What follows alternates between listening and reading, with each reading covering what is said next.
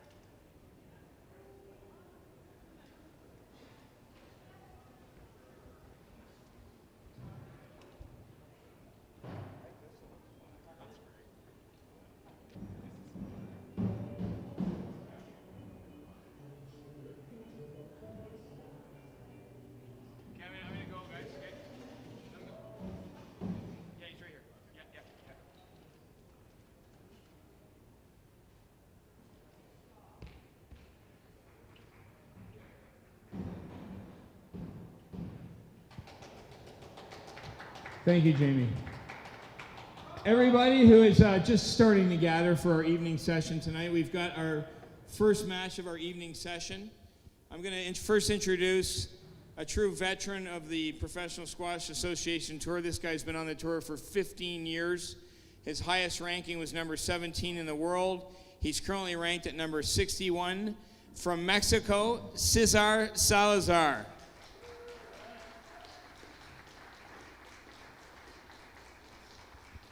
And his opponent, one of Canada's top players. He's a wild card in the event.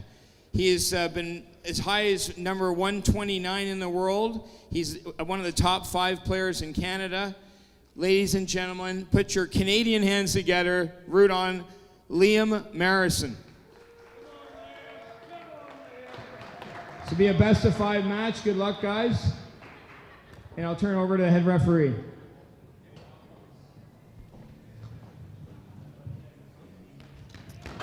Well, welcome back to the Air Sprint Private Aviation Canadian Men's Open 2025.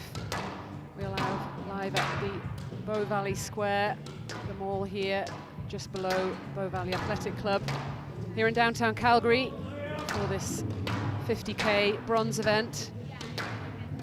Round 1, day 1. Got 6 more matches coming up for you throughout the day.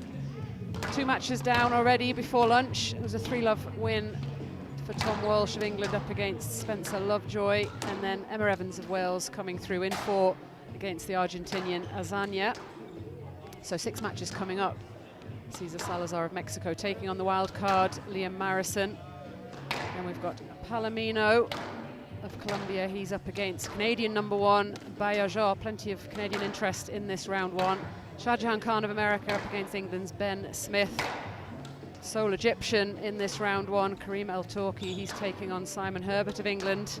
And then another Englishman, Charlie Lee, up against Connor Turk. He'll have plenty of support. He's the resident pro here at the Bow Valley Athletic Club.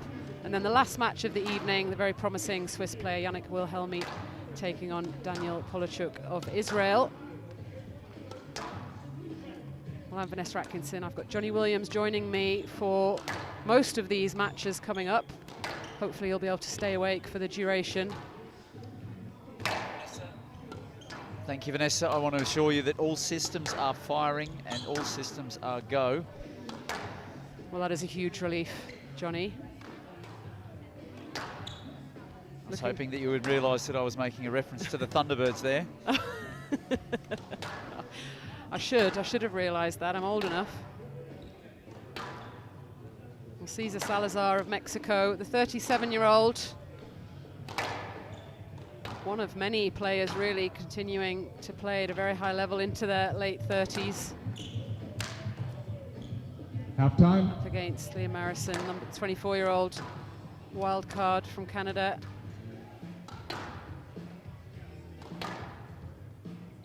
Marrison there on the right-hand side of your screen. He's 24 years old. currently ranked 144 in the world, slightly off his highest ranking. Only turned pro in 2021, so a vast gorge and experience between these two. But I'm sure he will want to make the most of this opportunity.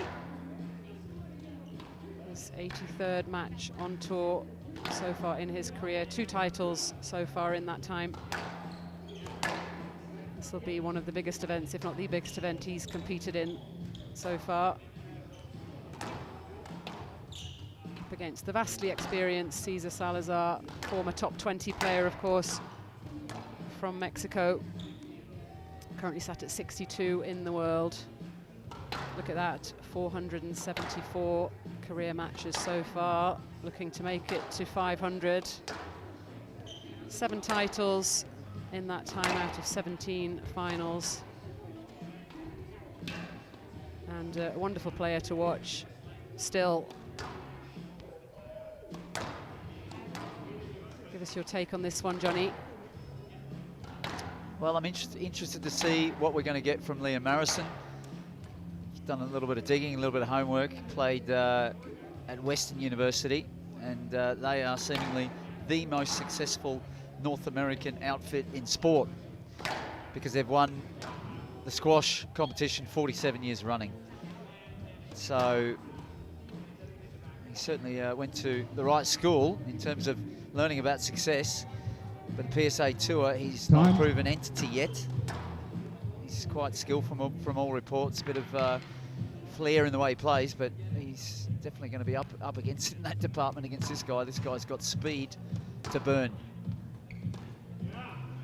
Yeah, still an incredible mover on the squash court at 37. Hasn't had the best start to the year. His last 3 events, he's been knocked out in the first round. 3-love on all occasions. Last outing was in Pittsburgh. He lost out to Ramit Tandon of India, 3-love. So looking to get a little bit deeper into this tournament. Play will start in 30 seconds.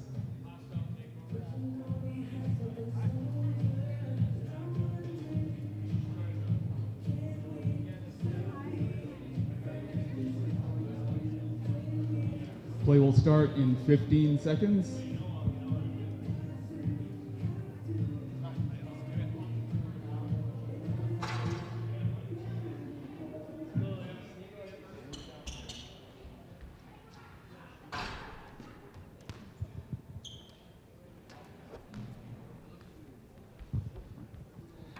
Air Sprint Private Aviation Canadian Men's Open 2025. Round 1 match. Liam Marrison of Canada to serve. César Salazar of Mexico to receive. Best of 5 games. Love all.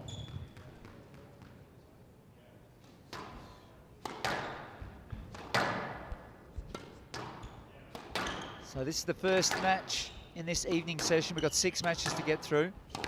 Just the 2 matches played at lunchtime today.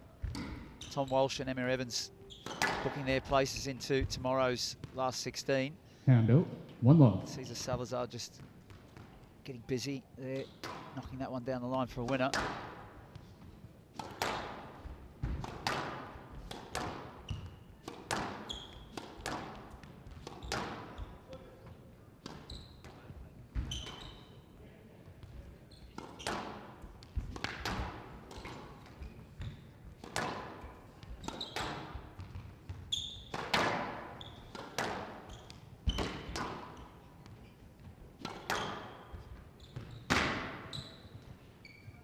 Two love.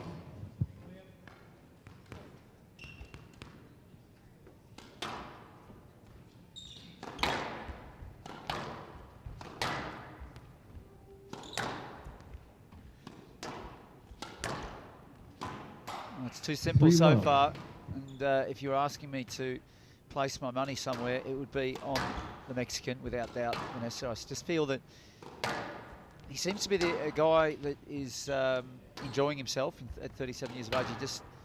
I think that he realises obviously he's not going to get back to the heights that he scaled before, but his goals are different now. But he's certainly going to enjoy a win or two in an event like this. Yeah, it's sort of almost like quite a nice stage of a career that Hand out. I think some 1-3. players can miss out on if they, they retire slightly earlier or retire at their peak, where there's less pressure. There is maybe a little bit more enjoyment for those players that just really enjoy competing and love playing squash, but maybe don't have quite the same drive, but are able to put on some really good performances. I mean, given the fact that your husband continues to battle on, you kind of have to say that, don't you? Well, no, I know what you're saying. I'm just kidding. No, I mean, it's. I think it baffles a lot of people, the fact that he's still playing, because he's obviously not playing at the level that he was at his best. But he's one of those people that just really loves playing. And being at tournaments these days, it's a different experience for him. He really enjoys sort of talking to people and being around the events, and doesn't feel that pressure and the nerves and all those awful feelings that we remember well from competing. 5-1. Salazar doing his sort of typical work around the middle, just putting on good holds, snapping in little bows like that. That was a volley Aussie trickle.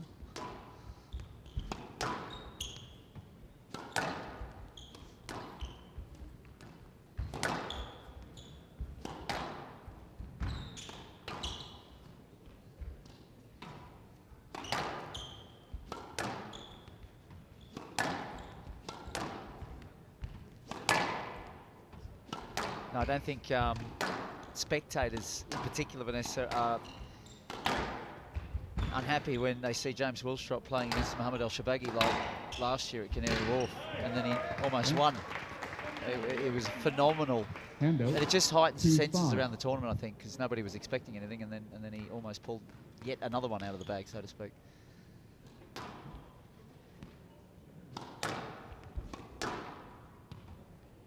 For both Salazar and Rodriguez, he's a good compatriot from Colombia. I mean, there's no questioning that the enjoyment factor is just coming out of the court when they play. You can see it. I remember talking to Miguel last year here, and he said that, these last sort of couple of years and whatever comes now, it's almost like a memorial tour the whole time, No, I get it. And I mean, he's playing at an unbelievable level still. Don't know why people are so eager for those guys to retire.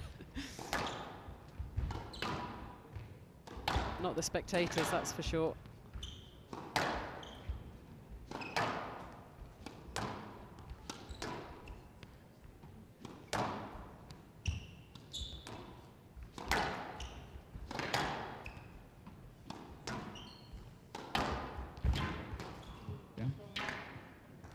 Hand out, 6-2.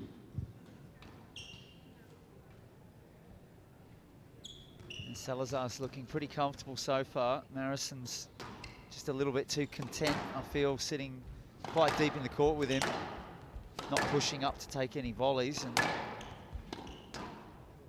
you need to see just a little bit of a raise in intensity in the way that he attacks the tee position and takes control of it.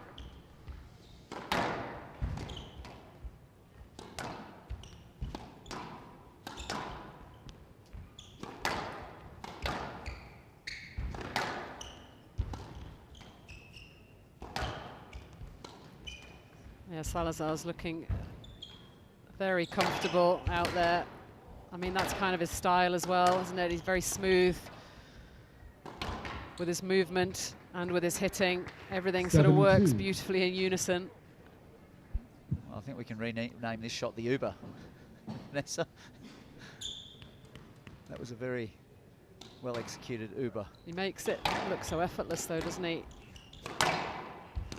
Yeah, I just feel that Marrison's sort of playing sort of cat and mouse with the holds, which is really, that's César's game at this pace. 3-7.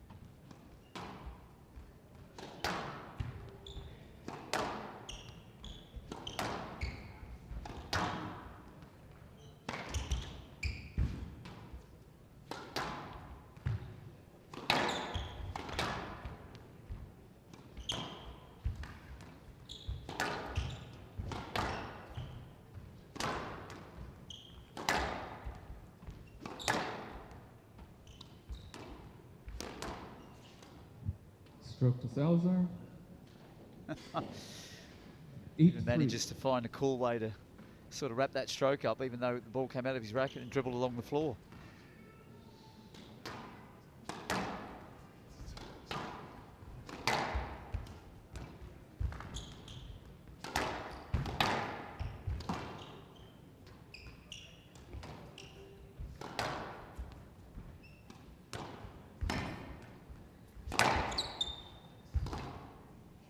Down. Hand out. 4-8. And managing to get that winner down the middle. Clever shot there from Marrison. Long way back still.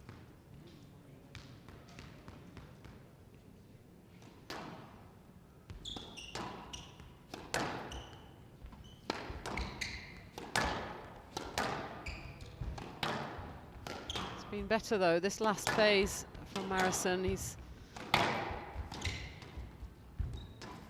starting to put a little bit more pressure on Salazar in the rallies. Might be reading the Mexican slightly better.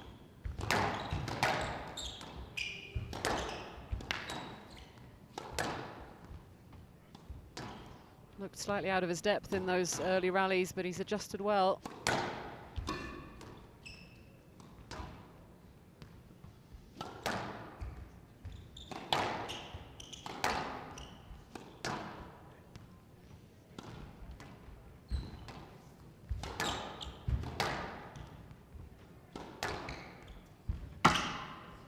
Down. Hand out. 9-4. Great length. You can see there on that was a great camera shot, just the way the ball can catch some spots there in the back corners and bobble around. It doesn't always bounce true off those walls in those back corners, and just different conditions here in the altitude. Well, he guessed the right side there. Salazar 5-9. just couldn't manage the shot with his wrist down the line. So Marrison continues just to work his way back here. Probably too late in this game, but like you said, Vanessa, just to get some points on the board. And Hand out. 10-5. Game ball. It'll certainly put a dampener on his confidence a little bit. Well, it doesn't matter how good an athlete you are. 11-5. Game to Salazar. Salazar leads. Salazar 1 game to closing love. out that first game. Some lovely holds, lovely bits of deception. Those subtle qualities from the Mexican, such a classy player. 11-5, that first game in 11 minutes. Salazar leading 1 game to love.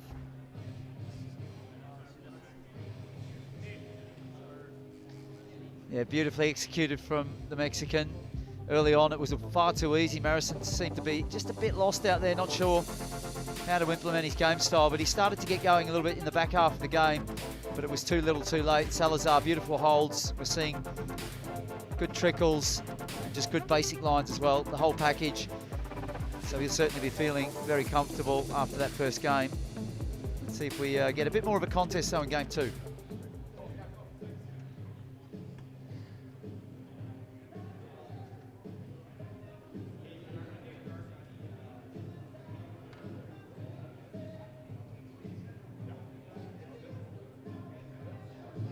Play will resume in 60 seconds.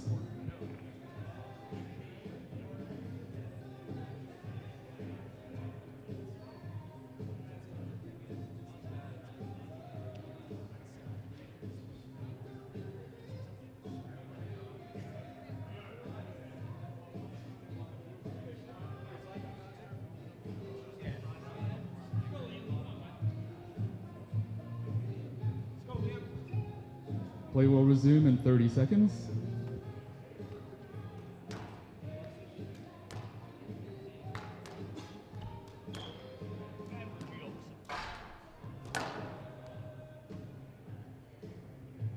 Fifteen seconds.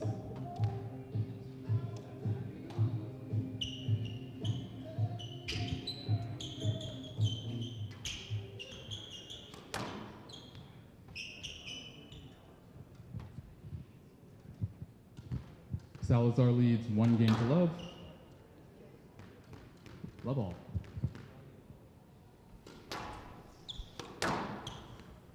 Salazar with a 1-love lead in this round 1 match against the wild card from Canada. He's had them on a little bit of a string in that first game. Canadian struggling to read the deceptive qualities of the Mexican player. He's got the holds, but then the accuracy and the weight of shot that it's paired with.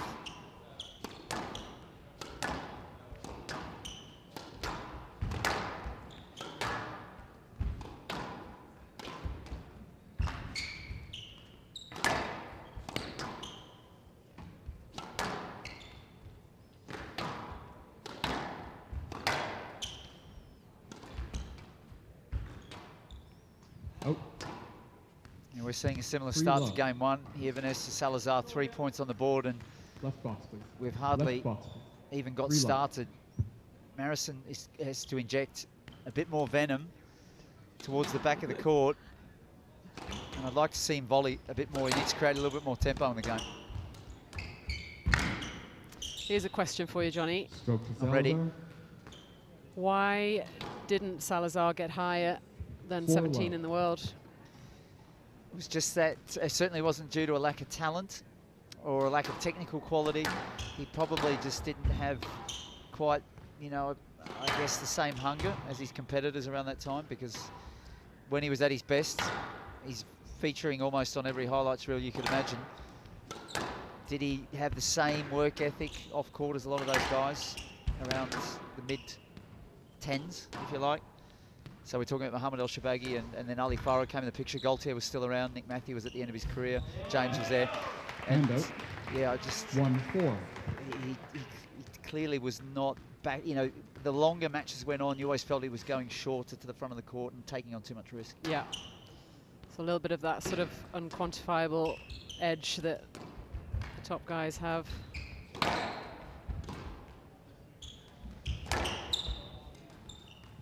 Yes, let. Not sure about that one. Was looking to hit that Player ball cross review. court. Player review Salazar on the yes, let decision. Entitled to the full front wall. Let's have a look if he had it. Definitely does not have the front wall there. I think he could pick any target into the side of Liam Marrison there and hit it as hard as he likes. That's quite dangerous, that is.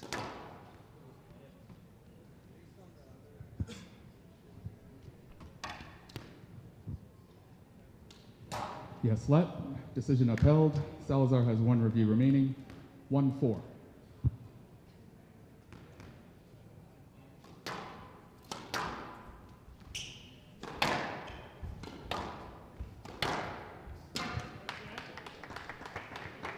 Two, 4.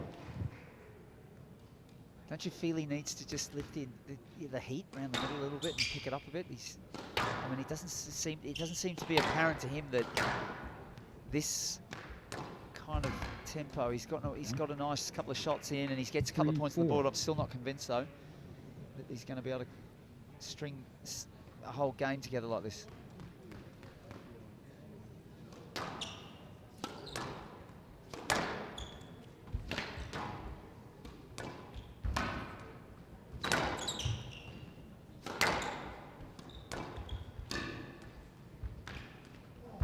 Well, some lovely straight attacks from Marrison in these last few 4 rallies. all.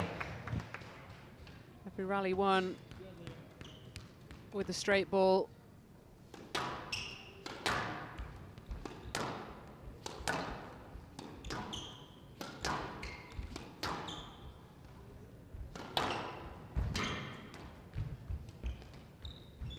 And he read it that time.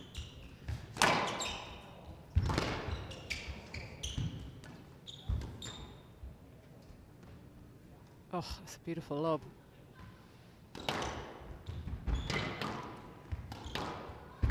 Oh, That is just so much class going on there, Vanessa. that was wonderful. I mean, he was so cool down the line here, but have a look at this, just a step, slots it in, no fuss. 3 perfect shots, wasn't it? There was the lift into the back right, the straight line weighted, and then the finish, the perfect finish.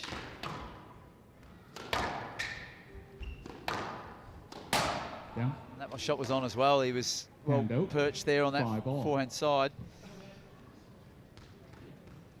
Well, an opportunity for Marrison, 5-all, and he needs to make the most of.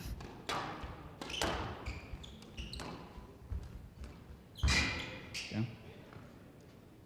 Strong movement there from Marrison. He cuts a strong presence on the court. Look at him, he's good definition in his legs, and he's got good speed about him. Again, screeching into the front corner.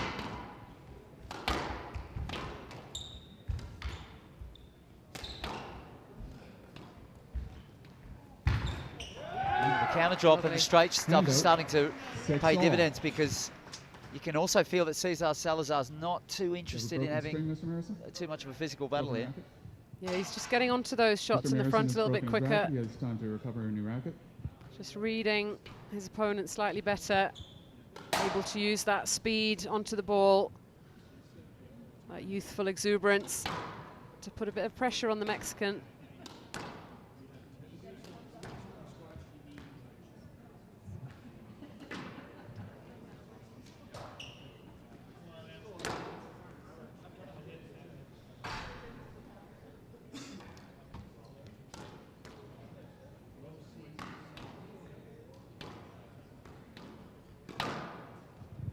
Hand out, 6-all.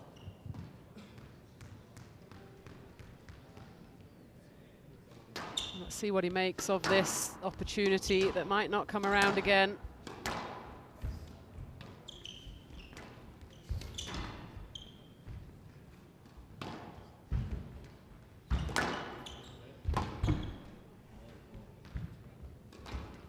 Shot selection has to be absolutely spot on.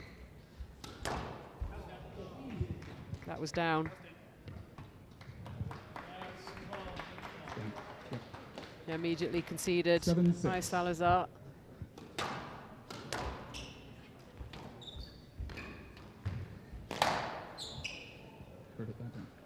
Hand out, 7-all. Just needed some basic defense there. Used the lob to lift it out. He's certainly come into the game with his straight attacks, and he's able to leave that ball very short on this tricky court at altitude as well. And it goes again.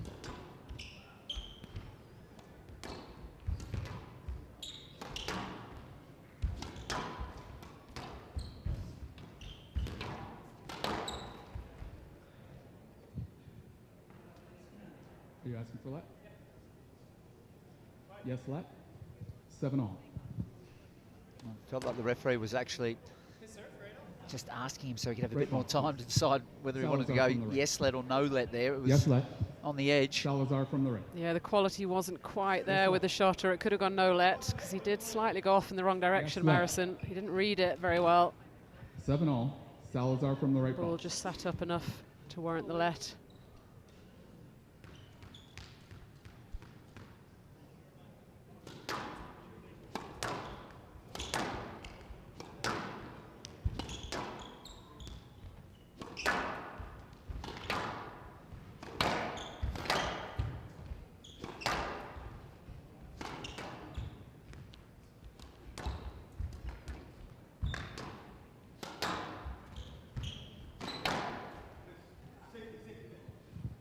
Yes, let.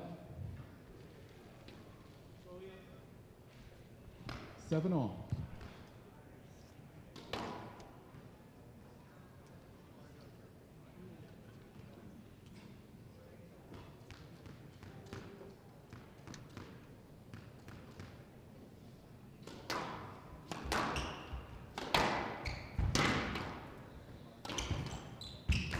Oh, it's a big dive. Oh! Only César Salazar could do that. Again, it was the hold here. Oh, that is super athletic, and he got up very fast. Almost behind the back there as well. Ball hit his racket here. I thought it first hit his body, but hit his hand. It's pretty impressive reactions going on from Marrison. He's certainly showing good physicality, and that ball slotted in as well. He's found some nice winners on that backhand side.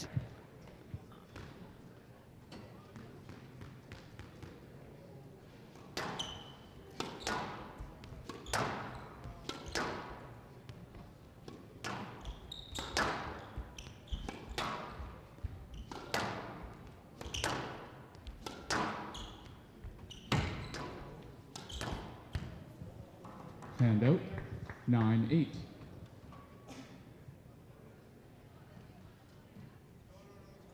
There's that teasing length again, just fading away, setting up another straight winner for Salazar. His ability in these circumstances to just handle the big stage is going to be critical now that Marrison stays in it. Well, needed that point, really. 10-8, game ball. It's a great shot. He's run that ball quite safely above the tin line, but kept it tight. He hasn't done too much wrong, really, Marrison, in this back end of this second, but still 2 game balls for Salazar.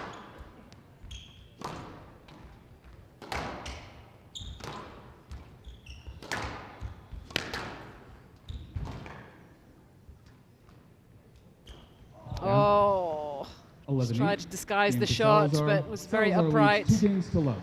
Quite get the execution right. For that drop shot, finding the tin. Salazar closing out that second game. 12 minutes in duration, so 25 minutes of play so far. 2-love for César Salazar.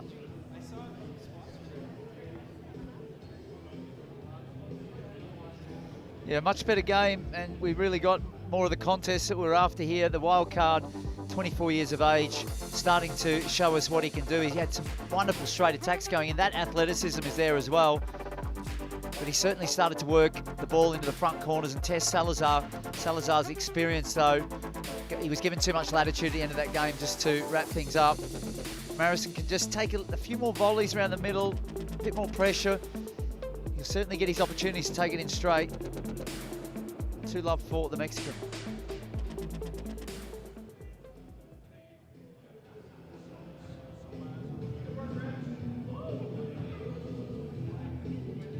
Play will resume in 60 seconds.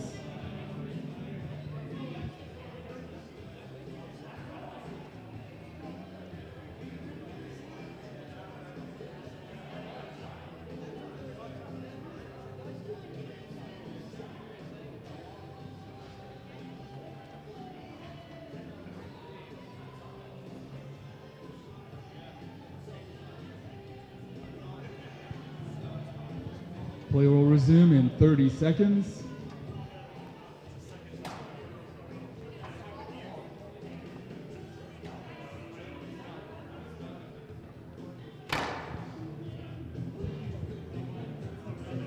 Fifteen seconds.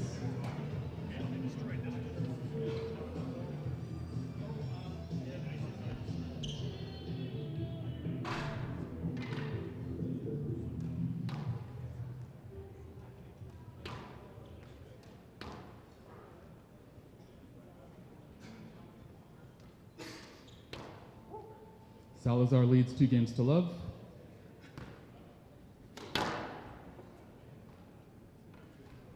Love all.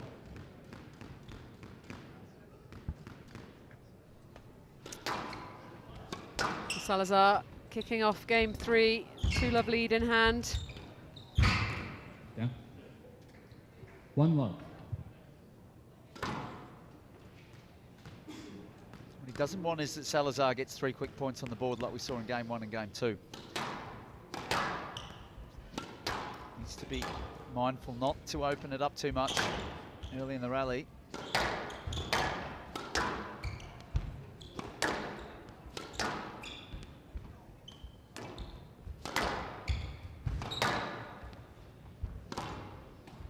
Down.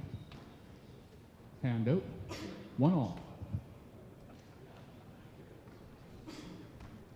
Well, he's certainly given a very good account of himself, irrespective of what happens in this third game.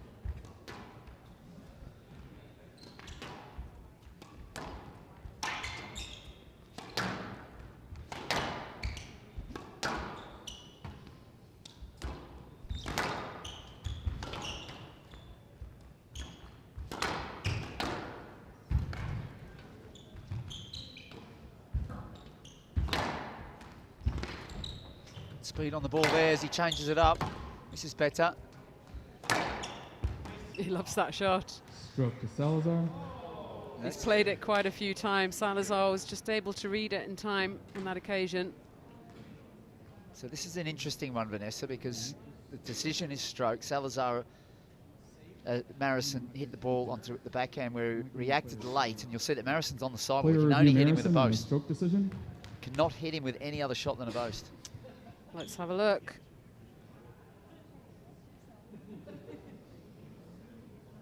That's not a stroke for me. Yeah, no, you're right. He's not blocking any straight ball there. I was wondering whether he was blocking the backhand drop. Not at all. And it can't be a stroke for a trickle post. I mean, you wouldn't want to whack that ball down the backhand side. That could be dangerous. Yes, let. Decision overruled. Marrison has 2 reviews remaining. The VR in agreement with you, 2-1. Johnny. Right box. Salazar.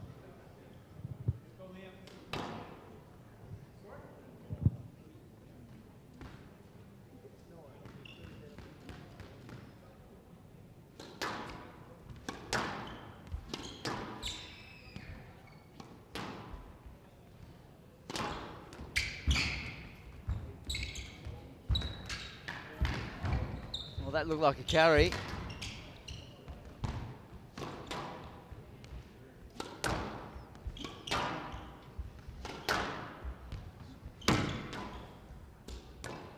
Oh, he just makes that look so easy. 3-1. And it is far from. He's doing everything wrong, actually, Vanessa. He's sort of walking towards the middle of the court. He's not moving into it. Just so casual. Yeah. Technically, with a racket, it's Yeah. bang on, but he does it his own way. 4-1. Again, being caught out with that little backhand flick.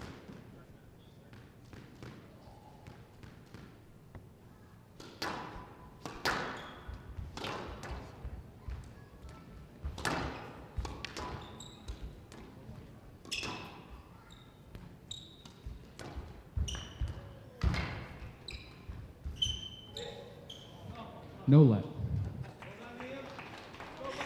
Cheeky little ask there from Salazar. Hand out. 2-4.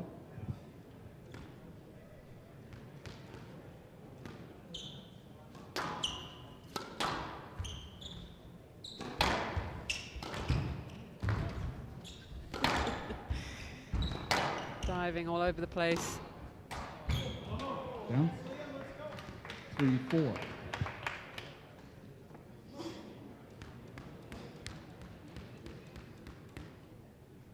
Not leaving any sweat patches. No, I was also dumbfounded as to how the court was not wet there. 4-all. Sneaky little comeback this. Still feels that he's, as the younger guy, he's got plenty to offer physically in this match, and Salazar just doesn't feel like, if it got physical, that he'd be willing to go to those sort of darker places. Yeah, you're right. It's just a sense that he just wants these rallies to be over, and he's getting away with it slightly so far. It's whether Marrison has enough about him to be able to exploit that. Out. Hand out. 5-all.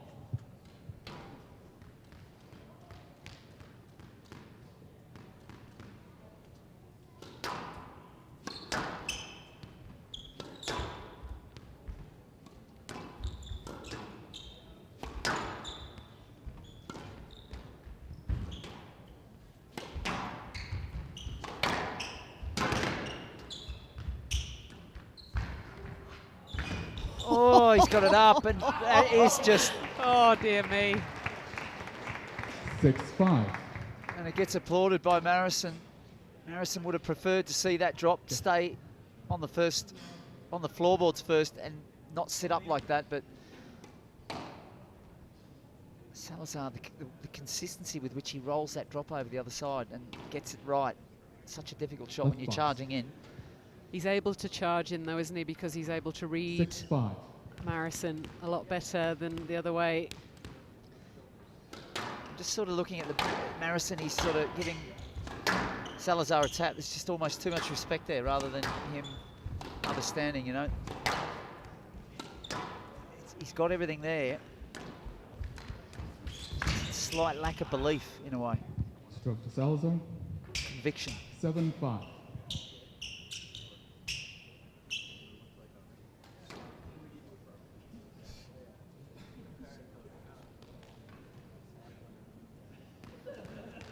Not a heavy sweater. He's done a lot of work. If that was Joel Macon, there'd be a massive puddle on the court. He must have the same sweat gland DNA as Roger Federer. He didn't sweat much either.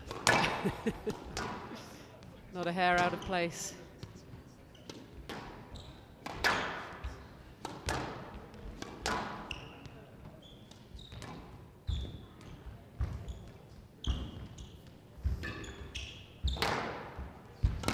Certainly doesn't. He just wants to have a bit of a show up the front Yeah. with Salazar, but the problem is he's not realised he's 8-5. not winning that exhibition part of this match, and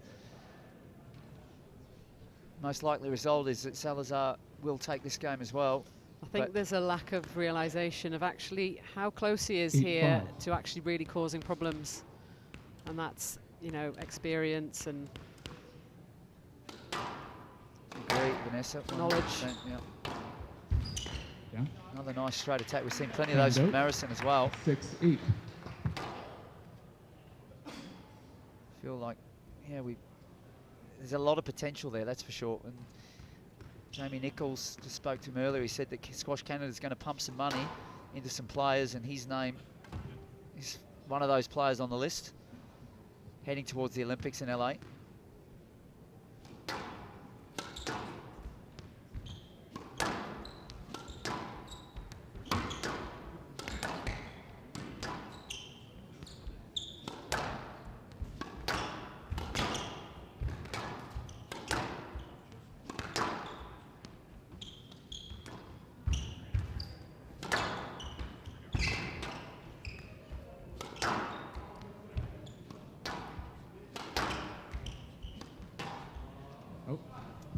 well, just those Hand out.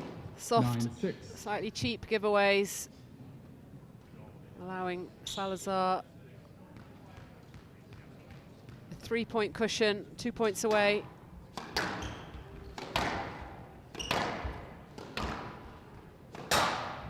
And again, 10-6. Match ball.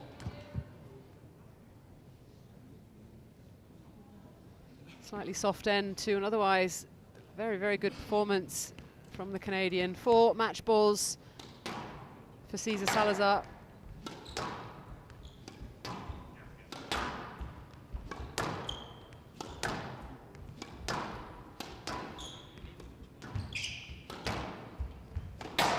Yeah. 11-6. Goodness Ouch. me, Match Vanessa, to that Salazar. was 3 games the to most love. brutal thing that happened in the match was the knock of the racket 11-5, frame straight 11-8, into the forehead. 11-6.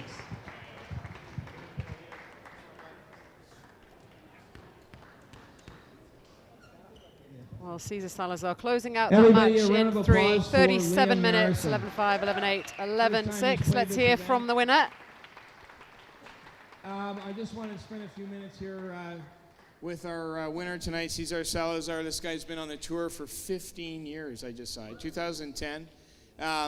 Probably seen some old faces here you probably played 10, 15 years ago, right? But this guy, he's a real legend on the circuit. And maybe just go through what, you know, being out here for 15 years, how you still going and how you still playing so well? Yeah, okay. Well, I think it's easy to say, no, 15 years. But, okay, I think I put my mind on all my squash career, and I think I really enjoy all the tour, the matches, to be here one more year, no? Trying to enjoy to be on court. Yeah, I think now I'm trying to find the best way to play my best squash.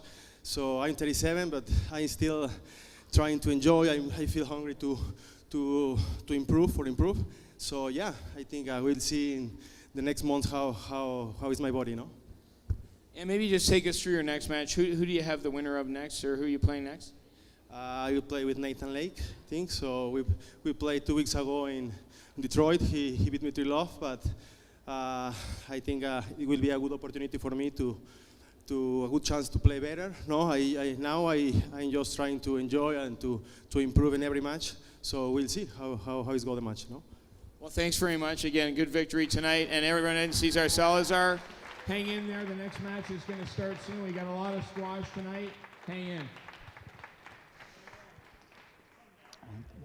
Bow Valley club owner Dean Brown once again having a good chat there with César Salazar, who's saying he's enjoying himself. It's very expressive in the way that he plays.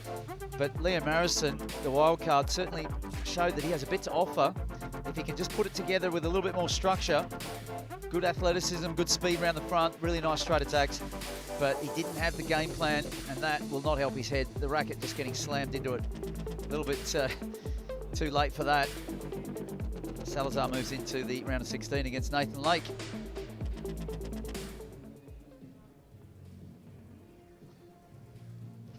Well, next matchup should have a full house for this one. Canadian number 1, David Baillargeon, taking on Ronald Palomino of Colombia. That's coming up in just a couple of minutes' time.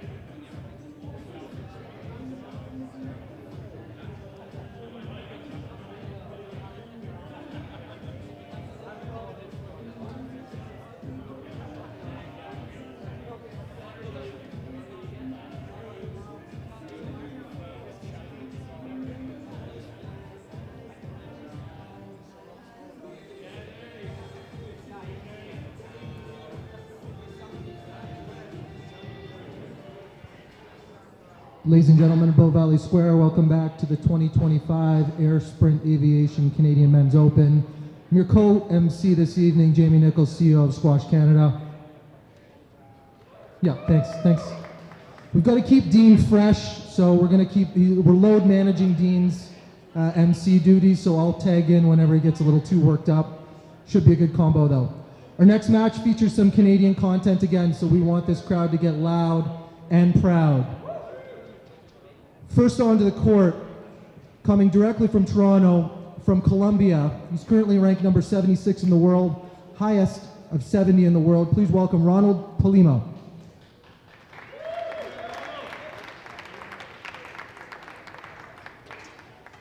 His opponent tonight is your Canadian number 1, the 4-time defending Canadian national champion, as high as number 39 in the world. From Levi, Quebec City, please put your hands together for David Baillargeon. Bienvenue!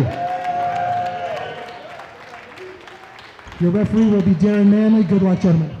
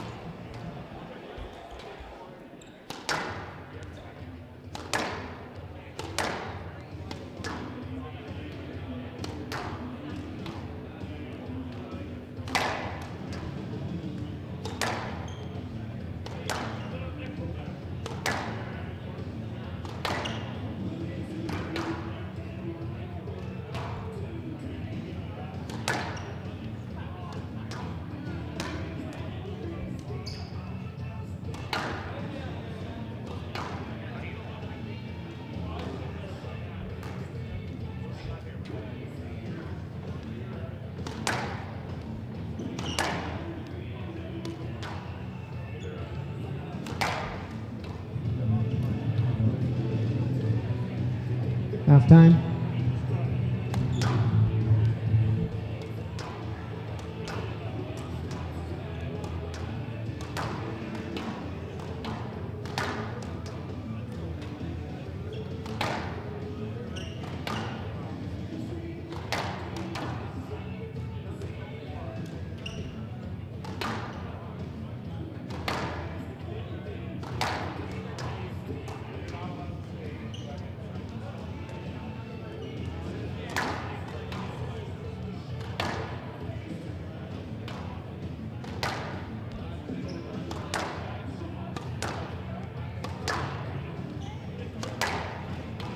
So next match on court, Ronald Palomino of Colombia up against Canadian #1 player David Baillargeon of Canada.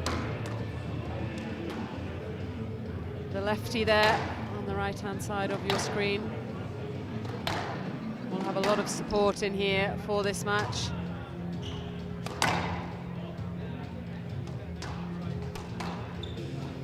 He is also the favourite up against Palomino, currently sat at 78 in the world, just 8 places off his highest ranking of 70, 26 years old.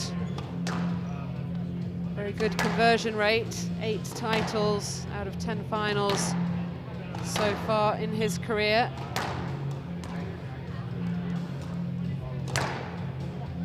Last of which was a win at the Costa Rica Open.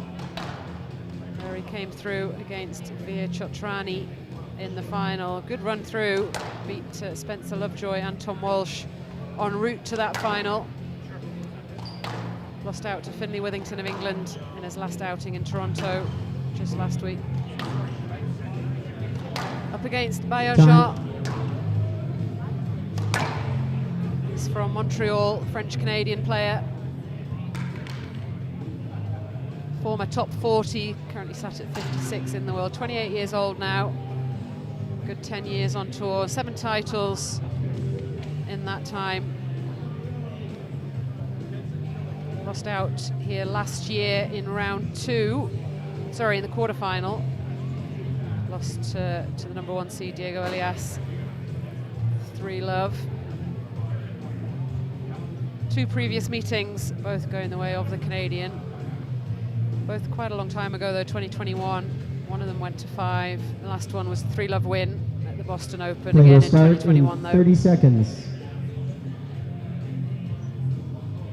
But certainly will have the home crowd on his side. Play will start in 15 seconds. Johnny Williams joining me again for this match. Sorry, Johnny, I nearly forgot to introduce you there. No, all good, Vanessa. I was just banging my head to the sound of Metallica in the background. I do must say There's that been private I do enjoy the fact that Canadian the Men's Canadians, Open they love their 2025, rock music round here, 1 right up match. my alley. David Baillargeon of Canada to serve, Ronald Palomino of Colombia to receive. Best of 5 games. Love all.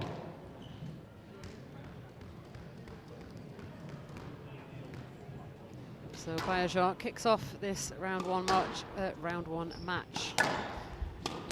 Yeah, we don't hear much rock music, do we, at tournaments? It works. It really works. It does. We've had Bon Jovi, we've had everything this afternoon, and the DJ is setting all the right tunes.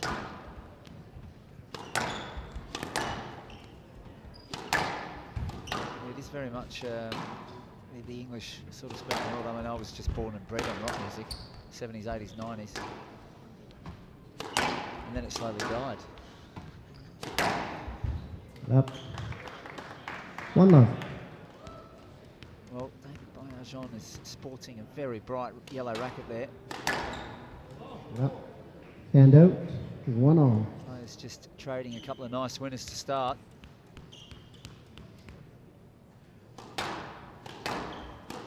My first time commentating on this Colombian player, Johnny. I'm not sure about you.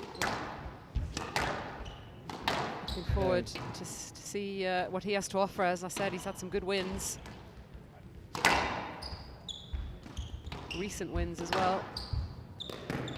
Oh, awkward bounce, but it's dealt with, and what you're going to see from the Colombian is that 2-1. his ability, standing at 1.90 m, he's very smooth and mobile, and he just eased over and spanked that down the line for a winner. Yeah, I was wondering how tall he was. It's really difficult to judge the height from this angle. Thought he looked like he might be quite tall. 3-1. This is what he's capable of doing. He across the tee line, he presents and gets onto it very early.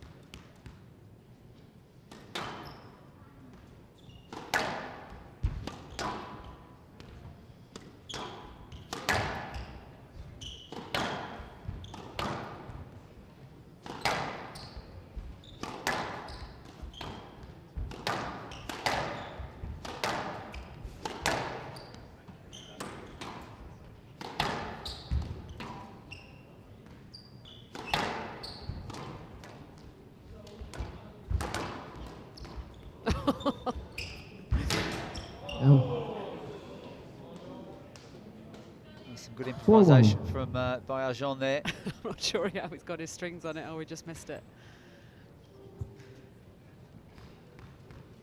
Use the racket more as a shield, I think, than anything else.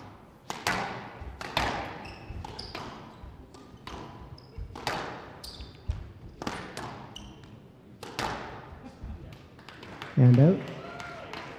2-4.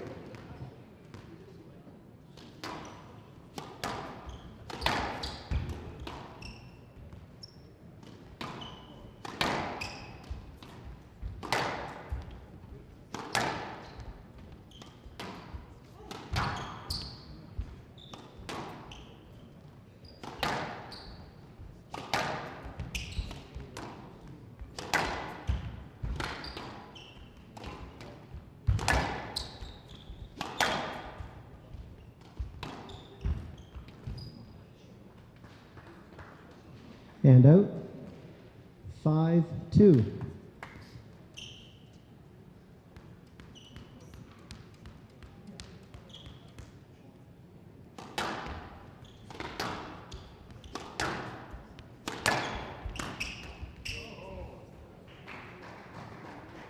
Six, 2.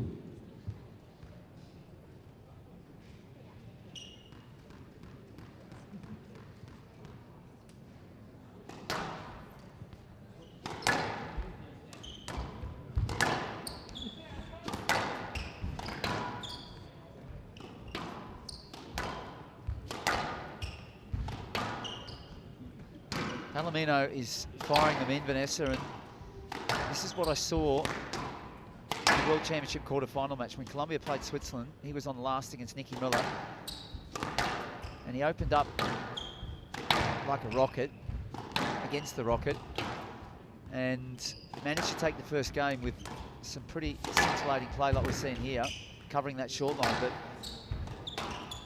there's a tendency to just keep sticking with that A plan, and there's no B plan to back it up, and that's where definitely Baillargeon's going to test that as well. 6-2. In this bouncy environment. So I don't think it's not alarm stations yet for Baillargeon. He certainly won't be happy that he's down 6-2, but he'll know that he's going to have to just sort of work his way through this storm. 3-6.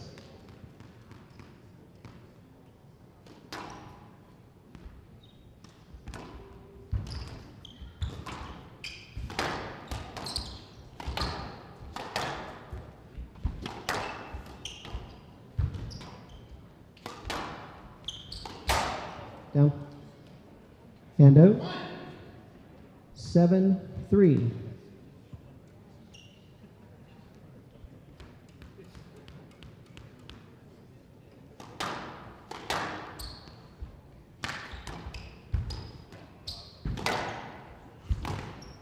Down. Lovely mover, considering 8-3. how tall he is. Smooth movement.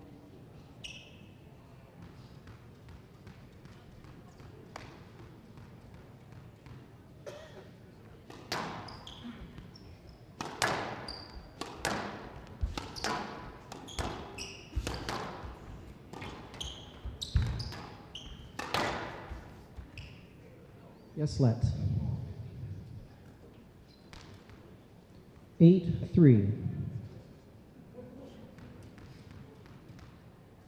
Certainly managing to subdue this crowd so far.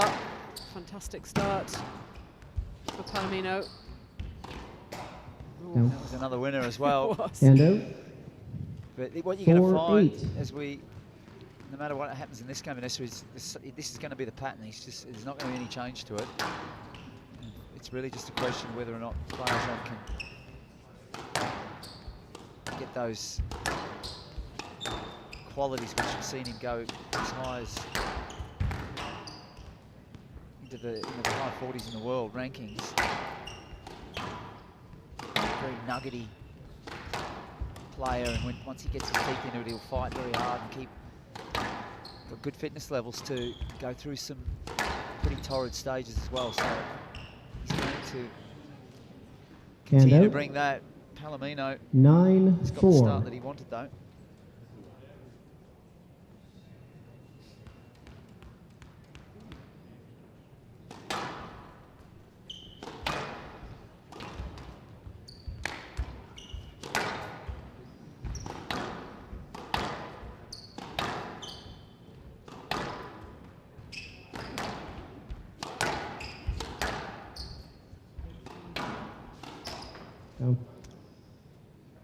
That's it. 10-4. Poor error Game ball. from Baillargeon at this stage. Well down in this first game, but certainly be hoping to do a little bit more physical damage. 6 game balls for Palomino.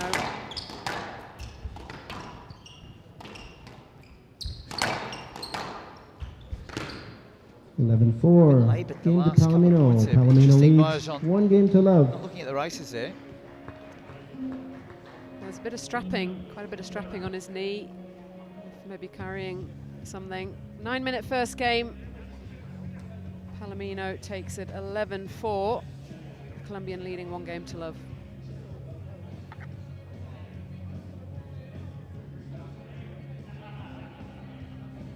perfect start for the tall, eloquent player from Colombia. He's got that rangy ability across the short line to cut the ball off. He reads the play pretty well. Baillargeon, that winner, was pretty much the last of what we saw. Beautiful countering from Palomino as well. He does love to play the front half of the court. But just looking at some of these highlights, with that strapping as well, Vanessa, might have picked up on a detail that we need to just keep an eye on in game 2.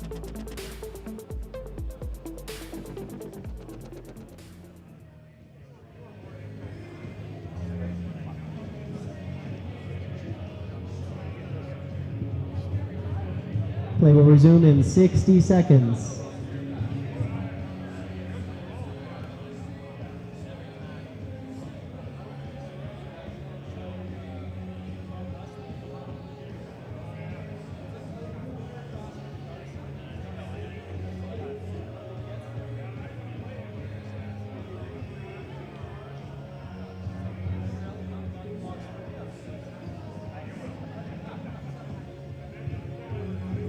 Play will resume in 30 seconds.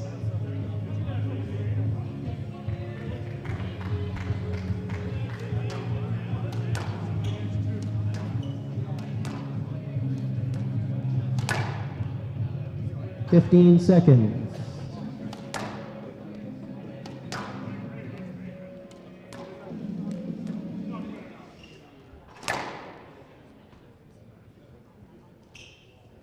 Palomino leads 1-0. Love all.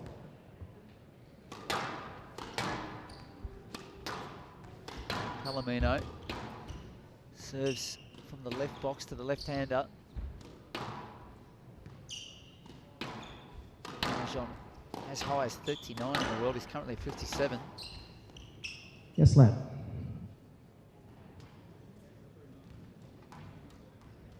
Love all.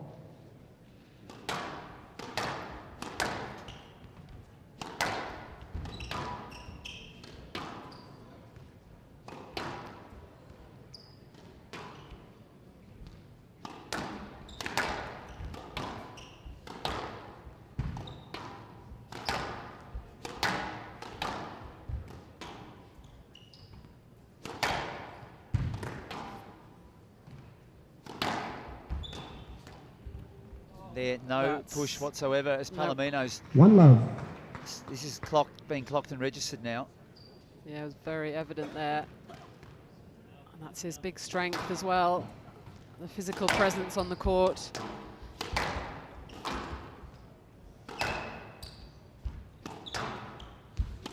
So what was already a pretty tough first round is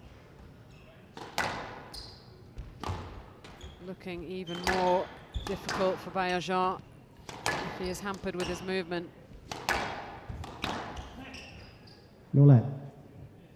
No argument there. Normally he would be in and around to pick that ball up swiftly without any problems, but doesn't want to use the right leg.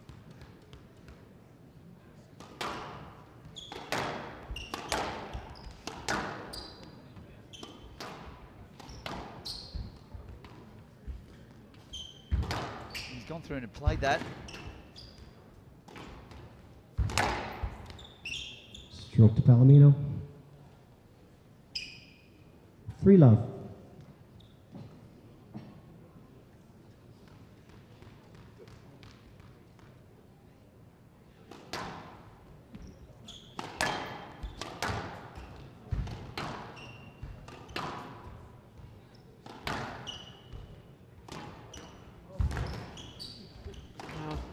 Forced to completely run through the shot there. Somehow manages to salvage the point, And out, but 1-3.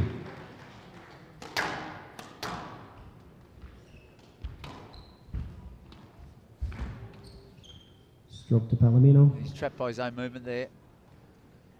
And out, 4-1.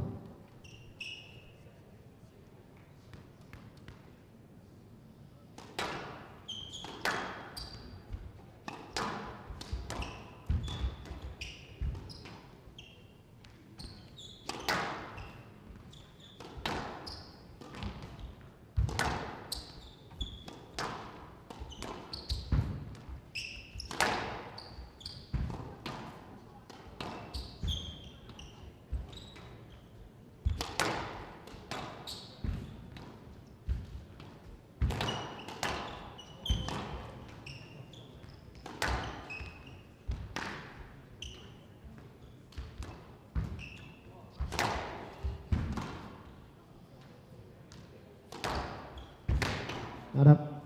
Thank you. It's a good rally there from Baillargeon. First time he's got the big Colombian on the move, he had him stretched to the back. 2-4. Chose to keep sending the ball deep with those hold positions. Well, the lack of movement is sort of allowing him to Just let. be a little bit more daring with the racket. 2-4.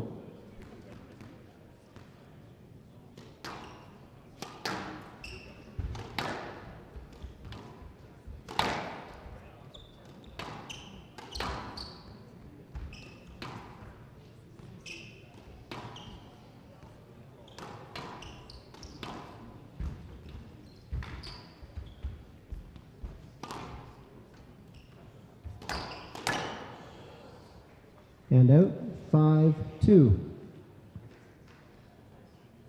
can see there how much the Colombian, he just pushes up so high there. Leaves himself quite vulnerable in the way he plays. Baillargeon just not having the reserves today so far.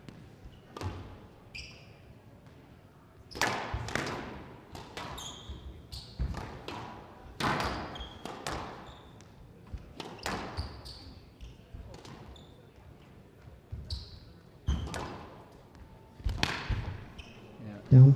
Not interested in chasing that ball down there. Hand out. Yeah, I mean, it's difficult to see a way through this 6-2, really hand for Baillargeon. My mistake, right box. Clearly struggling with his movement. 6-2.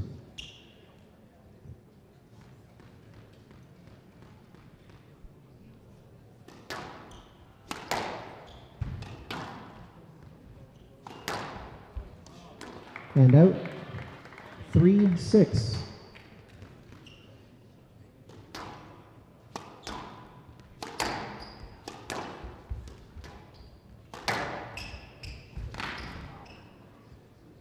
And out. It's good length there. 7-3. Taking advantage of that loose ball. He's got enough opportunities. It's really about him just keeping it steady, nothing too fancy.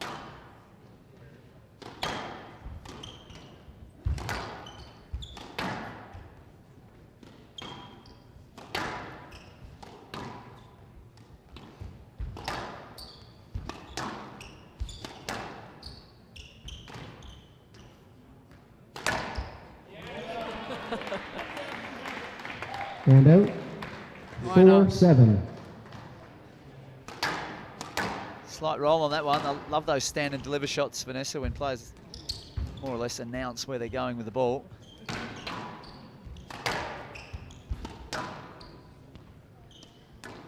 Stand and deliver, I like that. And out. 8-4.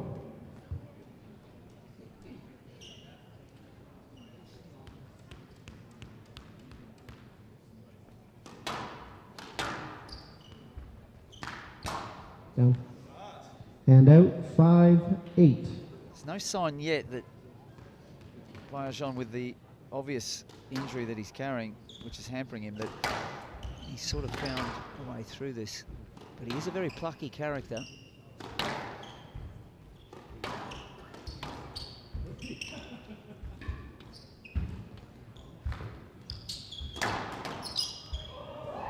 No left. No, he was nowhere near that. Ball was long gone. 6-8.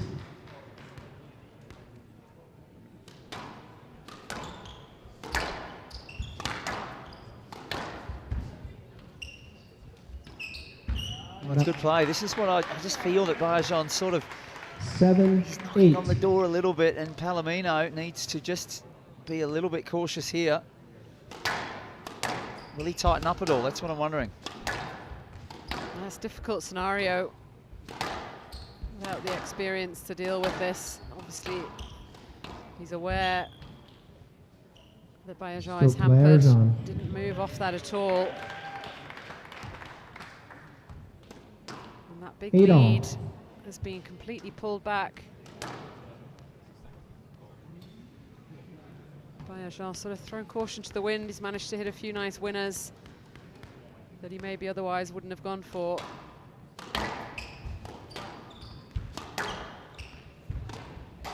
Down. Oh, Not what he needed And to out. do. He's He's the one that 9-8. needs to work the lines, and he'd get his opportunities mid to front court and just wait for it. He's getting them because Palomino just loves to take it in.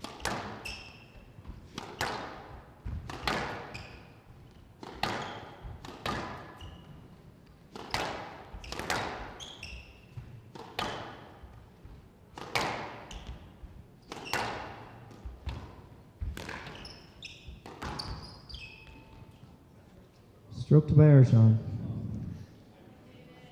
Well, he gave him a little nudge just to make sure, Hand out. but this is just a 9-0. horrible shot choice when you're 9-8 up against a guy who's shown that he's not moving at 100%.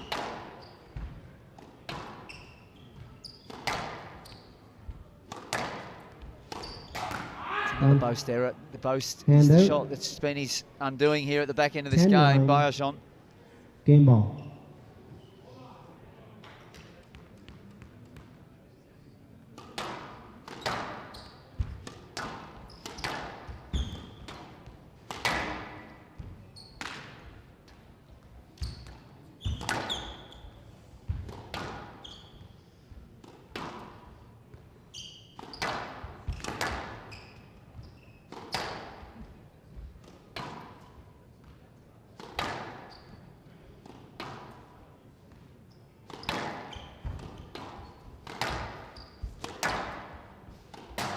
Down. Oh, another error. Can you believe it? 11-9, game to Palomino. Huge sigh of Palomino relief leads 2 for games to Palomino. love. Got himself into a bit of trouble there after that big lead. Managing to close out that second game in 11 minutes. 11-9 and a 2-love lead for the Colombian.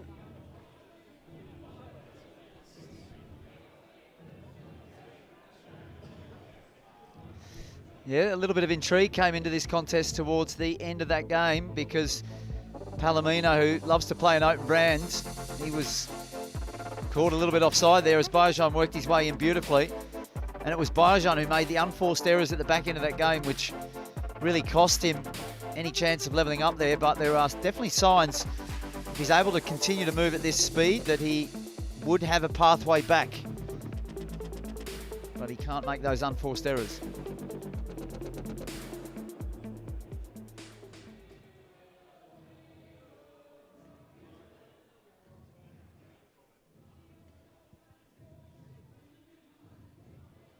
Play will resume in 60 seconds.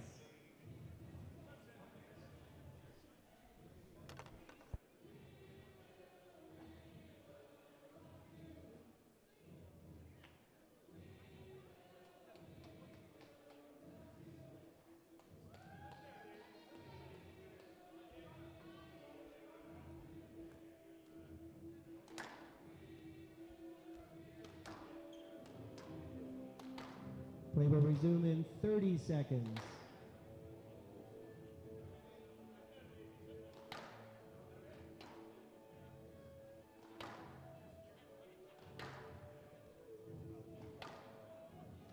Fifteen seconds.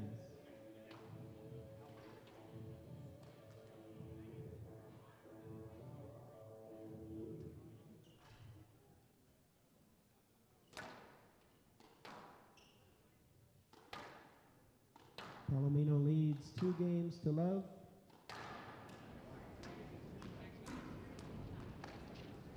Love all.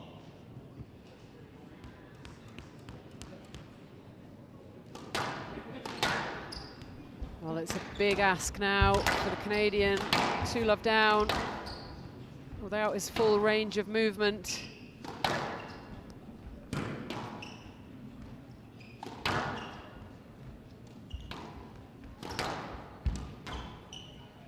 Out.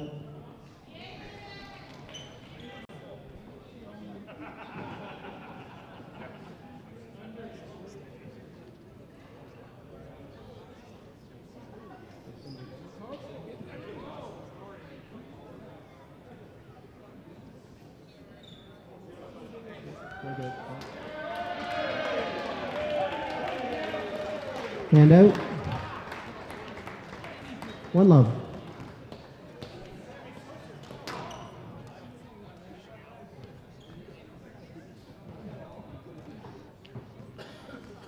you just pointed out to me off air, and I do have to mention it on Squash Info, the headshot of Ronald Palomino is very much a likeness to Mustafa Asal. So anybody, if you've got a Squash Info account, just go and have a look at Ronald Palomino. He could double for Mustafa all the other way around.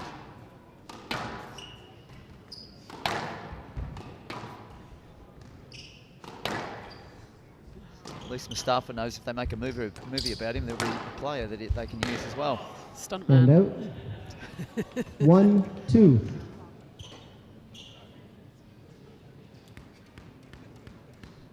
A little bit on the lean side, but Down. this And sort out, of stuff, 3-1. it felt like it was creeping in the back end of game 2, Vanessa, and Baillargeon just needed to stay a little bit more solid, but he's finding his way back into it here nicely.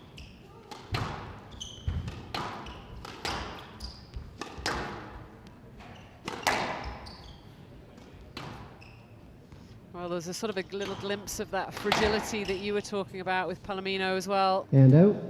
2-3.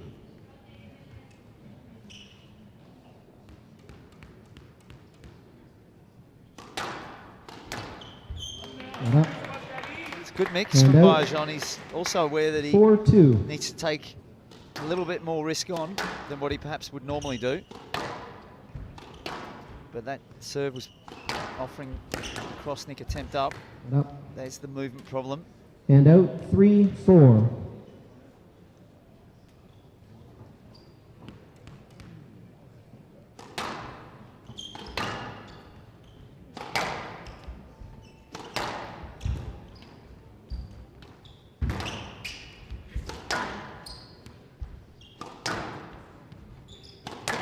Yeah, he has to go that little bit finer, doesn't he?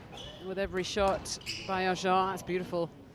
Because he just doesn't have the 4-all. ability to cover the counter as he would normally. It's whether he can do that and keep that ball above the tin. Pick his punch as well. That up. Thank you. 5-4. It's not his natural game.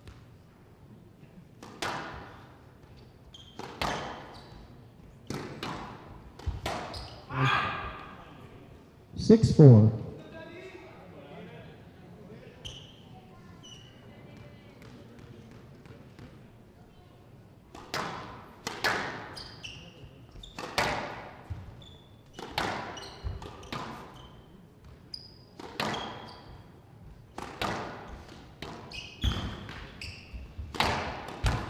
Well, that is a pretty good combination there. Talk about a 1-2.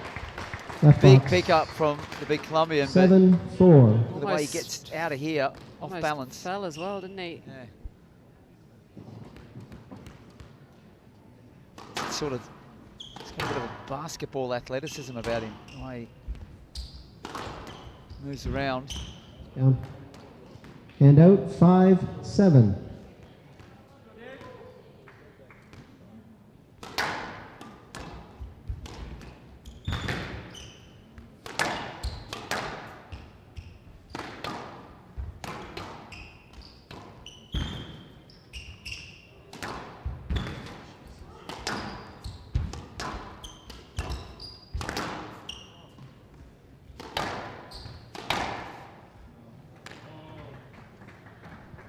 Yeah, And Baillargeon out. missing the line. Palomino 8-5. absolutely nailing it. Sense the frustration for Baillargeon. You've got to feel for him.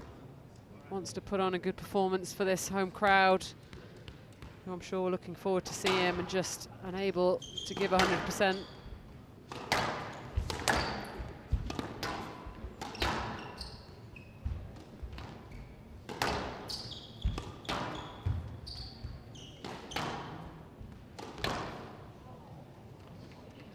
Nine, 5.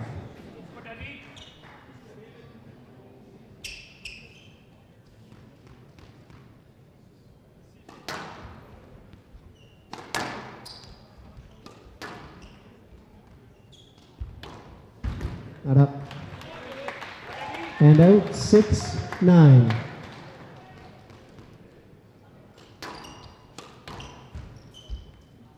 Stroke to Baillargeon.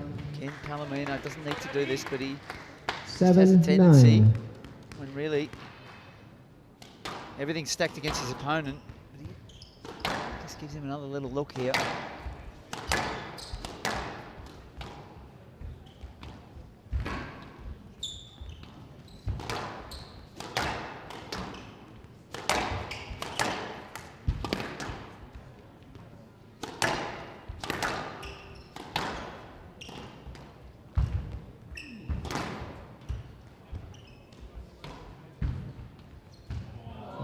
Oh, ouch. The one thing that he's shown the whole match is with that long step that he has. 10-7. Good counter on that forehand. That's another Match one. ball. Just reaching in.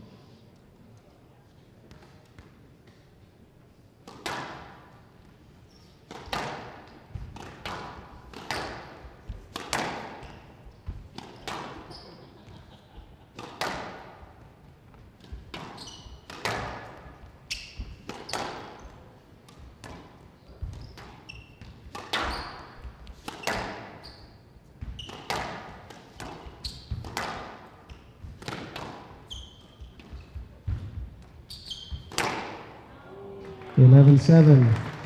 Match There for it is. Palomino. 3 games to love. 11-4, 11-9, Tough day at the office 11-7. for Baillargeon. Clearly hampered with that knee. But a good performance from Palomino. Closes it out in 3. Ladies and gentlemen, big round of applause 31-minute for your match. 4-time 3-love defending win Canadian for the national Colombian. champion. Let's hear from him. Wasn't his day He's with Jamie today, Nichols. but he is an amazing ambassador for our sport. You know he's going to be back, and we'll see him again in Calgary playing hopefully many, many times. So David, you're a champion in our books. See you next time. Now, Ronald, a couple of days ago you weren't even in this tournament. You snuck in last minute with a withdrawal, and here you are now punching your ticket into the second round of the bronze event. I know you just came from Toronto, so it must have been a whirlwind. How are you feeling right now? Yes, I entered in the last minute. I'm so happy to be here. Like, get the win. My past week I lost in the second round in my past tournament in Toronto, but with this win, I get more confidence, so I'm so happy. Confidence is a good thing. Obviously, being from Colombia, the altitude probably didn't affect you that much. You were moving so well out here on this glass court. How'd you find the court and how'd you find the conditions? I find the court is fast a little bit for the altitude, but in other ways, in the second game, like gets better because the ball is more soft. So, but the court is so nice in front on every these people, and yes, everything is so good. I'm so happy to be here. Very nice. This is probably one of your better wins on tour. Please take the time to say something back to your fans and family and friends back home on Espanol.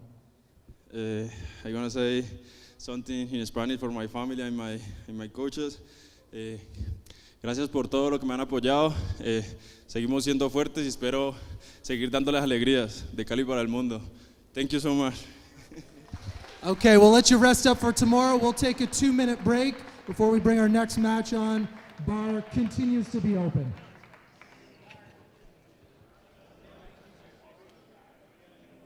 Well, you can hear there that Roland Palomino is very happy after coming over from Toronto where he lost out second round. This result is huge for him. Bronze status tournament, moves into the second round.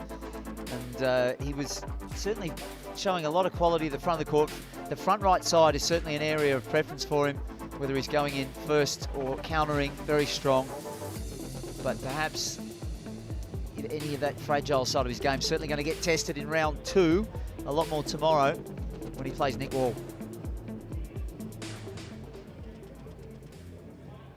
Next up, the American Shah Jahan Khan taking on Ben Smith of England. First meeting for these two coming up shortly.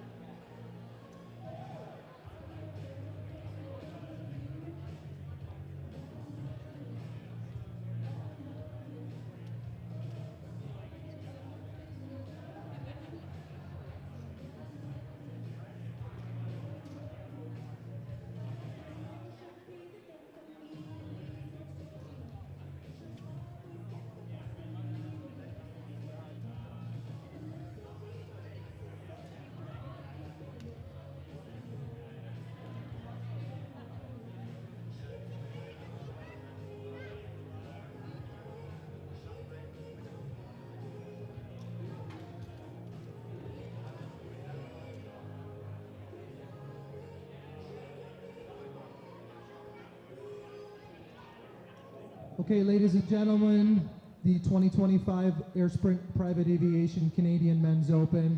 We have a special presenters today here. As you might have seen, tonight is junior night at the Canadian Open, and we've got 40 Squash Alberta juniors over there hanging out in the back, and their parents here to come out and see some of the best squash in the world. And this is really what it's all about. When we put this court up in places like this, we aim to inspire the next generation. We aim to bring new people into the sport, and you can see people were walking around the court all day today going, what the heck is this? And these juniors are watching the best players in the world. So to introduce the next matches, we have currently ranked #1 in Alberta in girls under 11, Georgia Duncalf, and her brother, who is also ranked #1 in Alberta in the boys under 13 category. Take it away, guys. Hi, I'm here to introduce Ben Smith, currently ranked number 72. He is from England and is 22 years old. Everybody give him a big round of applause. Thank you. Next up, we have the world number 58 from the United States. Everybody please give a round of applause for Shah Jahan Khan.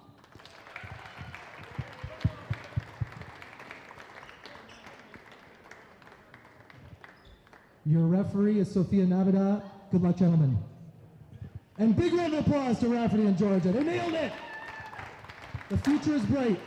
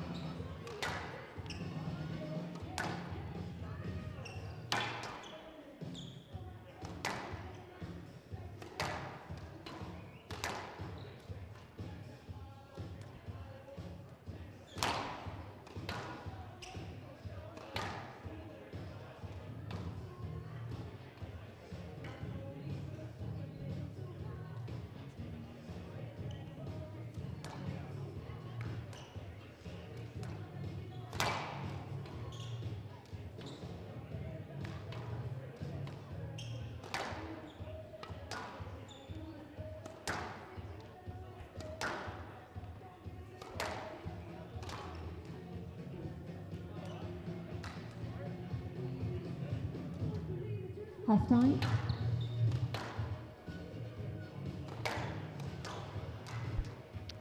So after that short break, welcome back, Squash TV viewers. Certainly on the North American side, and if you're still with us in Europe, as we move well past midnight now. Match 5 on the schedule today. Shah Jahan Khan of the United States up against Ben Smith of England.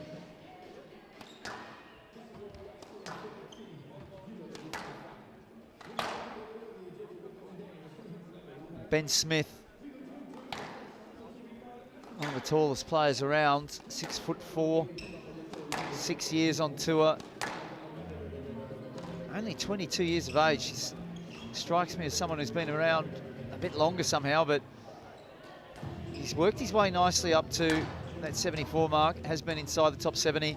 Big question remains now, can he move on from here? Can he bring the intensity, the strength of mind and body to make the next step? That's what it's going to be all about, and a really good litmus test here in the form of Shah Jahan Khan, who has been as high as 25 in the world, had various injury problems, and now has dropped back. So it's a good marker, I feel, in terms of the progress of Ben Smith. Where is he at right now? And definitely, as we see here, Shah Jahan Khan, currently number 57, 29 years of age, son of Zarak Jahan Khan, former top 8 player, of course, in the heyday of the Pakistanis, late 80s, early 90s. 5 PSA titles. That win rate is a little bit lower than what you'd expect at 45.7. Shows he's played a lot of tournaments. 14 years on tour, no lacking of experience.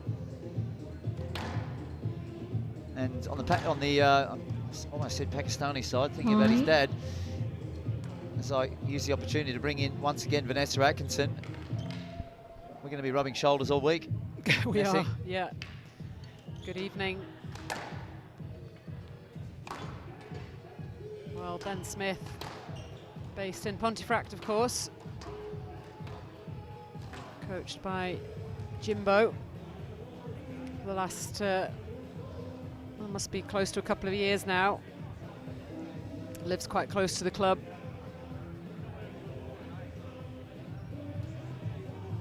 Certainly very capable with the racket. He's a lovely player. Play start in 30 but I agree, seconds. it's a good test, this. Higher ranked player, but a good opportunity in a first round like this of a bronze event. Played this event last year as well. Lost out to Abhay Singh in the first round. Play will start in 15 seconds.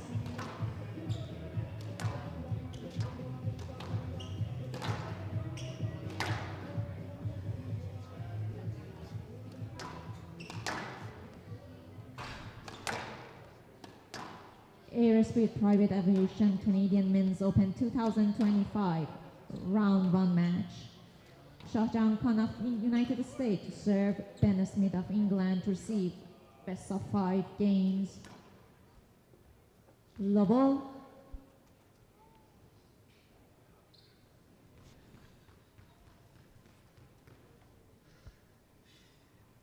The American sets us off in this first round encounter. And in my notes last night, I did mark down that Ben Smith stands at 194 centimetres, 27 centimetres taller than his opponent, Vanessa. It's like watching Jimbo and Saurabh back in the day. Yeah, that's what we love about this game. There doesn't matter about the weight and height difference. Everybody's playing on the same court.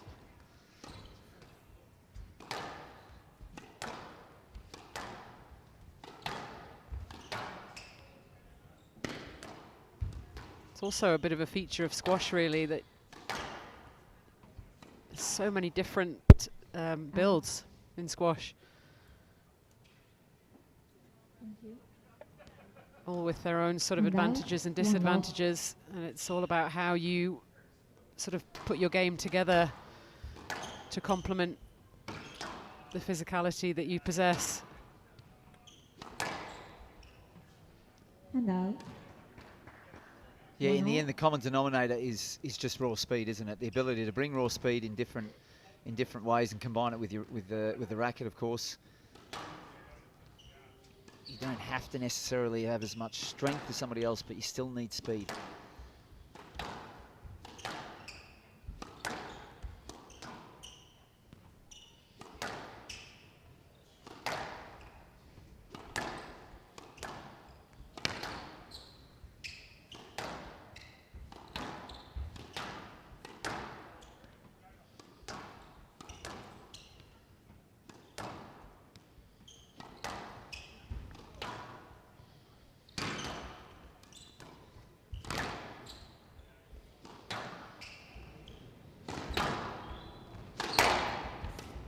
Down, hand out, 2-1.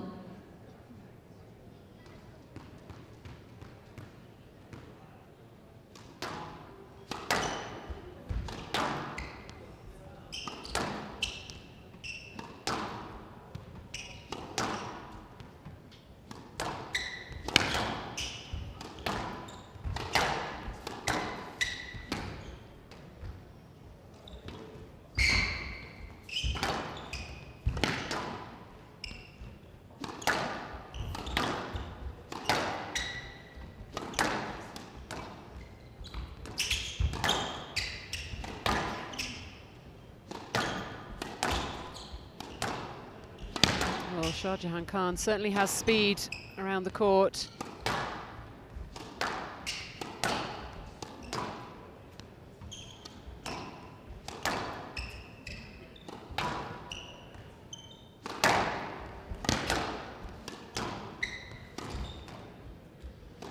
Already see that the racket ability of Ben Smith, the ability to hold, make late decisions on the ball, which is a really important weapon against this type of mover.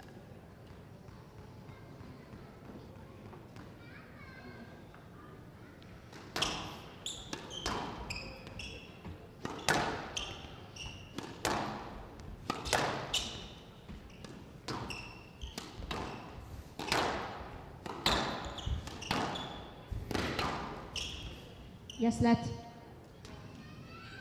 2-all. I'm watching it. Right box.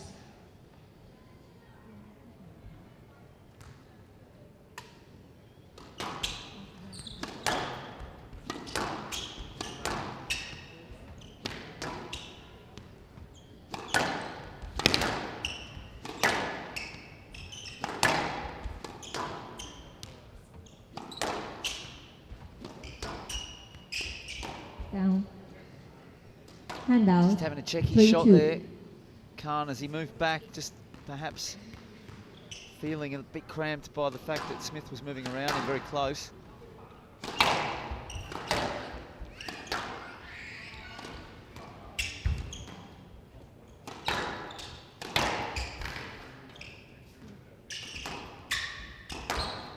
Given that you can give the inside info on Ben Smith, Vanessa, I'm just curious as to know, in Pontefract, is there an S&C advisor for all the players, or they have their own individual trainers that they work with for the physical? Yeah, no, there isn't really anyone at the club, but they have access through England Squash. Obviously, Manchester not too far away. And Ben Smith is on that program as well, working with. Yeah. So I would have thought that is, given his obvious body type, you can see in the court as he gets, oh, that's just clipped the top of the tin. Ben Smith, a wry smile. This is absolutely crucial for his longevity and the explosive needs. Change of direction, we saw there, he was headed in the wrong direction quite quickly there. But as you know, Johnny, as much help as you can get from an S&C trainer, you have to still put the work in yourself, take that information and put those sessions in. And that's not something that we're able to help them with. We're not gonna drag them out of bed at 7 in the morning and make sure that they're doing their sessions or doing those extra bits.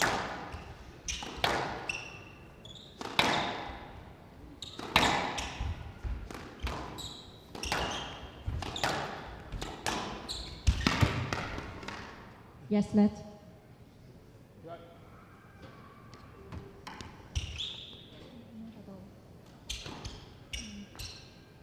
Three, 4.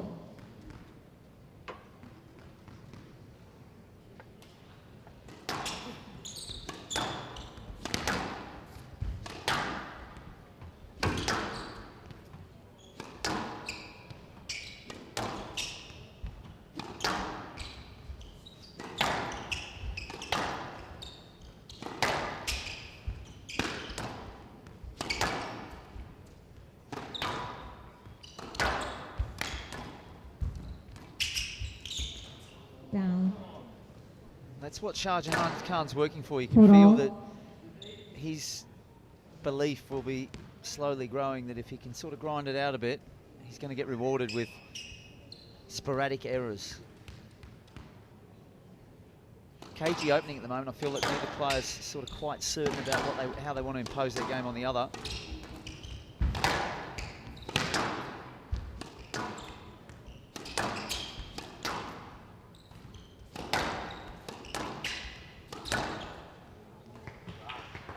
Five, 4.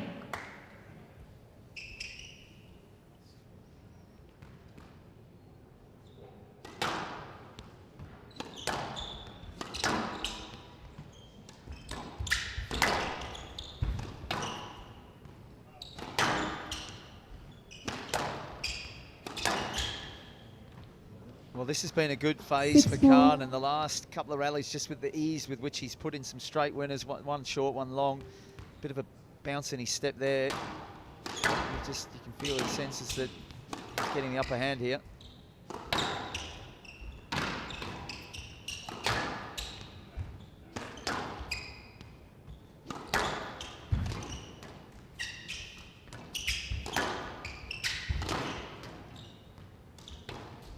Well, that had to be that good because it was heading in the direction where he was moving. Stand and deliver. 5-6. He delivered.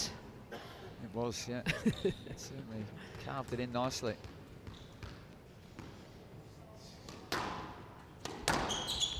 Stroke to Smith. Swing prevented. With a soft 6-all. stroke there.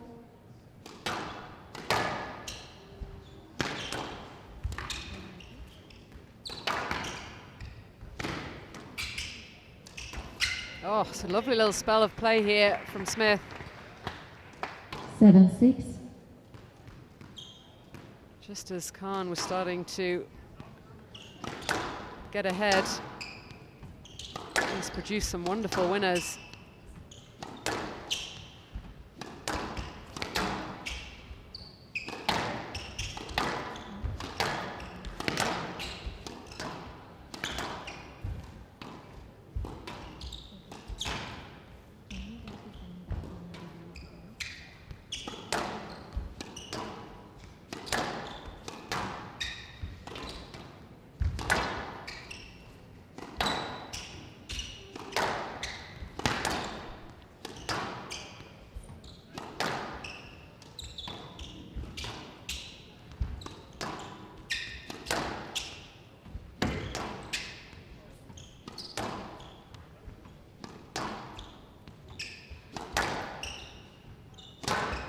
Down.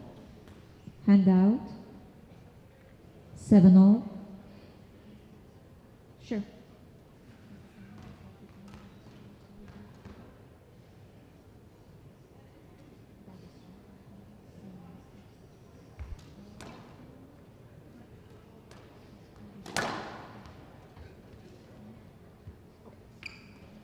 It's hand out 7-all. Well, heading into the nitty-gritty of this first game, poised at 7-all.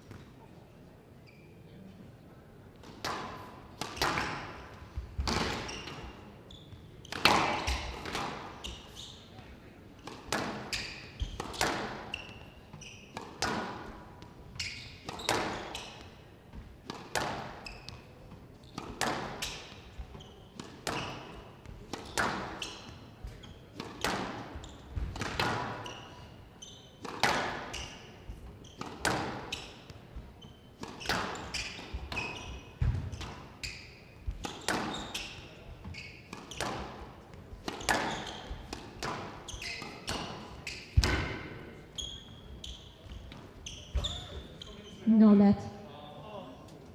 You have to play that ball. Yeah, it's not a good decision there. We've 8-7 seen from the two left. relatively poor decisions. There's not much going on there. He really needs to play that, and there was a good opportunity to put another one of the holds in Vanessa, show the drop, and then drag it across. He had Khan pinned up in that corner, and also in the previous rally, after getting to 7-6, a wild bow Smith going in the tin from the back of the court.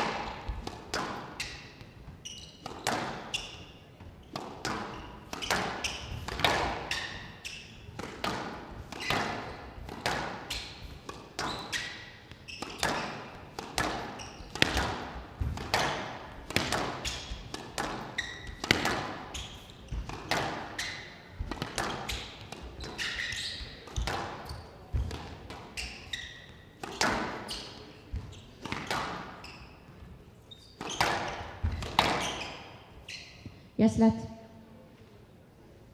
That ball came short off the sidewall. 8-7 from the left.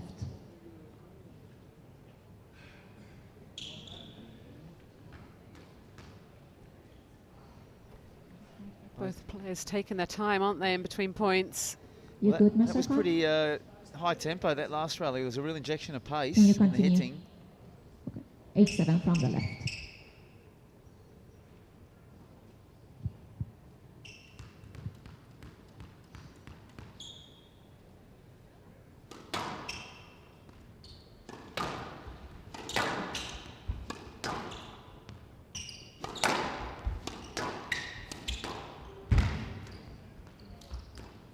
Oh, beautiful finish. Didn't give himself much margin there. 9-7.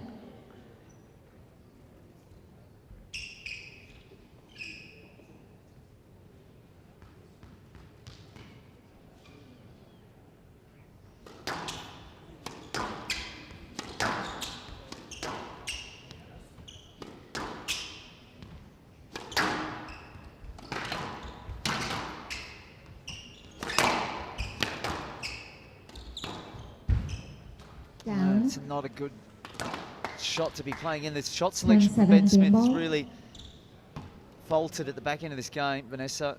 It's a third really poor choice. That needs to be lifted out. Well, it's 7-all. It was all about who was going to come up with the goods when it really mattered, and it's certainly been Khan that's done that. A bit more experience on the side of the American. 11-7. Game to Khan. Khan leads 1 game to love. Far too much of an easy exit on that last rally as well. I mean, poor shot, but still hustle, get up around the middle and try and chase down the next one. And it's Shah Jahan Khan who's striking first thunder here.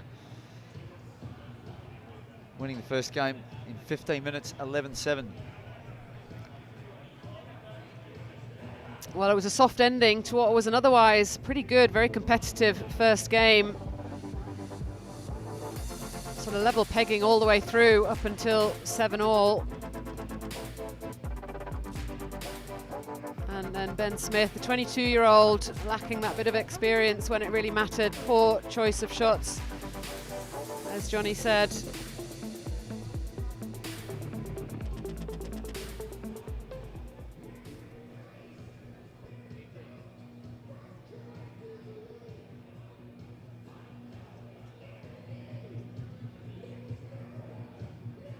Play will resume in 60 seconds.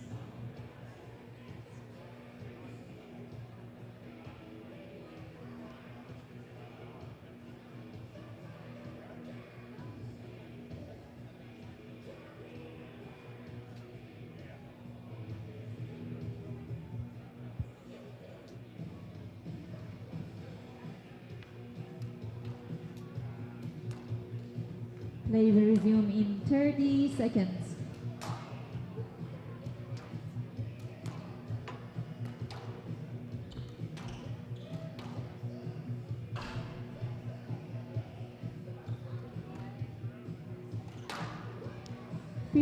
Seconds.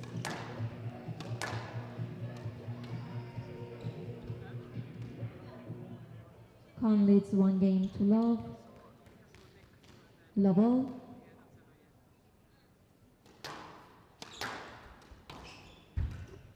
Down. 1 love. Shah Jahan Khan springing out of the start here. He's the one that's just showed also with his body language, the awareness towards the back end of that game. Having made those experiences, you said as well, Vanessa, at the highest level tournaments, you know, I can't emphasise it enough that Smith has been in good positions like that, and we're just seeing those type of errors where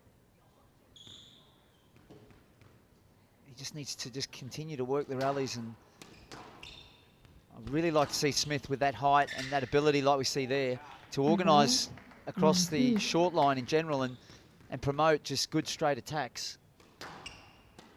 And on this court, and out. That was so quick we didn't even see it.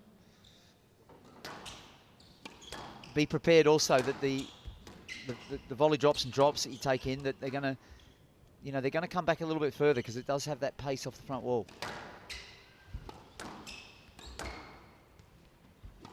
And also that, you know, they're going to come back for the most part, but if he can keep sort of working that hold, putting that ball in good areas, then the rewards will come, but he's going to have to be patient with it.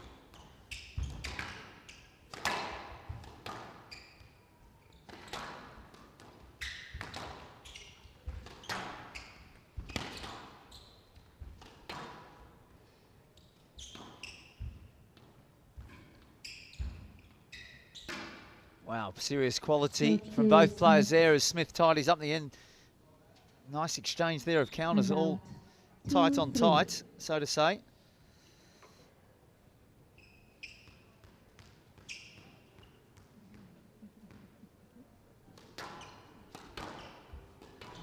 think cheap winner off serve.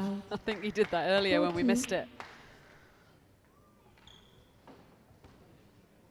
It's been a good hustle, hasn't it, to get to 4-2 here.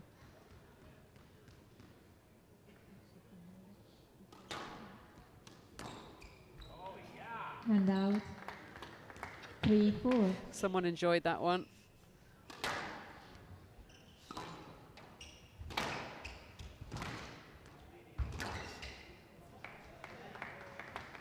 For all.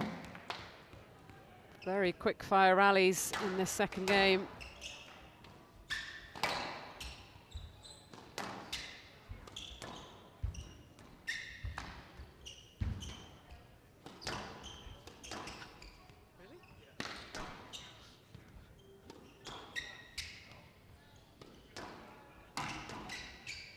Yes, let.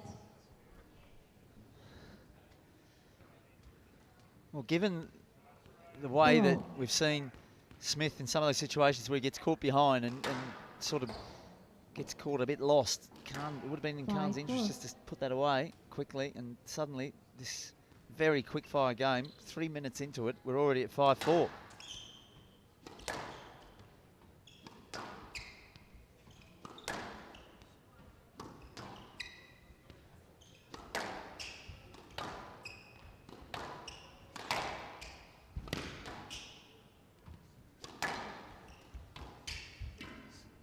Oh, Smith convinced that ball was out.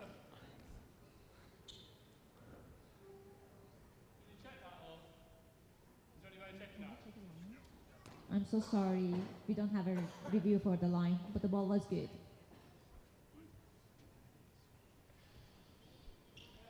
Hand out, 5-all.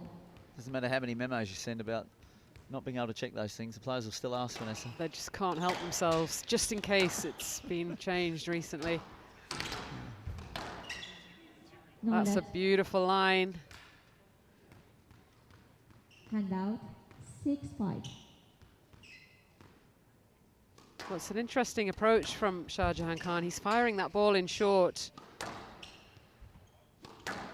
Considering how well the first game sort of panned out for him, I'm surprised that he's promoting that style of play.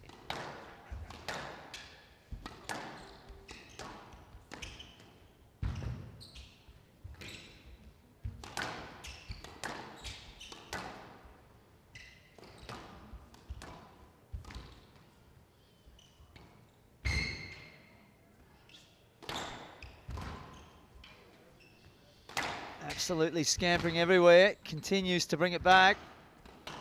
And Smith has just parked himself almost on the front wall there. Do you want a review for the pickup? We're going to have another look at the pickup. There was a number of them, so I'm curious as to which one exactly. He's got to play the rally out, though. He sort of half kind of gave up a little bit. He didn't half give up, Vanessa. He absolutely checked out on that last shot. Well, yeah, I mean, I don't think he was going to come back, but there was a lack of conviction in the rest of the rally, that's for sure. Oh.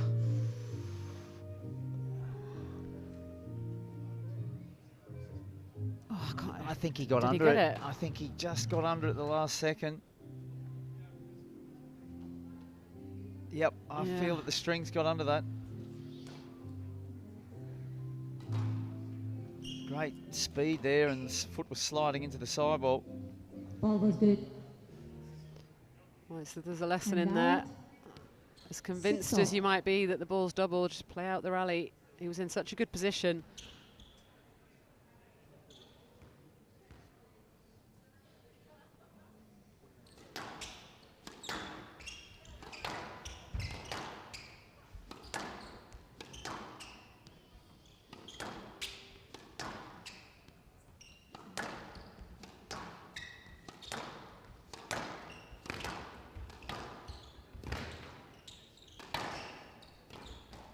Oh, he's lucky there.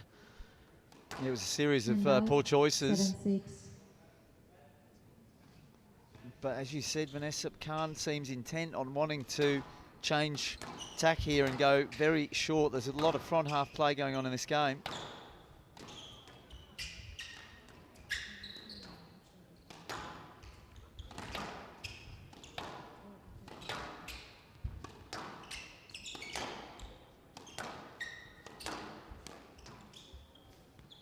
Yes, let.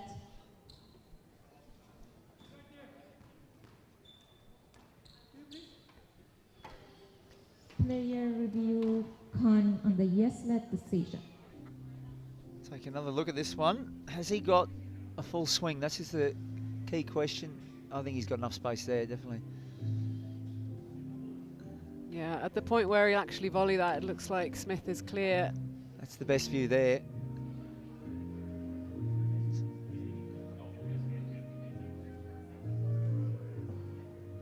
In the front angle view, you could see that the ball was slow. He actually would have to step forward to play it.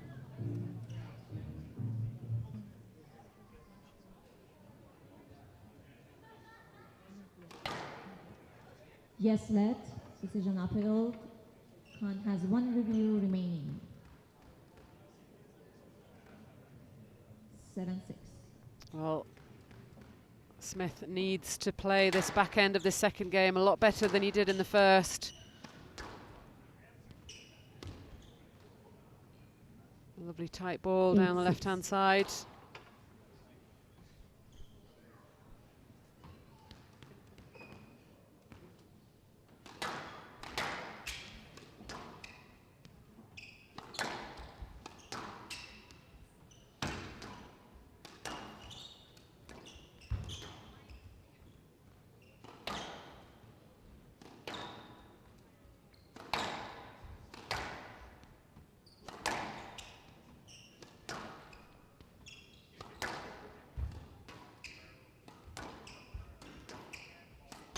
Down.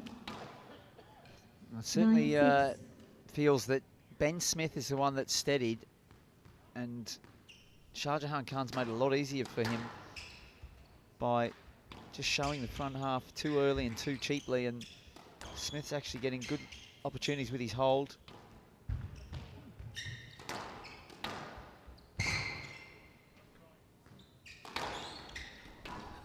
It was another stand and deliver. Didn't quite hit its mark.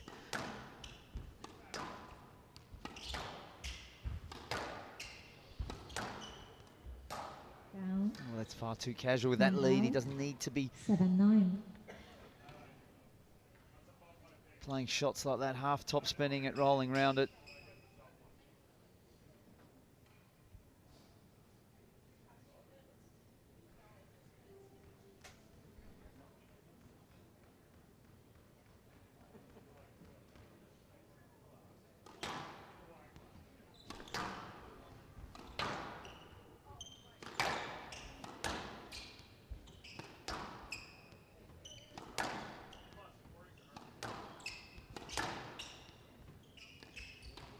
I don't understand what's going on here, Vanessa. This is 8-9. this is the definition of a meltdown. 9-6 up, and again, Oh dear. there's absolutely no reason why he'd be playing that shot. He's been working the lines and he's getting value out of it. He doesn't need to do anything extravagant here. I think that he can rely on the fact that Shah Jahan Khan is the one that's also likely to open up for him.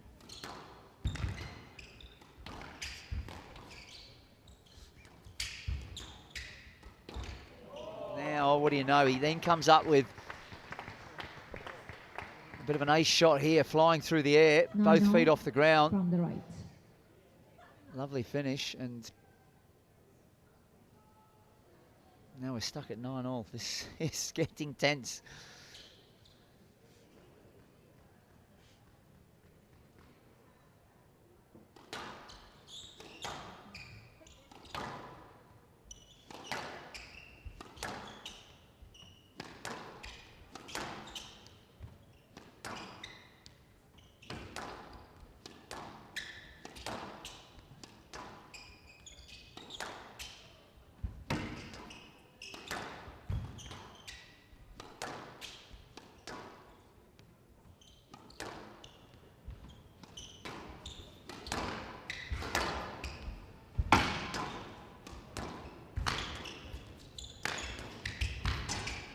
He's just scampering around and continues to bring the ball back. Ben Smith needs to stay focused here.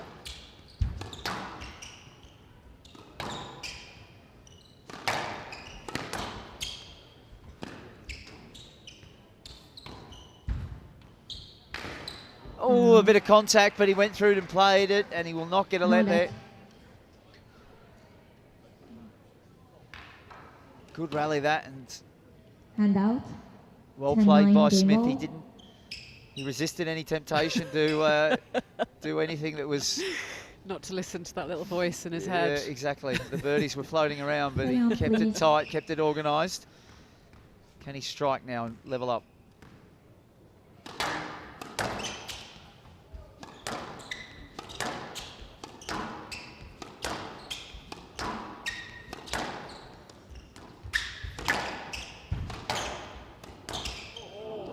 That is a shot and a half. I mean, he's on a lot of quick fire action And going out. on there. 10 all. That Player cross court must was score 2 redirected and just points. bang, down the line.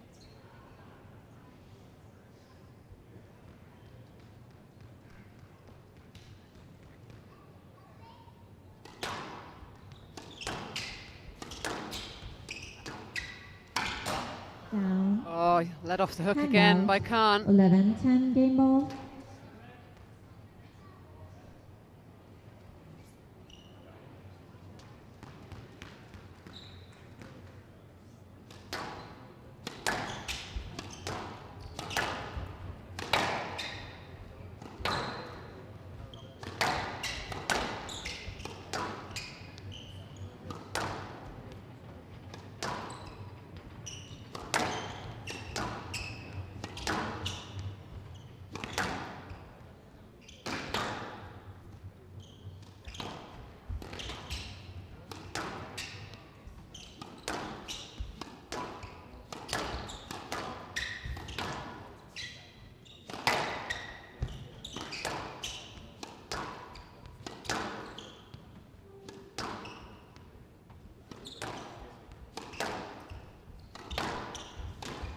Oh, I was just about to say, Smith showing good patience in Hand this out. rally so far. 11 all.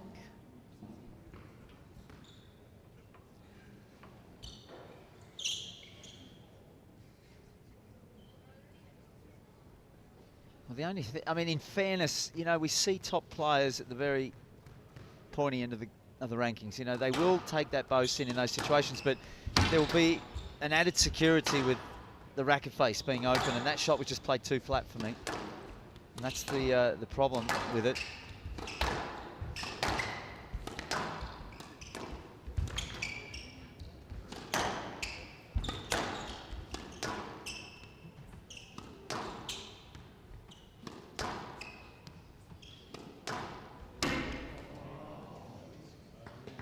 Again there, it is tight, but 12-11 game ball. didn't seem to be a defensive mindset. He looked like he was going short there. Khan has recognised also that he needed to change course with what he was doing. He's been much more organised and he's had a better balance to his game after being very aggressive to the front in the first 3 quarters of this game.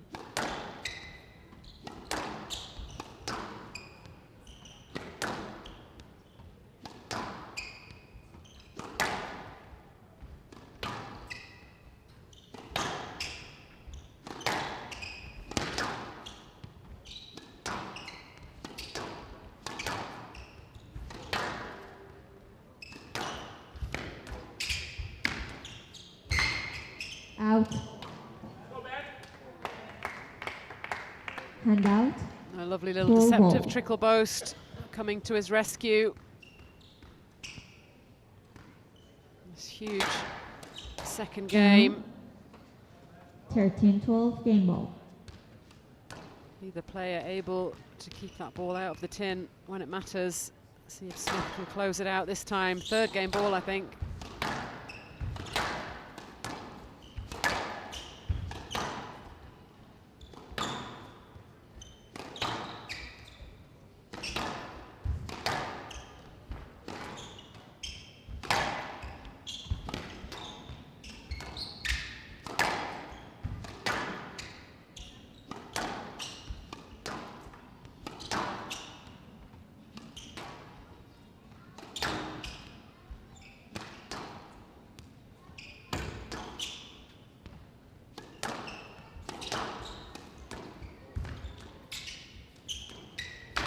Lovely, Yeah. beautiful 14th finish. roll, game to Smith.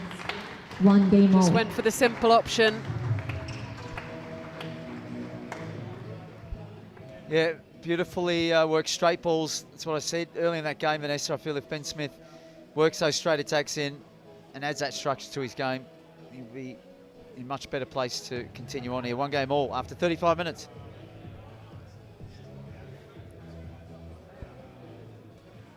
Well, crucial second game for Ben Smith after losing the first. And at 9-7, he was looking very good, played 2 very poor rallies, and I thought at that point that he'd sort of missed his chance. Khan just couldn't quite close out this game, made errors on big points as well on his own game balls. Smith just managing to hold it together right at the end.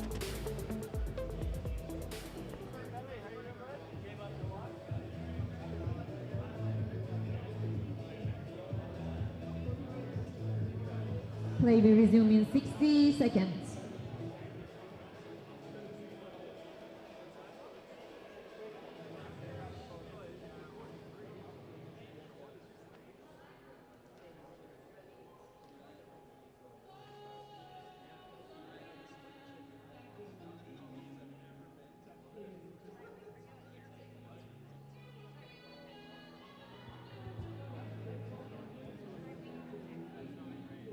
Play will resume in 30 seconds.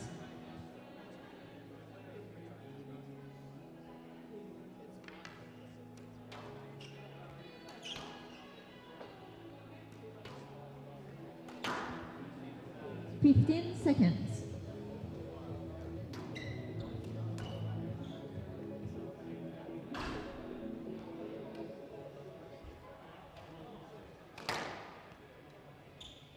One game all, Smith serve. Gentlemen, just a reminder, each of you has 1 review remaining. Each of you has 1 review remaining. You lost one of them on the pickup. Level.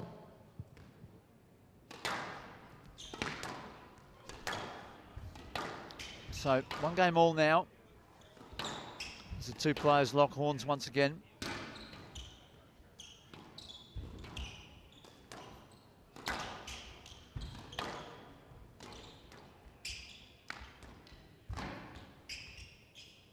No let.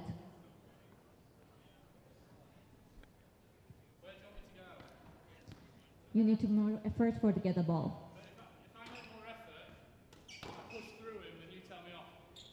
No, the line was behind.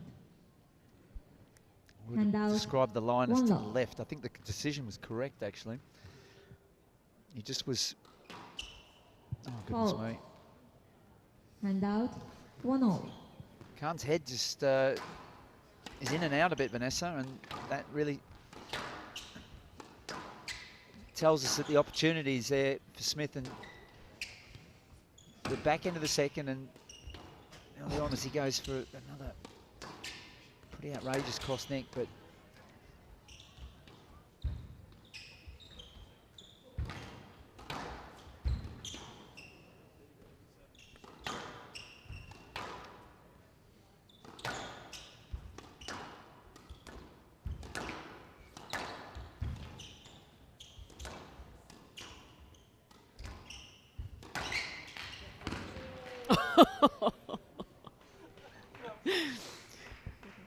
Can we have a court service, please? Just a little stumble there. He was still trying to get the ball back. He was completely wrong-footed with the hold. Tried to do a little bit of an army crawl to the ball.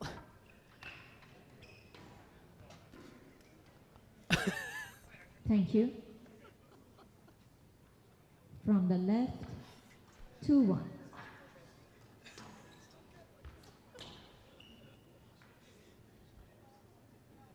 Left.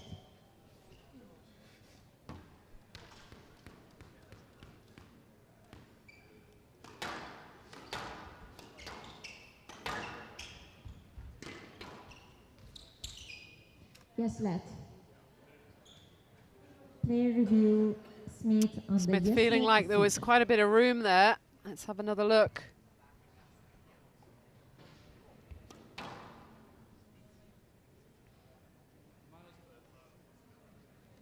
he takes it now, oh, he's got a point.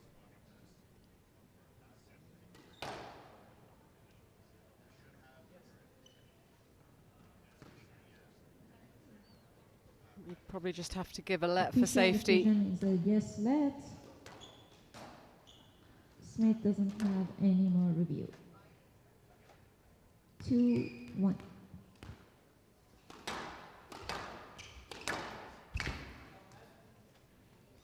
Well, the ball's really softened up. 3-1.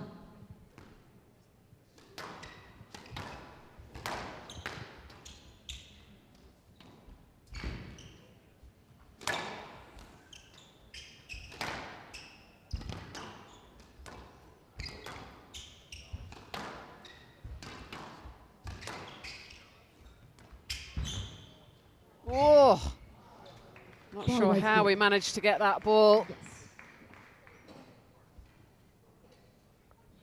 4-1.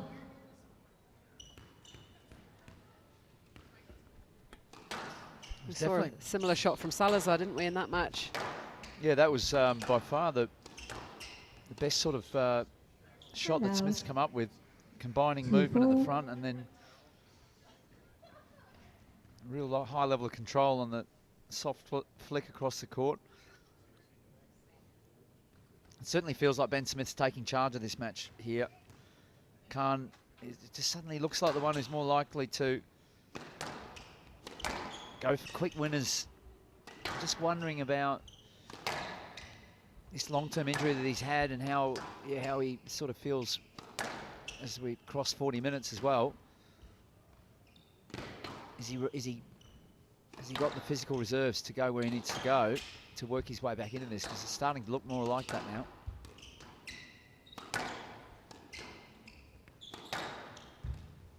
Well, that would perhaps explain that sort of change 3-4. in tactics going from the first into the second.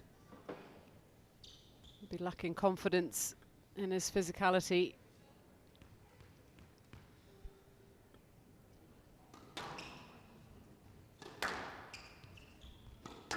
You wouldn't be feeling particularly confident in either corner here.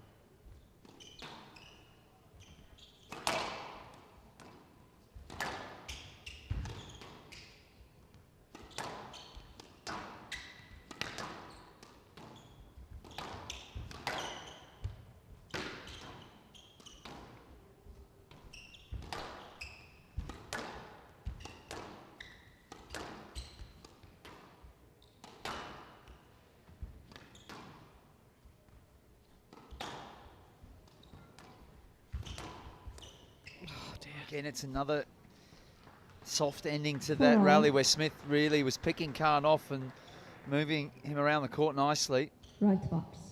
But once you see him go for a cross drop like that from that angle, warning signs are up. Yeah, I don't know if that's then a bit of fatigue kicking in, that he wanted that rally to end, or just that bit of mental frailty. Yeah, neither player has really shown a good spell of sort of solidity since that first game.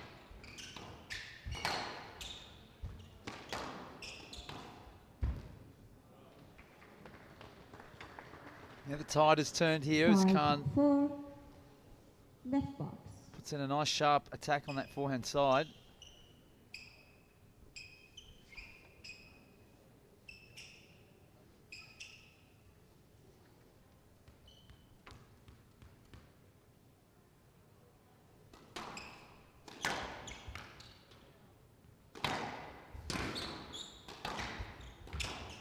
All sorts of nick attempts going on from Ben Smith there already.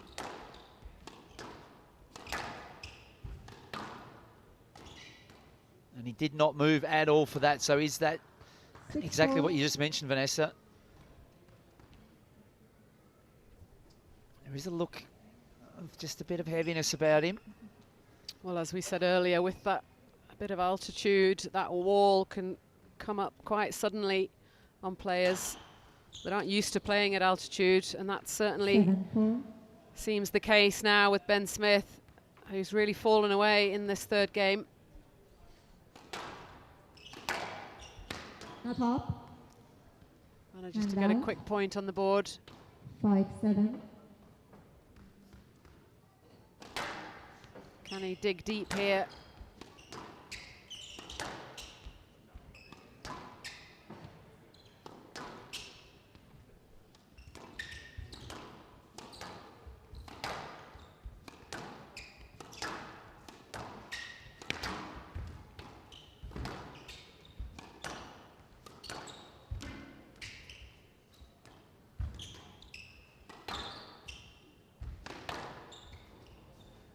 Serve to It's a good rally there from Khan. He's worked it as Ben Smith gives him a little bit of a shove.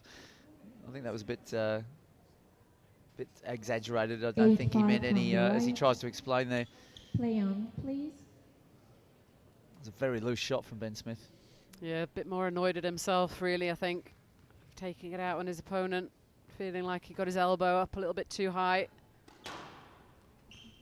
It's just a bit of banter, really, nothing at all. That's going to be a Serve stroke, to and Khan. the collapse here in game 3 has 9-5. been very, very fast.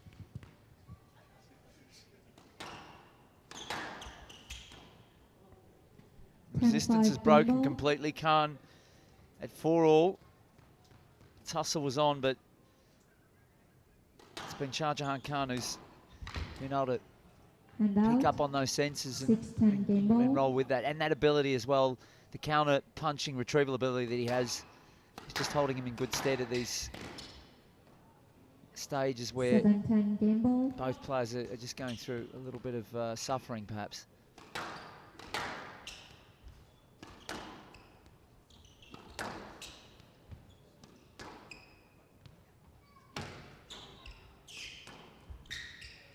Serve to Khan. He's got no review, so he's not going to be able to do anything about it. 11-7. Game to Khan. Khan leads 2 games to 1. So be very happy with the way that the last stage of that game panned out. It was looking quite tight mid stages, but Khan raced away with it. Very much thanks to the unforced errors and Ben Smith falling away. 2 games to 1 for the American.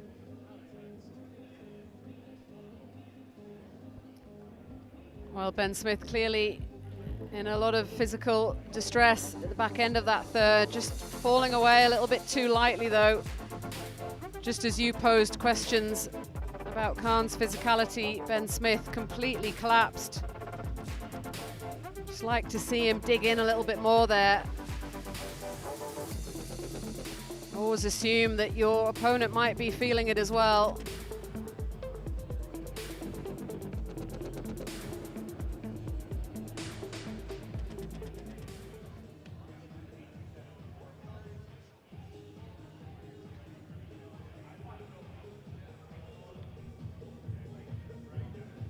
Play will resume in 60 seconds.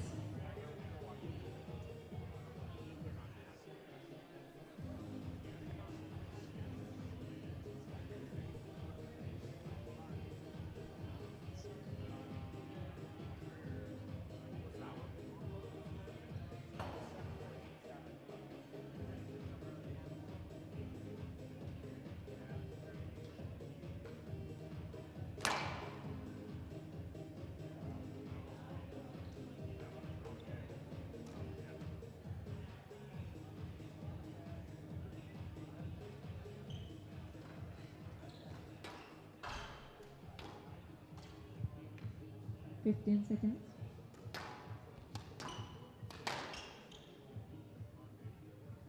Khan leads 2 games to 1. Khan to serve. Level.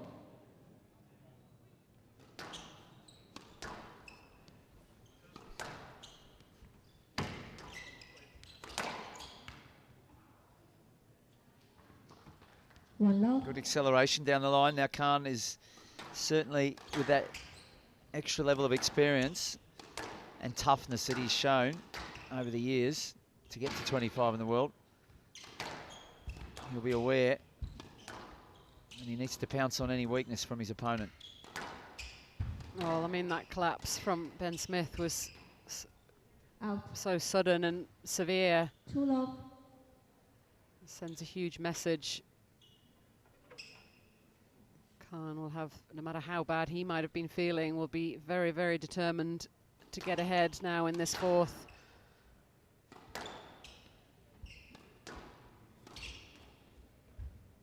Oh dear. Yeah, that looks more like almost injured than tired. He's completely gone. 4 love.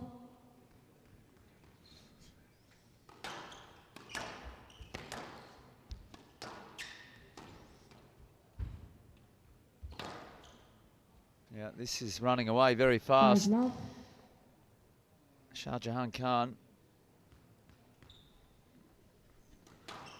will certainly be, is that And one now? slammed away from 1-5. beautiful nick. That extra effort put in at the back end of the third, just how critical it was. I mean, Ben Smith's just going for everything now.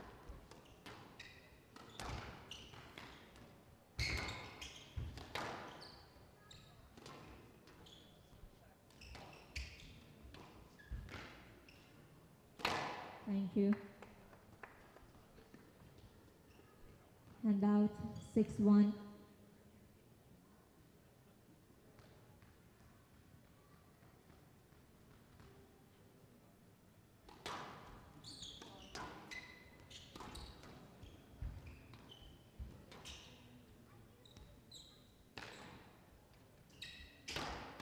He's guessed right. And out. 2-6. I would like to be at the meeting, the review after this match, where James sits down with him, Vanessa. Go through it. And out. 7-2. I'm assuming, of course, that it isn't an injury and it's just a drop-off mentally, physically. Yeah, I mean, he did have a niggle actually recently, but I'm not sure. Hand out.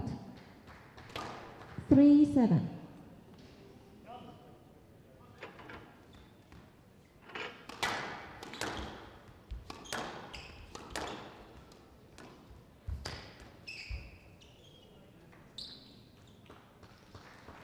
Hand out.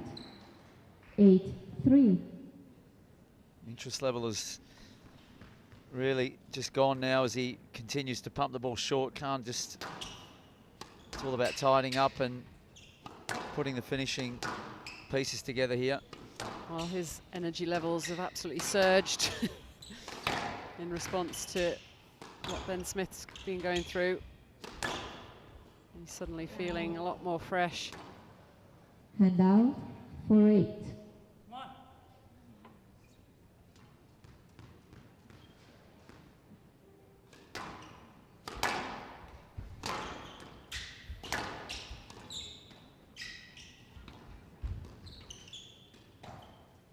Hand out.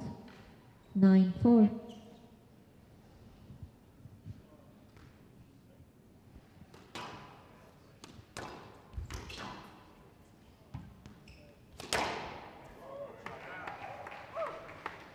Hand out. 5-9.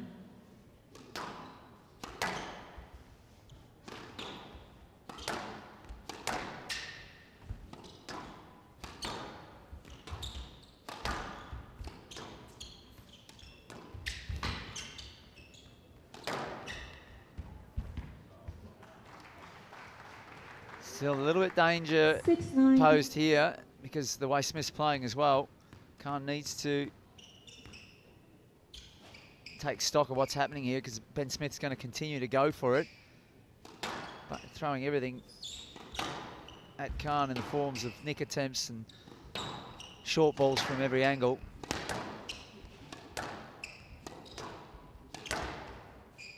No let.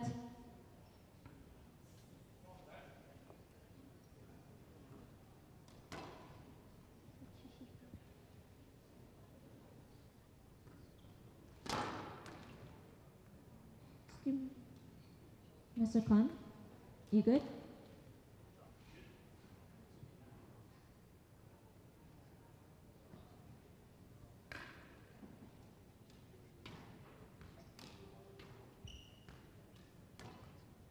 Just copped a bit of a Can you continue?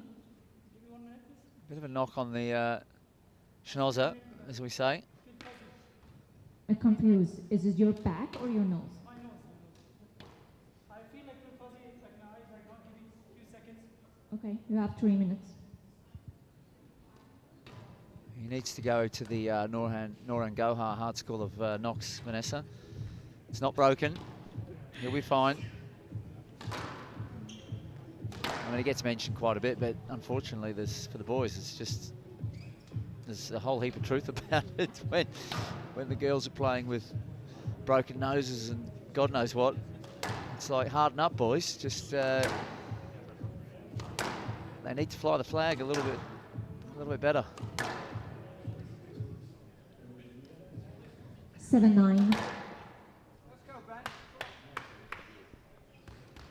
Ben Smith looked all but gone just a few minutes ago.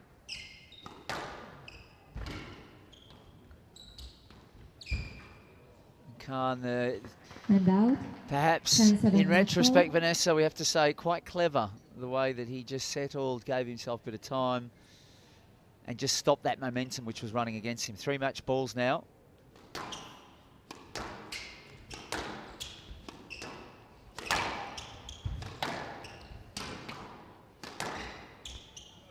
Yes, let. Ooh, that ball sat up a bit. That was a similar scenario 10-7 match ball. at the end of the third.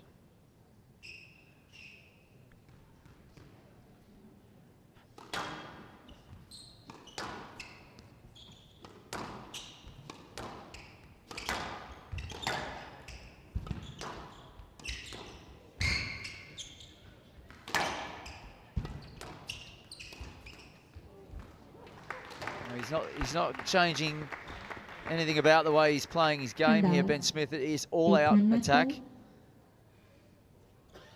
A lot of variety to it, but high risk. Just goes to show, though, there is a little bit of gas left in the tank, and he needed that at the start of this game.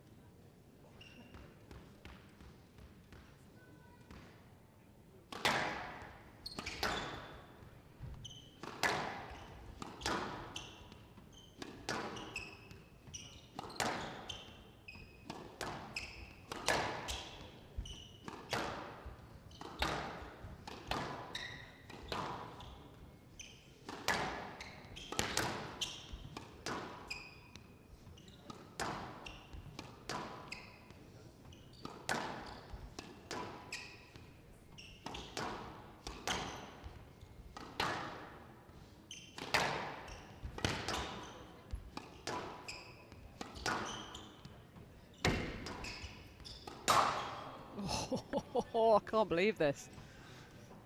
9-10 match ball. No, there was a lot of signs of massive nerves in that shot. The arm was just totally stiff.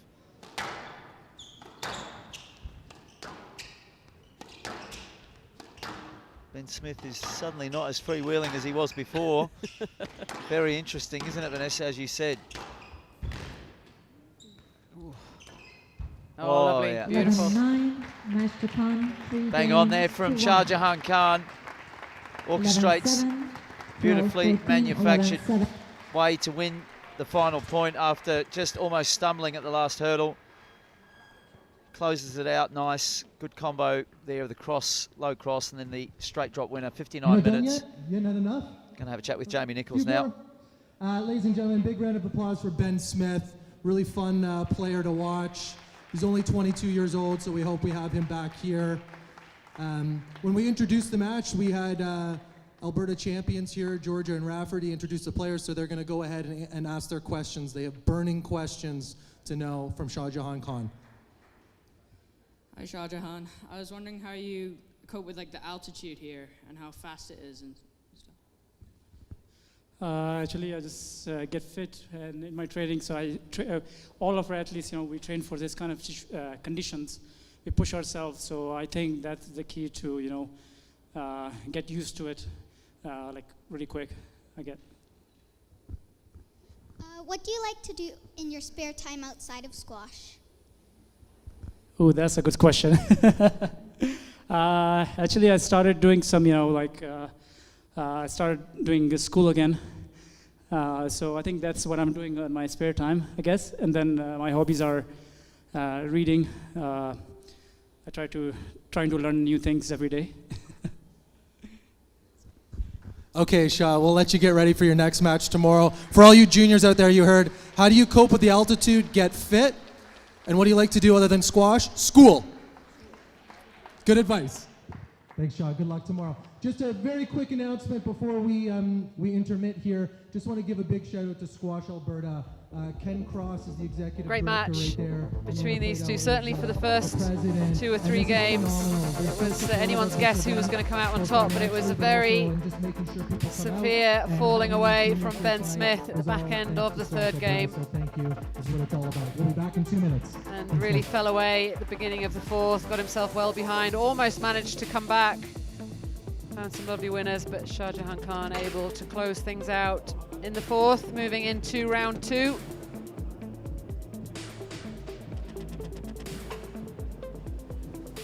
Five matches down, 3 to go. The next one promises to be a beauty. Kareem El Torki, fresh off winning the Goodfellows Classic in Toronto up against England's Simon Herbert. So this will be exciting stuff. Don't go away. We'll be back in a few minutes with that one for you.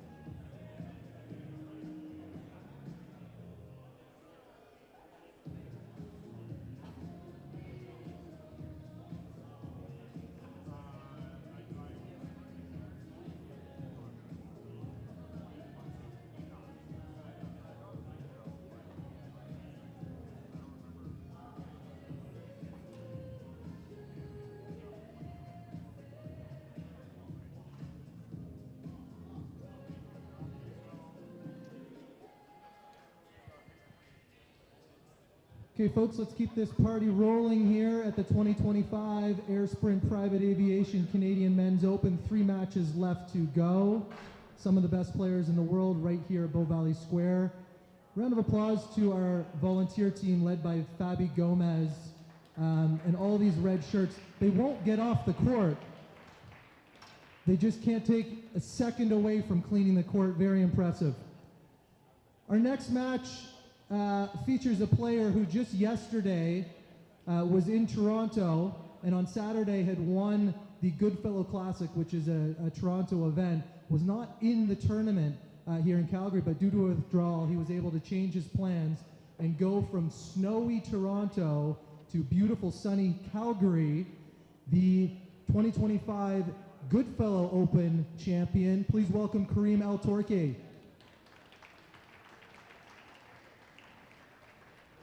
His opponent from England, only 23 years of age, current ranking number 52, has peaked at 49 in the past. Please welcome to the court from England, Simon Herbert.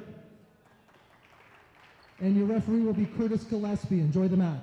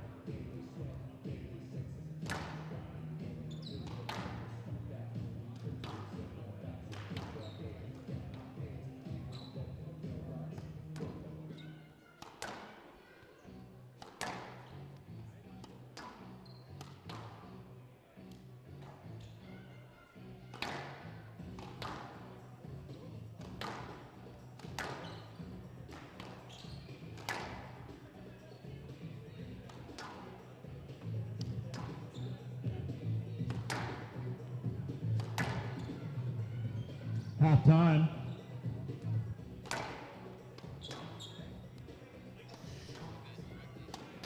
Welcome back, Squash TV viewers. This match certainly promises to be one of the highlights of the evening. Karim El-Torki, the man in form from Egypt, up against England's Simon Herbert. It's match number 6 of 8 first-round matches we're seeing here at the Canadian Men's Open. And the 8 winners, of course, will progress into the last 16 tomorrow. El-Torki in the white shirt. Just 20 years of age, he's only just out of the juniors, at his highest ranking, 65 in the world.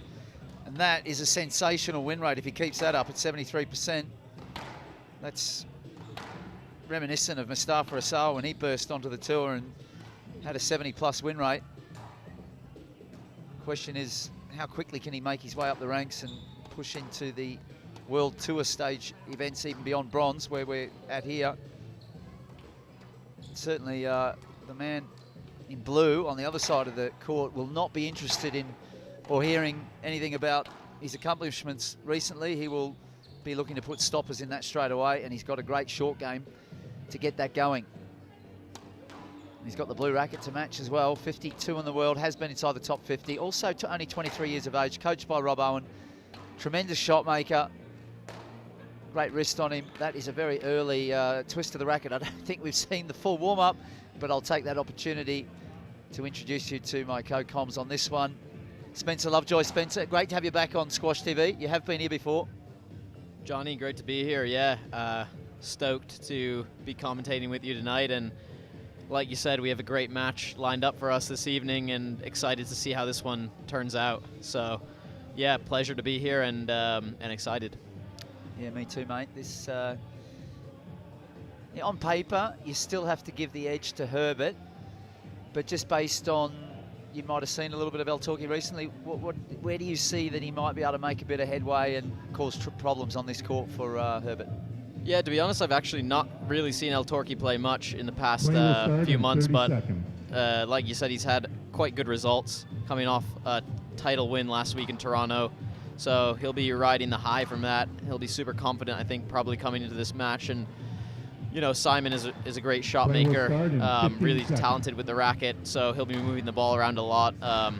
I played against El-Torki's brother, actually, in college. He played at University of Virginia.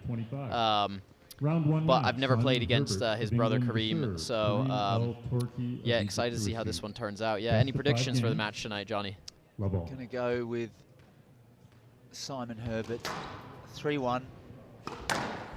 In the minutes will be his world ranking, if you took note on that. Right, yeah. I think I'm going to go for a Torki win, 3-1. I'll take the opposite from you. Maybe we'll put $1 on it. Okay, yeah, for the Canadian fans or out American? There. Yeah, American dollars, of course, yeah. Okay. The king of currency. Yeah. Down and out. 1-all. Yeah, Herbert will want to, no doubt, just sort of force the issue, on which is not so easy on this court. I always sort of describe the bounce at sort of 1,040 odd meters. It's altitude, but not really. But it sort of bobs around. I don't know if you felt that when you played as well. Yeah, I mean, I certainly felt the quickness of the ball earlier when I was on court, and I definitely struggled to adjust to the speed of the ball off the front wall, because it really does fly off the front wall very quickly through the air, through the middle of the court. So it's harder to time that ball when you're taking it in short. You have to be patient and really wait for those opportunities to come, which I struggled with earlier. So it'll be interesting to see how these players adapt. Obviously, first match of the tournament for both of them. I think the first match can always be a little bit edgy. So, so yeah, we'll see who kind of finds their range first in the first game here, but some rapid stuff going on in this rally already. This is what we expected. Yes, lad. Bit of a traffic 3-1. issue there. Keep an eye on that.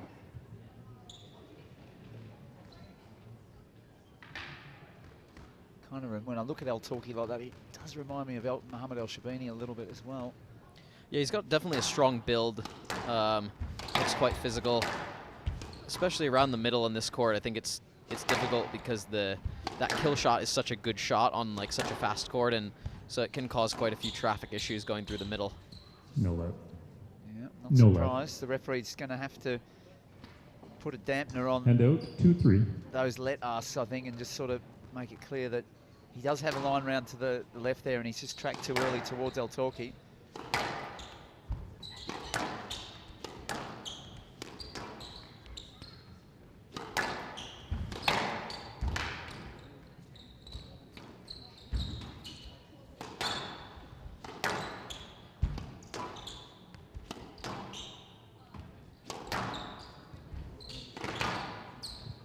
Stroke to Herbert. Hand out 4-2. Yeah, Herbert's going to want to draw on all that experience that he has, just that step higher on the rankings. He's also had battles with players that Al-Torki's probably not played yet. Down. Hand out. So he just clanks that 3-4. one into the tin. Yeah, Simon's definitely had more experience of the two players playing some bigger World Tour events, but like you said in that warm-up there, Al-Torki, impressive win rate, 73%, means he's probably been playing a lot of the 4-all. smaller challenger events and getting a lot of match experience, which is obviously very valuable, you know, being able to go deep into those challenger events. And I think it's difficult at a ranking like Simon's, where you might only be getting 1 or 2 matches each tournament when you're playing those bigger events, to really get a groove on. And something that I've found difficult as well, kind of at my ranking 70 or so in the world, is, you know, you get into these bigger events and then you're stuck kind of only maybe playing 1 match or so. It's tough to find any rhythm. 6-4. Yeah, that's a good point, because we know that the tour has been a little bit dry down in that ranking area where you are in terms of tournaments, and we're seeing these 15Ks just being absolutely stacked and loaded with you know, probably players that are ranked a bit high for those events. Right, and now it's super impressive for people to win those 15Ks, because they are so stacked with great players. 5-6. There's a bit of a hole on the tour between those 15K tournaments and then these kind of 50K tournaments. So, you know, if you can win one of those 15K tournaments, I think it says a lot more than maybe people think it does about your level. Yeah, no, most definitely. We saw last year Declan James of England has worked his way back in the top 30, and he did it the hard way by playing coppers and going through and winning them 4 hard matches in a row. It's been a quick trade here. Al-Torki, within his interest here to just make sure that staying positive, but play this rally out. Stroke to Al-Torki. Herbert's just caught in 2 minds. It Hand feels out. he's looking to 7-5. promote those attacks, but Yeah, the quality's not there. It looks like Herbert is still trying to settle into the court here. His couple wobbly movements around the front, maybe just not quite looking like he's in the rhythm yet. Stroke to Herbert. Hand What do you out, think of that call there, 6-7. Johnny? The ball is quite short on the front wall. Would have liked to have another look at it. We're going to have a look at it just quickly. Simon Herbert takes his time there. Unfortunately, I feel that he slipped, and then it made it harder for him to come out, and that was the reason. Just not quite able to hold the movement, but gee whiz, he's got some serious dynamic qualities, and that is where Al-Torki, this was, I felt he needs to be a bit careful, because he looked like he was just getting a bit of ascendancy, but Simon Herbert is very, very, we talk about the Jackal, Mo and El Shabagi, but he's got a bit of that about him as well, Simon Herbert. Real street smart. He's a clever player for sure with the angles and, you know. 8-7. Right I think fox. he's bit of a funny Mr. interaction there. Turkey, just watch the physicality. I know you're making an effort to go to the ball. I know. Just watch the physicality. a bit of Thank you. a bit of a 8-7. face off there. I do like that, I must say, Spencer. Yeah, no, that was a good little stare down. Yeah. We need more of that on tour. There was a funny stare down last week in Houston between Nathan Lake and Timmy Brownell. Oh as yeah, well. yeah. There was a bit going on there as well in general. Bit of a standoff, yeah. I mean, it's not like we need to turn it into the UFC, but you know. Yeah, it would be nice to have a bit more action on the, Yes, you know, a lad. bit more chat between the players. I think, you know, for 8-7, dramatic right fox. value. Yeah, players are feeling a little bit sort of handcuffed in that Yeah, respect sometimes at the moment. it gets a bit too serious out there. You know, it's good to keep it lighthearted. Plenty of entertainment here. Simon Herbert has been very shrewd in the way that he's managing the situation at the front of the court. All these type of situations, he's making them work for him. Yeah, good comeback from Herbert in the mid-stage of this game, being down 7-5 and just tidying up a bit on his length, and looks like he's moving a little better, reading Torquay a little better. Torquay's got some good deception, so you know, can be hard to read. Stroke kill Torquay. But that's a bit too loose from Herbert. Hand out, 8-all.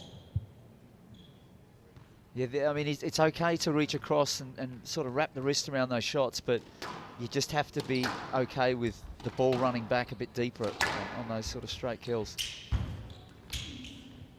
Stroke to Torquay. That ball looks short, Player Spencer. review. He's definitely going to review that. Yeah, I think that's a good review from Herbert on the stroke Herbert, to decision. be honest, because that was quite a good shot. I don't agree with that being a stroke there. I think that Torquay was late on it, honestly, and Herbert didn't really do much wrong there. So I think this is going to be overturned. Ooh. Stroke till Torquay, decision Not upheld. overturned. Herbert has one review remaining. 9-8. Just probably on review there, Simon Herbert will know that he just moved a little bit too straight back into his opponent, and that was the reason for the stroke. But For me, that's just so harsh, though, because you've played a good counter in there. You haven't really necessarily done much wrong. So I think the opponent needs to make more of an effort to go around.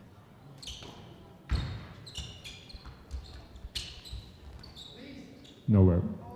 And I don't understand how that could then be a no-let if the other one was a stroke there, because it seems quite similar to the other decision. 10-8. Let's have a look at this again. It was a loose drop, but that's not tight either, you're right. Exactly. I don't see how that's much different from the other decision where he got a stroke. So it just is confusing to me. Out. Hand out. 9-10. Game ball. On the terms of the way the game's being played is still quick trading of points and a lot of body contact and decisions. Let's see. And again, I'm not surprised. That ball's tight. Very tight to the wall there, Johnny. I don't know. I think he got lucky there. I think he did as well. But we have a review again here, so. It's not over yet, Spencer. That's a very tight ball, Johnny. Let's have a look. There's Simon Herbert. He's got his hand in there. Normally that hand in the back, you know what that spells? Yeah, it's a bit of bad news. The hand on the back there, indicating a bit of desperation.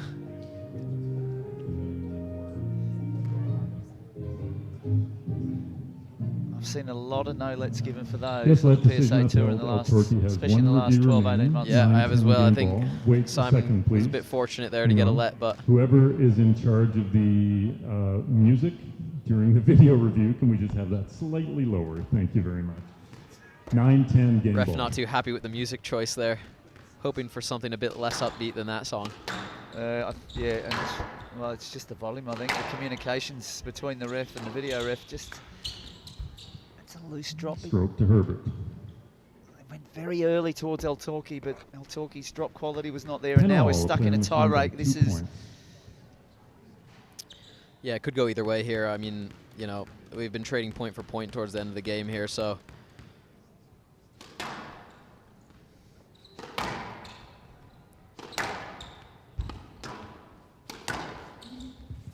Yes, left. Definitely a lot of Gentlemen, decisions we're- throughout this game, both of though. you It are hasn't having been trouble super cleaning. clean If squash so it's far, I'm Johnny. gonna have to No, pick it's who's too more at scrappy. fault. So please clean it up yourselves. Thank you. 10-all. And the refs just made a comment about it as well, so we're not the only ones who are noticing.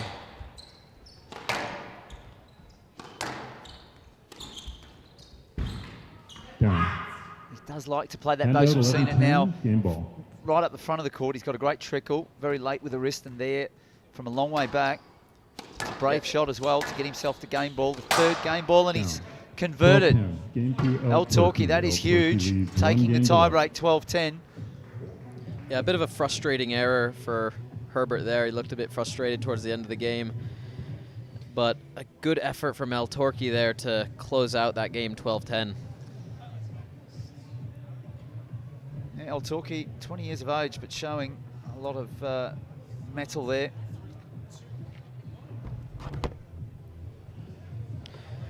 Yeah, it was a good start for El Torquay. He was playing a lot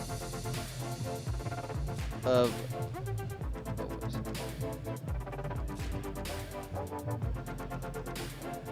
I was playing a lot of good angles, and got a few game balls towards the end. Simon caught up and then was able to finish it off 12-10.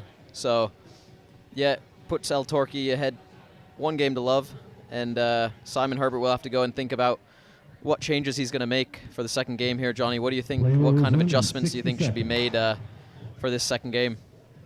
I think that Simon Herbert, I just felt that he, to a degree, was seeking the body contact a little bit, and it played into his hands in the mid stage of that game, but then it backfired in the end. And I think he wants to stand his ground and be a bit strong around the middle, but he also needs to pay attention to the shot quality and the lines, especially that mix of short and long. El Torquay leads 1 game. A little bit too short heavy. Yeah, I agree. I think that Simon, he needs to try and extend the court a little bit, because there's far too many obstructions around the middle, and it's breaking up the play a lot. So just needs to try and find the lines. No left. Just have a look at that one again. That movement there, Simon Herbert really took his space. Watch this here. Not letting him through.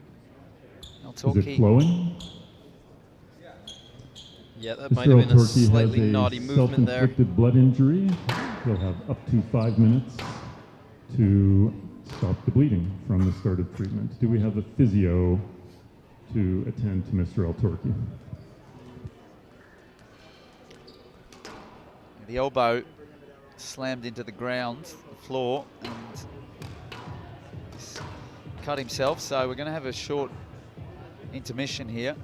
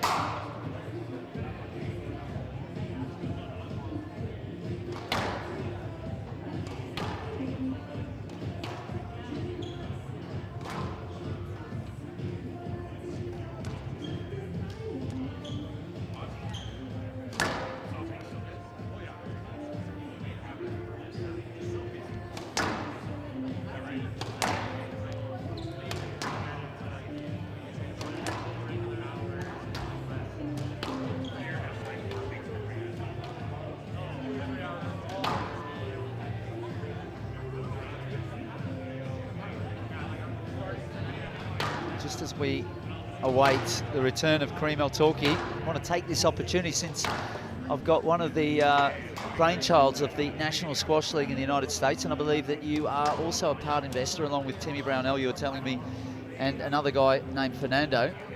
Yeah, So Fernando Valdezan, yeah, he's actually the commissioner of the league. Oh, there you go, he is the big guy. Yeah, he's the guy, you know, you want to talk to. So recently actually did a podcast with Bill Buckingham on Squash Radio, if you're looking to learn more about the NSL and the inception of the league. But yeah, it's been a really cool project that we've started in the U.S., me, Timmy, and Fernando, and you know, starting a new league and basically trying to make squash more like the other major league sports in the U.S. is our goal. Bring more fans to the game, grow the game, make it more approachable to non-squash fans, and really just create something that people can really get behind. So that's our goal with the league. And this guy, Simon Herbert, actually, he was one of our first recruits to come and play the league last season. His nickname is the Gingerbread Man. So if you see him around town, just give him a holler. Have you ticked that off with Joey Barrington, by the way? The Gingerbread Man? We've got quite a few creative nicknames for the players. So yeah, definitely can be translated over to Squash TV. Yeah, Gingerbread Man, I think, fits Simon pretty well. One love, Herbert serving from the right. El-Torki doesn't have an NSL signature nickname yet, but maybe he'll have one this season. Well, he's doing his part to make sure that he gets drafted pretty quick, because he's showing a lot of good things here. He's showing some very good racket skills for sure. I mean, that's an absolutely dead drop there in the front left. And out 1-0. Backhand side very strong, a lot of options, a lot of variation. What I got sent by one of the juniors, parents of mine, like he sent me a clip of the NSL in the first season. Timmy Brownell was playing maybe Bonmalay. I know Bonmalay was playing someone in the final match, and I'm not sure who was on comms, but they were literally just going bonkers and bananas, like non-stop. Yeah, that would have been the final 7 minutes of the championship match last year between New York Knights and Nashville Crushers. Yes, Simon was also on the Nashville Crushers last season. But Timmy was up against Bonmalay in the last 7 minutes, and Bonmalay was up by about 5 points with 7 minutes to go, and Timmy actually brought it back within 1 point with like 1 minute to go, and it was some of the most exciting squash that we had seen all season in the league, and a great way to finish off the season. Yeah, it's brilliant, mate. I love the energy, and as I said, I'm waiting that phone call, so just don't hold back. No, we'd love to have you, Johnny, on the comms of this season, and yeah, our main two commentators are Jackson Bragman and Sean Choi, who do 2 squash podcasts of their own, the Bragman Breakdown and the Rally Report. The Rally Report, of course. So 2 really, really big squash fans and passionate commentators. So they love doing it, and I'm sure they'd love to have you as a co-commentator for one of the matches this season. I'll have to get a few, make sure I get a few things ticked off with PSA first. That's for sure. Yeah, we might need to get you in the draft, Johnny. Coming up on March 15th. The over 57s. We'll get you in the Legends match next year. Yeah. Don't know if you saw that this season, but we did the Legends match. Nick Matthew, Cameron Pilley, and John White took on myself, Veer Chitrani, and Matthias Knudsen in an absolute ripper of a match. Yeah, no, those guys are still giving it a good whack, no doubt. All right, well, we're locked in at 3-all here in the second game, and some testing rallies to start off. Torky's got his elbow wrapped there from blood injury, but doesn't seem to be really affecting him much. Stroke to El-Torki. Just a bit of a lazy clearance there from Herbert. I feel he could have made a bit more of an effort to get out of the way of that shot that went straight down the middle. He's starting to find some better lines, Simon Herbert, but he's also has to... Down. And that is what I'm talking about there. He needs to produce that kind of squash, work his positions. We saw a little bit of an over-aggressive play to the front of the court. Yeah, that was a great line there. Yeah, he just, you know, this court does take a really good, nice fading line in the back, and it's hard to scrape it off the sidewall. So, and Simon is really good at that. So if he can continue to really fade that ball onto the sidewall, 5-4. I think he's going to be able to open up the court more for him to make these attacks. Yeah, that was a fantastic counter drop. We saw the racket head just giving the ball a slight roll as he nudged it forward. Down. But it's again this Handout, error winner 5-all. pattern. Can't seem to get clear. He looks like he might be in that position poised to get a bit of an edge, but Idrakie just keeps banging down that door. His retrievals are. Yeah, it's going to be interesting to see how this second half of this second game is going to be a very important period of the match, because if Simon's able to win it, I think it'll loosen him up maybe a little bit and allow him to swing more freely. But if Turkey wins it, then obviously he'll be up 2-love and he'll be swinging really freely, and Yes, it'll left. be a bit of a nightmare for Simon. So I feel that if 5-all, Simon wants to right win the ball. match, he has to win this game. Felt that Simon Herbert, have a look at this here. There's a bit of space around the back there, I feel, and it was a poor reverse boast as well. I do feel you got to, you know, that it's the shot prior No, to the all drop good. that needs to be Handout, looked at a bit 6-5. closer sometimes, because it was just not a good choice from Idrakie. Yeah, definitely stitched himself up there for sure. Crowd is looking quite full in the back, so it's good to see the locals here in Calgary coming out for some good quality squash tonight on a Monday. Oh, they do. They fill up the whole week, and it just gets rowdier as the week goes on, mate. Make no mistake about that. I don't know if you're hanging around. Certainly a very vibrant squash community here in Calgary, and especially at the club here. They really have a good Not up. community. Some great Left box, characters here 7-5. at the Bow Valley Athletic Club. And this is the attacking prowess of Herbert. We're seeing on both sides of the court, very handy. And he's starting to just push that straight drop in more when he's getting the opportunity.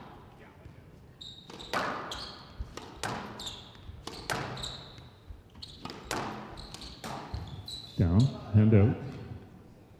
But still, 6-7. just a little bit of lack of margin there on those volley drops. And maybe it's because, obviously, like we said, the court is quite fast, so still struggling to find that range. But, you know, I think he's got to be a little bit more patient to wait for those opportunities. Stroke till Turkey. 7-all.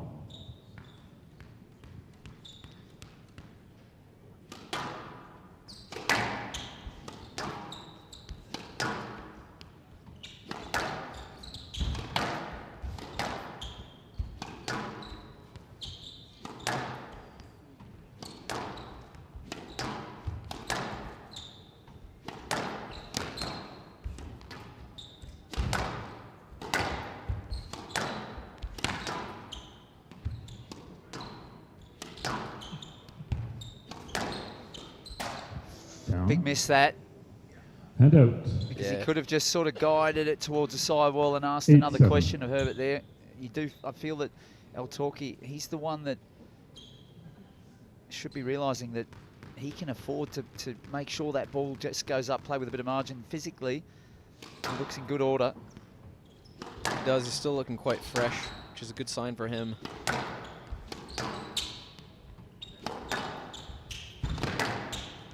Rally's getting a little bit longer, more testing here towards the end of the second game. Both players playing with a bit more margin. Not up. And that's a great volley drop there from Turkey. Really taking his space there in the middle and Handout. just slicing through it. Simon with nearly full split there. Impressive flexibility from the gingerbread man. Yeah, 8-all.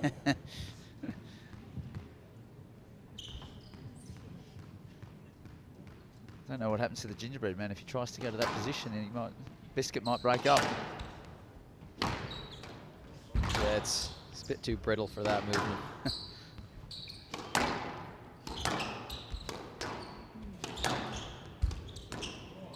Well, that is a cheeky shot. He's pinched the pocket there of Idrakie. Idrakie Handout 9-8.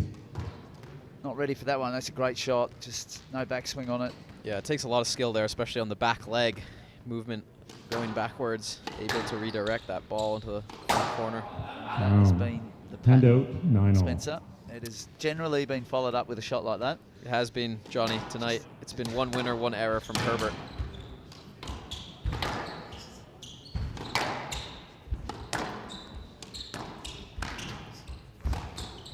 That's poor. He's really overextended himself there. Yeah, that was one of mine, Johnny. Oh, don't be so hard on yourself. 10-9 game ball. This is all systems. Big alert for Simon Herbert as he takes Idrakie out there. And it's been immediately... I'd like to see this movement again here, similar to the other one earlier in the game. Yeah, we're looking at it on video. Yeah, he's checked the movement, and he's also, you can see, he's making sure that there is no way. That was definitely a little bit of an extra shuffle at the end there. Yeah. Now I've seen those they've been punished. It's one thing to hold your ground, but it's another to just keep moving. Idrakie, 11-9, gained Idrakie. Idrakie leads 2 games to love. No effort to clear, Mr. Herbert. No effort to clear. Mr. Herbert, I've explained it. 2 games to love. Simon Herbert needs to go to his corner. He's got bigger problems right now. He's down 2 love. 17 minutes. Don't forget the 5-minute injury break. So we've had 24 minutes of play, 2 tight games. But Idrakie, the 20-year-old, is showing that he's got the goods. Young Egyptian on the rise. Yeah, it's been an impressive play from Turkey towards the back end of both of those games. He was able to knuckle down and really play a bit smarter squash than Simon Herbert in the latter stages. As we saw there, some impressive racket work from Simon and some very poor errors as well. And then punished with the conduct stroke, not conduct stroke, but punished for his movement there with a stroke at the end of the game. And Turkey taking the decisive 2-love lead here. And I think it's going to be tough for Simon to come back here, but crazier things have happened, Johnny, on the PSA World Tour. Oh, there've certainly been crazier things, but there's no doubting the qualities that Simon Herbert, and both sides of the court, we saw when he actually settled down and organised his lines, he had the opportunity then to use the whole line. 60 seconds. And he was able to put multiple drops in back-to-back, both sides, front right, front left. I'd also like to see him combine that with some lobs as well, because I just feel that he's, by pressing forward all the time, the young Egyptian is sometimes just a little bit too nippy for him, a little bit too quick. Yeah, he's quite quick around the front, and he's been outfoxing Herbert in some of those front court exchanges. So, yeah, Herbert maybe needs to find the balance a bit more between, after hitting those winners, to just settle down and, play a few longer rallies, be a bit more patient, just wait the extra shot or two before taking that ball in. So, 15 seconds. We'll see if he can come out strong here in the 3rd game. Try and turn the tides on his Egyptian opponent. Idrakie leads 2 games to love. Love all.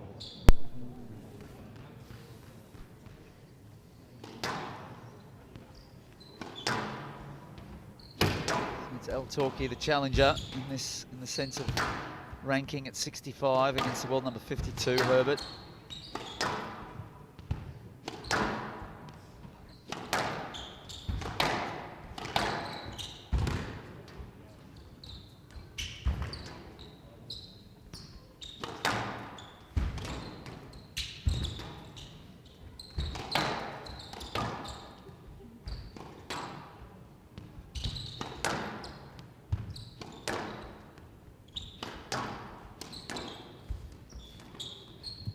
Stroke to Herbert.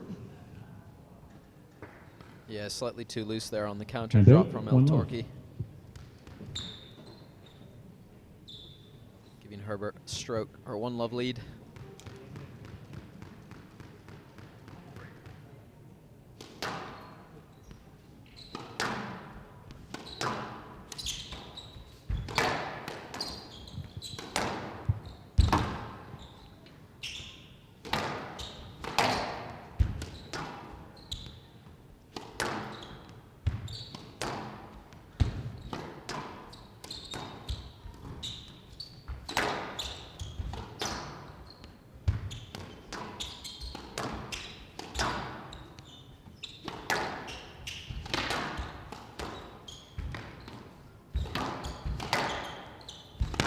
This is rapid, this rally. Idrakie Eltorki defending a lot here, and Herbert doing better to structure this rally, I feel. He's got Eltorki in all 4 corners. Being slightly more patient, which is good to see. But the ball keeps coming back, and it's exactly what I was just thinking, Spencer. 1-all. Is he willing to just keep control of the margins? That is the question. He's going to have to know now. There is no easy road home from here, and this is exactly what we're talking about. Yeah, and this is where if you're Eltorki and you have the 2-love lead, and you know the way Simon's been playing, you just weather the storm as long as you can in this game here. No need to do anything too fancy. Just need to really stick in it, play good lines, and you know continue playing with that doggedness that he's been frustrating Simon Herbert with for the entirety of the match.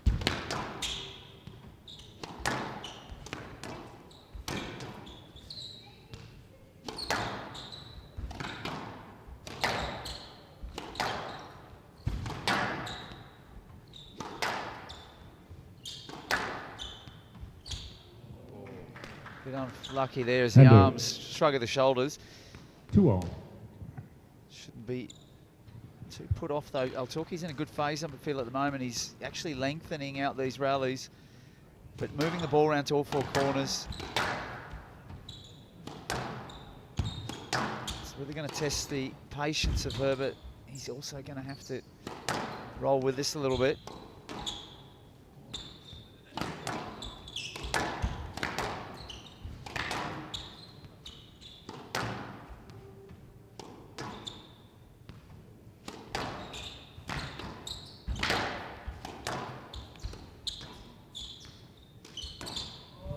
A wonderful shot. He's 3-2. Yeah, that was a beauty. He's chopped down on that one really nicely. Just putting it right in the corner there.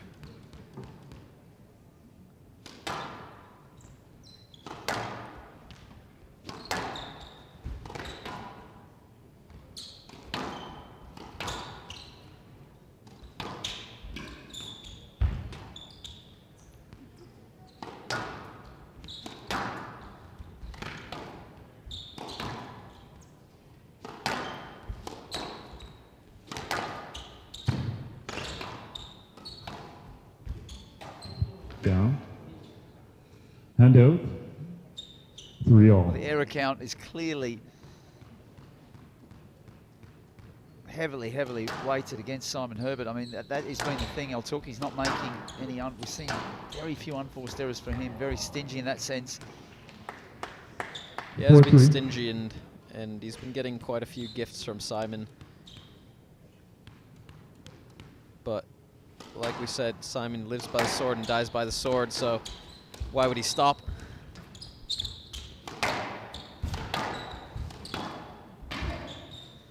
Not up. Hand out. Some good racket work around the middle there to, you know, shorten the swing a little bit and just punch that one in. Nice 2 bounces before the short line.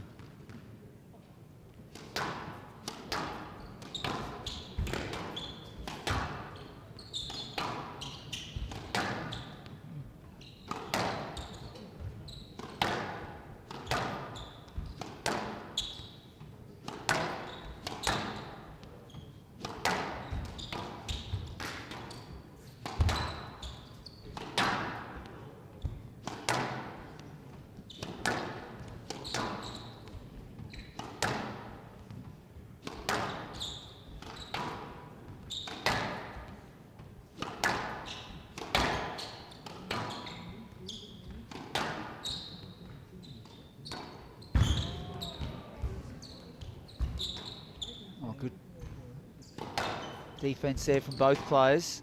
That one has floated out of court. This is where it's going to be won or lost. Eltorki, is he just 3 or 4 minutes away here from surging to a position where it will be very difficult for Simon Herbert to come back? He's got the physical defensive qualities to make a big push here. Try to draw those errors out of Herbert. Yeah, he's managed the first part of this game well. Torquay by not letting Simon get a lead. And Simon is throwing the kitchen sink at him here, so good sportsmanship there from El Torquay, conceding his double bounce.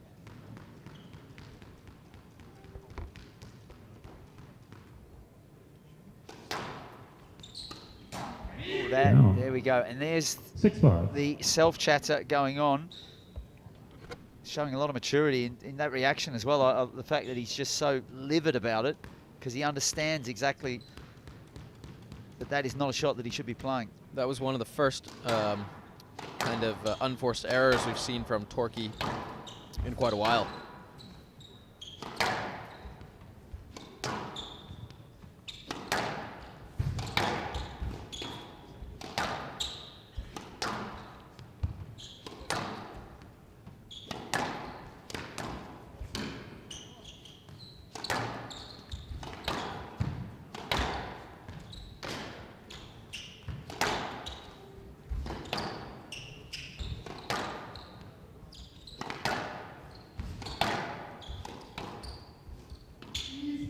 Nowhere. Yeah, it's a good call straight away. Yeah, he's gone straight to the body there. box, Not really looking 7-5. for the ball at all, so no chance of a let there. Best spell we've seen from Herbert in the match as well. Like, he is definitely very much aware that it's the last stand. And for the first time, Torquay is looking maybe slightly edgy and maybe just sensing the finish line a bit too much here, wanting to get off court. So see how he responds and if he's able to settle himself down and refocus.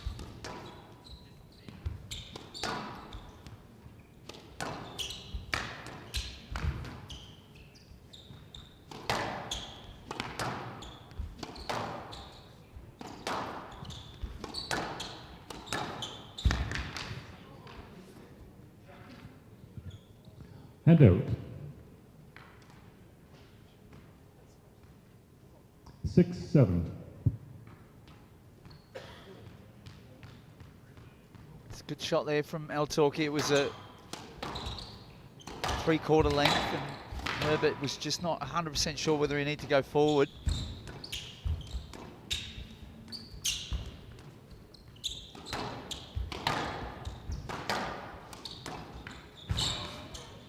Oh, we got that. That is unbelievable. This guy just continues.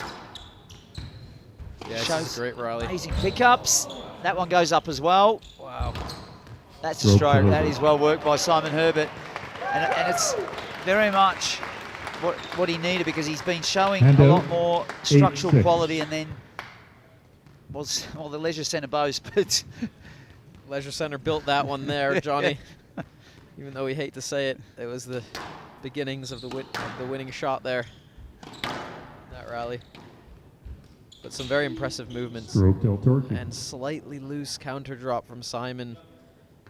Handout, Just 7-8. slightly too loose.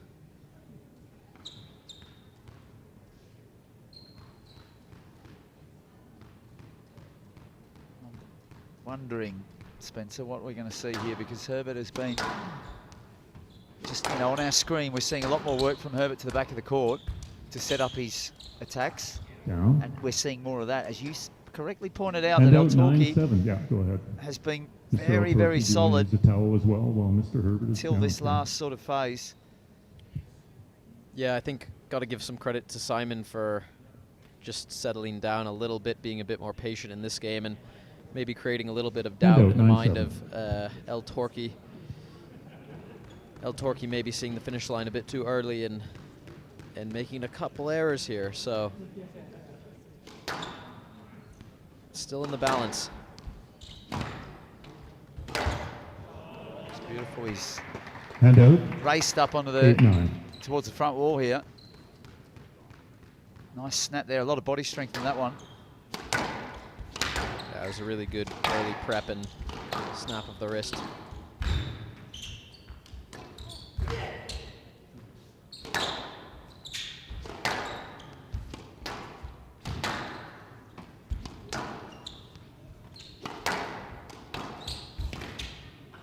that is the type of line that we've been talking about, where he just gives himself a lot more margin by doing that. 10-8, game ball. And he's definitely the best ploy in this environment here.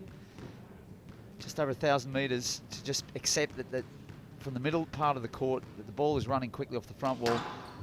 Herbert with 2 game balls now. Yeah, you're just not going to be able to feather it in the front corners the way you would on a court at sea level. Not surprised about that decision either, because he's been getting that wrong. His decision making has game to Herbert. El Torquay leads 2 got a bit games to off 1. colour there, El Torquay.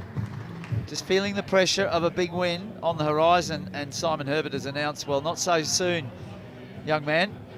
I'm going to have another crack here, and it's 2 games to 1 in a very good contest so far. The young Egyptian still leading. Yeah, it was locked in there, point for point, towards the early stages of that game. No one really able to forge ahead. Simon Herbert settling down a little bit more, being a bit more patient and constructing some really good rallies. And it was Simon who was able to, this time, be a bit more smart and mature towards the end of that game. And Torquay, who maybe saw the finish line a little too early, made a few errors, and Simon able to win the 3rd game 11-8. So we're now locked in at 2 games to 1. And Herbert looking to mount his comeback now and try and bring this to a 5th game. Gonna have to continue, in my opinion, that Play will resume in 60 that seconds. same patient squash of just trying to elongate those rallies, using a bit more margin on the volley, like you said, really trying to run that ball on the sidewall rather than feather it into the front, because in these court conditions, the ball is so fast, and if you can take time away from your opponent on the volley and really just play it a good crisp line, then that's where you're going to get the reward later on in the game. So he's got to keep that weight of shot going, try and keep that calibrated, I think, Simon Herbert. And for El Torquay, I think he really needs to just refocus here and kind of, he didn't do too much wrong there in that game, but just maybe just try to find the present moment again. You know, he's up 2-1. He only has to win 1 more game, seconds. but still have to be focused and play every point. So I think it's more mental for El Torquay. He just needs to refocus and stay in the moment, play each point. So El Torquay leads 2 games to 1. Herbert to serve. Love all.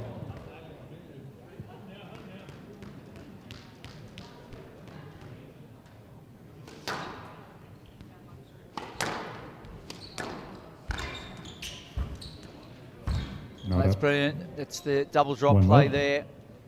Quick attack. Just forcing that loose ball once again. yeah, such a hard movement to make, that one, Johnny, is that re-drop, going when your weight is moving backwards and then having to go back into that front corner. Yeah, especially when your opponent's got a good hold on it. Like there, Herbert, again, as he's punched through him there, so there's the variation. Yeah, he's cleverly used that variation there since he's played the drop the previous rally, and this time lining up in the exact same position, but playing a straight drive now. So a really good example of the variation there. Yeah, I feel Herbert in that game, it was so far for his campaign, lesson learned after we said a few naughty movements perhaps in the first 2 games, and then he got penalised on the all-important game ball. And there again, we've seen 3 different shots. We've seen the re-drop, the drive, and now the trickle boast. And El Torquay, he's rattled. Yeah, that's really, really good from Simon there. Those last 3 rallies, all won on clean winners. Good signs in the Herbert camp here, early doors in the 4th. Oh, and what's he going to do this time? 4 lows. Another straight drive from the front. That's four winners from the front left. And a complete drop-off of the physical resistance from the young Egyptian for the first time in the match. Yeah, maybe El Torquay feeling the effects of that run last week in Toronto. We don't know, how he's feeling physically. Obviously, winning a tournament like that can really take a lot out of you, so. Down. Yeah, this is a massive drop-off. This game is 5 love. looks like it's slipping away fast, and it's exactly what Simon Herbert would be hoping for. It's almost like, if it continues like this, it's almost like a rest going into the 2-minute rest before game 5. Yeah, we'll see if El Torquay looks like he's going to Down, throw this game and 1-5. regroup for the 5th, or if he gives a push here and tries to make something of it.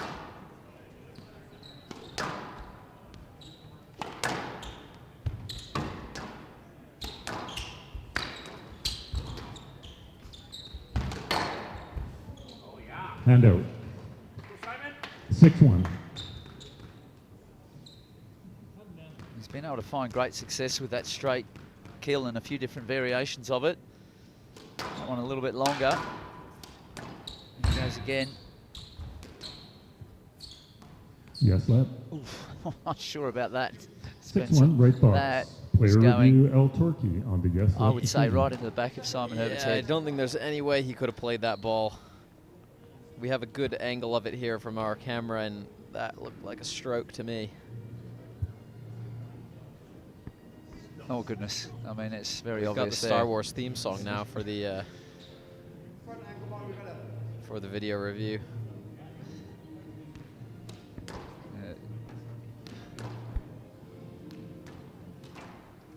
Yes, left decision upheld. El I'm not, Torquay I'm has not no review convinced that that remaining. is the right way to box, go. That 6-1. is asking the player next time to engage in fairly dangerous activity of striking that ball. Yeah, I'm not sure how that could have been struck.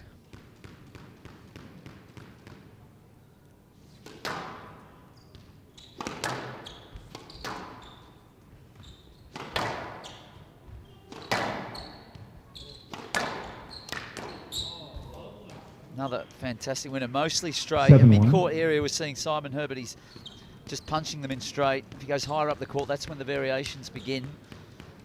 But he's completely in a zone right now.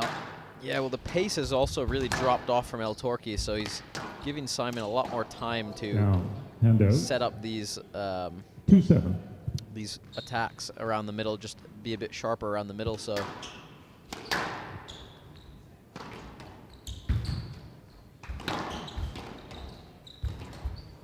Down. Forcing the issue. Hand out 8-2. Certainly looks like El Torquay, for whatever reason, has resigned himself to a 5th game here. As we see, he's fanning the ball in there, but Hand out 3-8. not sure how far this is going to take him into game 4 with this way he wants to play. That is an unbelievable shot. I don't even know. It's almost like the ball lost its air. Completely just stops in the front right here. Watch this. that was very soft touch. That is an absolute joke, mate. That is a scandalous Can't even shot. see the ball No, at all on that's the camera. It's rolling by the time it comes into frame. I mean, that's one of those. That's a beautiful drop shot as well. This is some great work in the Stroke front for corner. Herbert. How can that be a stroke? Such a short drop. 10-3 game ball. I think it was. Yeah, fair enough. I want that shot, Could be not that one, the previous rally. I want the forehand drop nominated as shot of the month, without a Yeah, doubt. if only we had a better camera angle for that one. But yeah, we'll have to Down. clip that one. 11-3. Game to Herbert. 2 games all.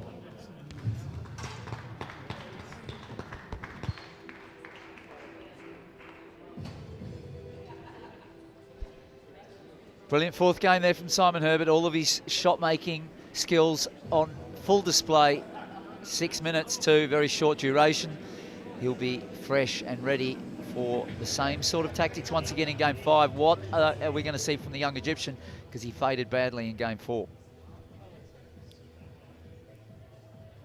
Yeah, it was a great start there from Simon Herbert, getting off to a 5 or 6 love lead at the start of that game, and El Torquay really looking deflated after losing that 3rd game. So he's got some work to do to regroup here for the 5th and final game, and that is one of the shortest drop shots I have ever seen in my entire life. So that will be clipped for shot of the month. Thank you, will Spencer. resume in 60 I appreciate seconds. the backing up there and a very apt description of what was one of the most unbelievable counter drops we've seen in a long time.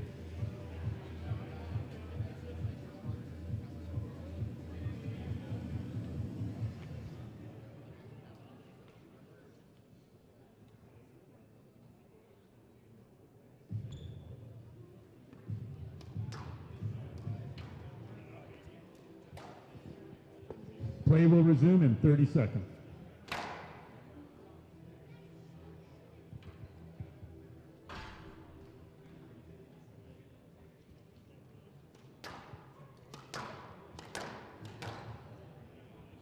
Fifteen seconds.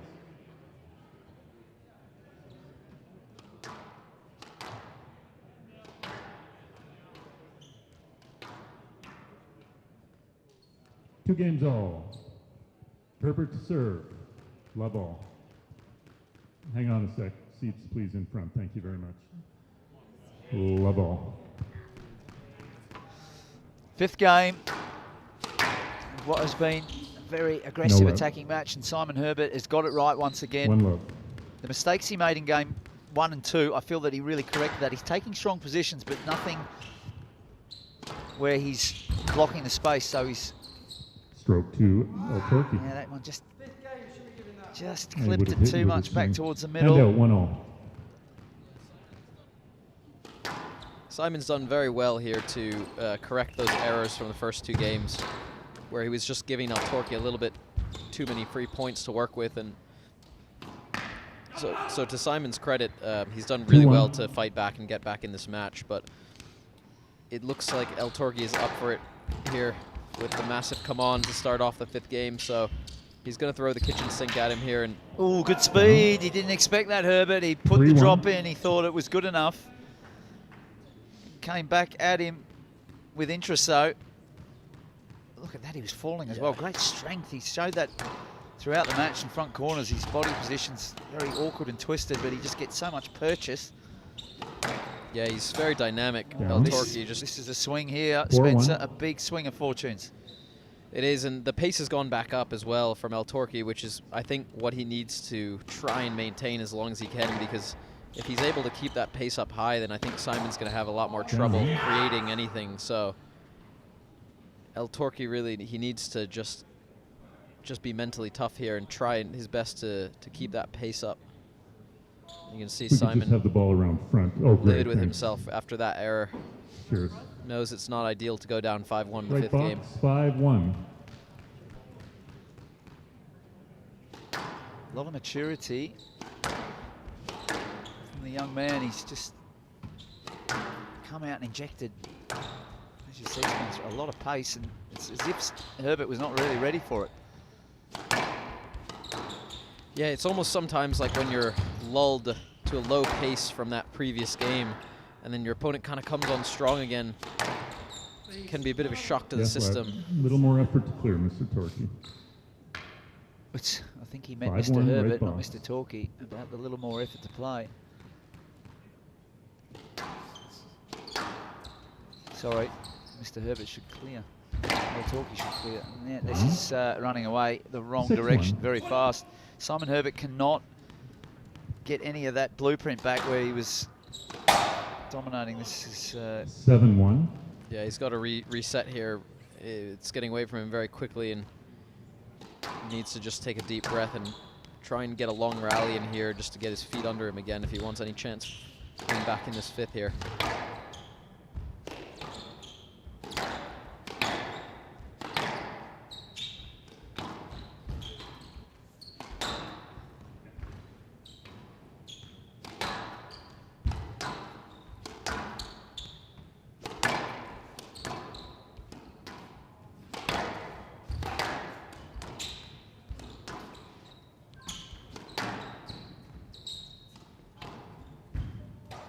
Down.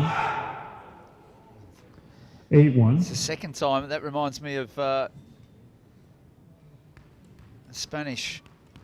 former Spanish player, Borja Golan, who used to have those guttural cries, and Idrakie's got plenty of that, and that 9-1. do not see a way back here, Spencer. Yeah, it's good redirection there from the backhand boast. He's been using that shot all match with great success.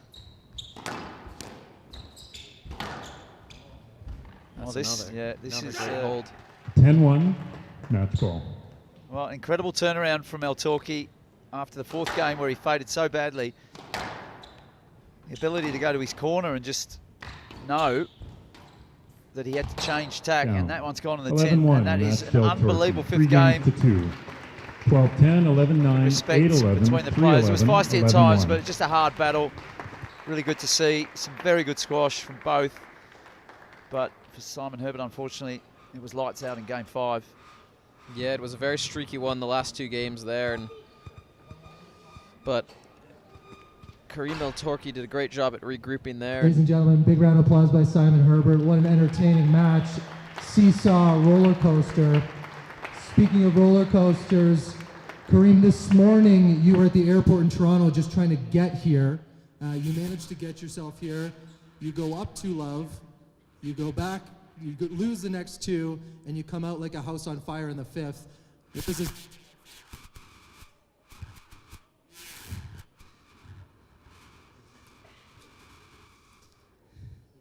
I mean, today was a very rough day. You know, arriving today was very difficult for me, and I tried to keep my mind tied up as possible, because this was a tough match, and I gained my momentum 2 love up. You know, I'm playing my best squash the past couple of weeks, but of course Simon, he's a very good player. He's not that easy to beat, so I got off mentally, but hopefully I came back, and yeah, I just need to recover for tomorrow, because playing with El Shorbagy, that's something big for me, you know. I just want to get ready for the next level. okay, and with that, we're going to let Karim get some rest. He's had quite a day, and tomorrow, as he indicated, he's got quite another day. So, folks, we're going to take a 2-minute intermission. My co-MC, Dean Brown, has been in the green room. He's been in the blue tent. He's ready to wow you with his MC skills. 2 minutes back for the next feature match.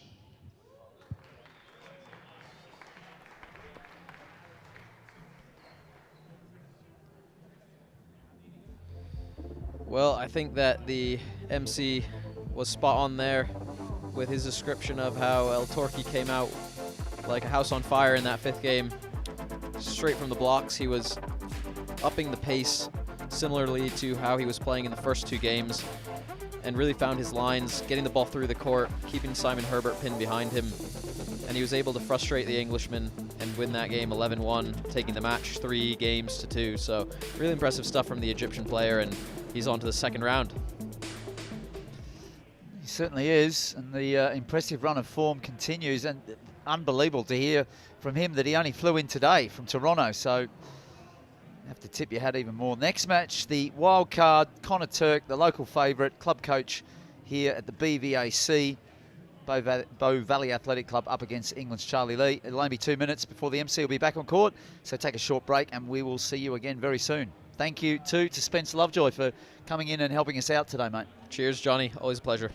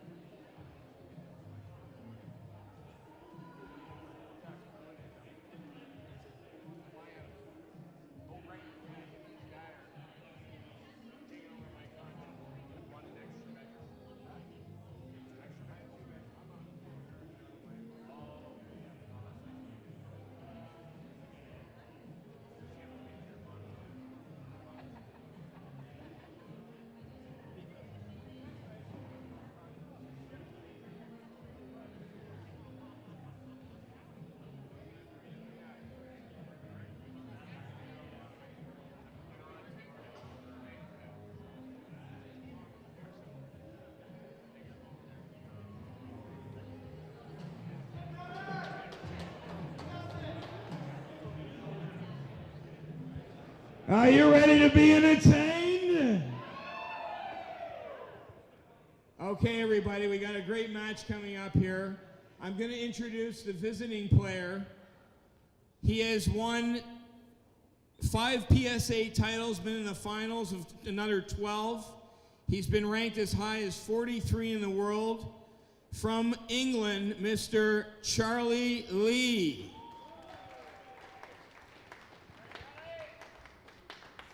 And his opponent, a member of the Turk coat of arms. The nephew of former Bow Valley pro Bill Turk, the son of Canadian legend Gene Turk. He got to the finals of the Canadian Championships last year, a member of the national team, and most importantly, the head pro of the Bow Valley Athletic Club, Mr. Connor Turk.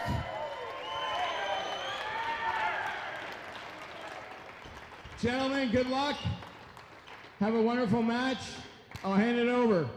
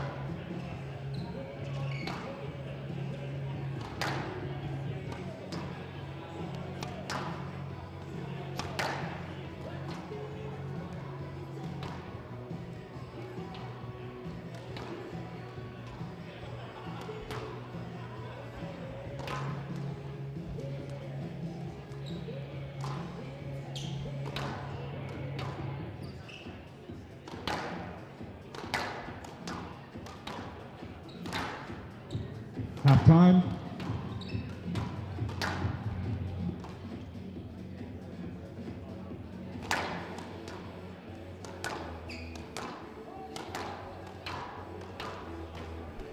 Welcome back. 2 more matches to go in this round 1.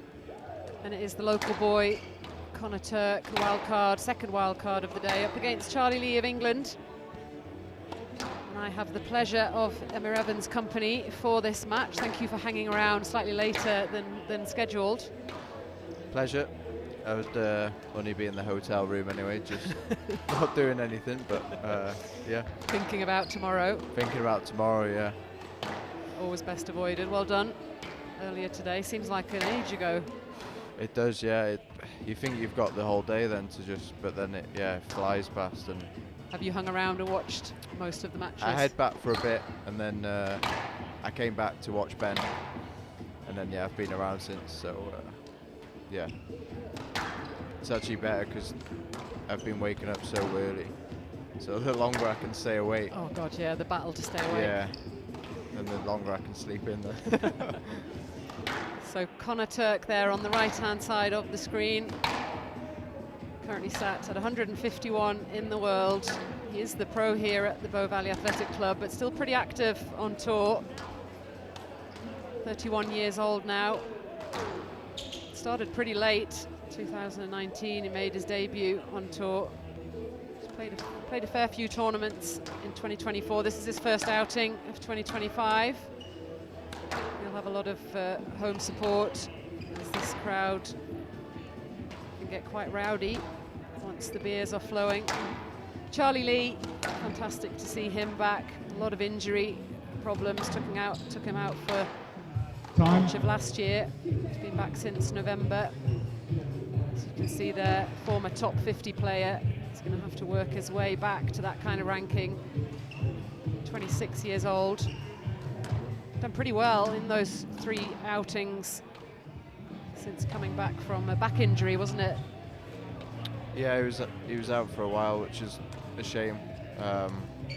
But to be fair, his first event back, he got to the final, which was impressive considering he had no matches under his belt. So his quality is definitely top 50, and if not a lot higher. So hopefully after these few events, he can push up a bit more as well. Yeah, it was one of those injuries where he was sort of struggling to get to the bottom of it, which is really, really difficult to deal with. Seconds. As a player, you just want to sort of have clear answers and a clear path, don't you, to recovery? Yeah, for sure. Yeah, there was no time frame really of, you know, it's not like he knew in 8 weeks. 15 seconds. I think he was having good weeks and bad weeks, and then suddenly just turned the corner. But he's seemed to always come back from those kind of injuries. Air Sprint Private Aviation Canadian Men's Open 2025, well. round 1 match. Connor Turk of Canada to serve, Charlie Lee of England to receive. Best of 5 games. Love all. Crowd already getting behind their man as Turk kicks off this match. It's going to be a tough task for him, but I'm sure he'll give it absolutely everything.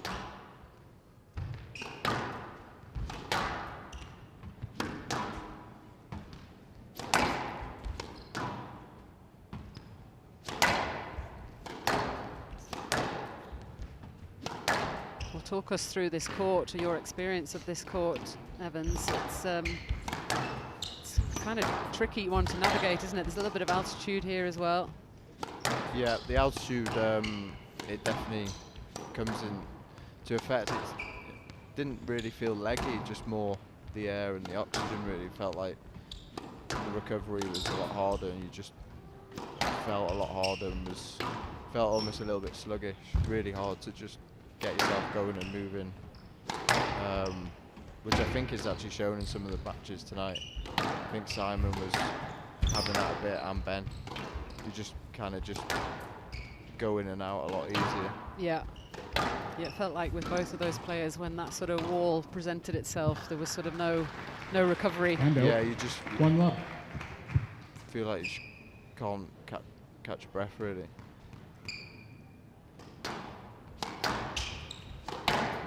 I'm very, very dry as well. It's so dry here, very isn't it? dry, so I think you feel tireder than you probably actually are. But Have you played a bit at altitude? I've actually, this is probably the 4th time I've been in Calgary, so they're normally like, yeah, the first few days you feel it, but then you get used to it, and if you can get a second match, you do feel a lot better for it, but it's just a bit of a shock to the system.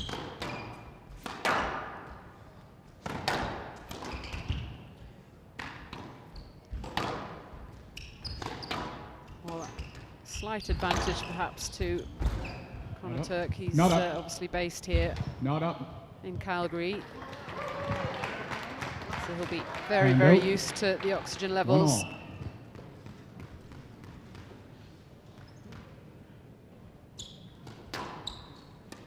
He's going to need every little bit of edge that he can get. Lovely player, Charlie Lee.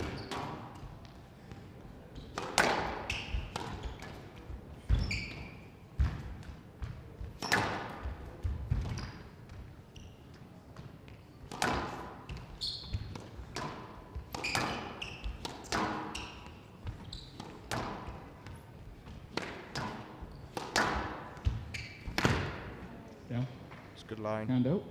He's got quite an all-round game, hasn't he? He's obviously got good build, good athlete, quick around the court, hits lovely lines, accurate. He's got a bit of hold as well. Yeah, he's a always lot to work with. Very smooth and efficient as well, Charlie. Never seems like he's dragged around the court or out of position, really. 3-1.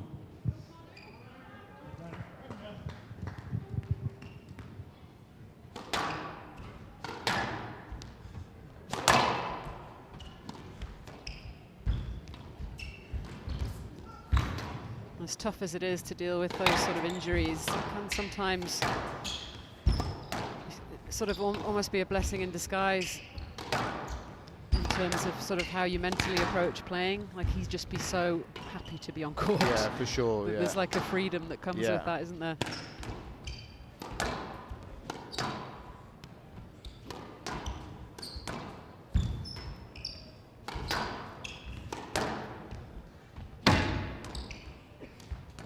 Let's hope that he can put a good run together. Still only 26, so plenty of time left. Clip the tin Hand there. out. 2-3. His brother had quite a lot of injury problems as well, didn't he, Yeah. Joe? I think he had, I don't know if it was the same, but towards the end I know Joe had a back injury as well.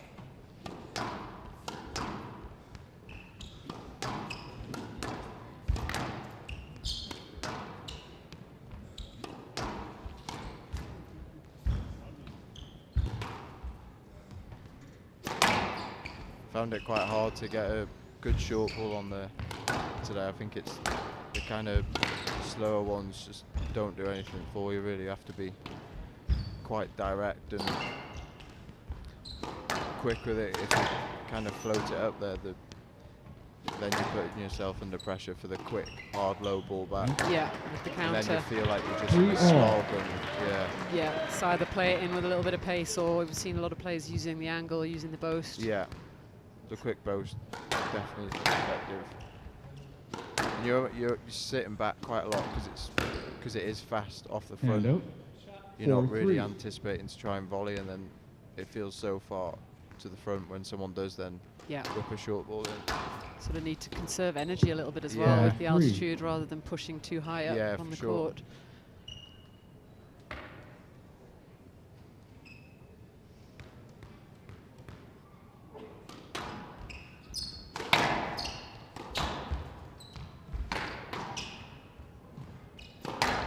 Could have gone out. I think Charlie was very effective. He seems to have the same swing for a lot of his shots. Hence why the hold's 6-3. effective as well. Well, you It could seems see in a- it there, couldn't you? Yeah. Connor was charging up to the front. Yeah.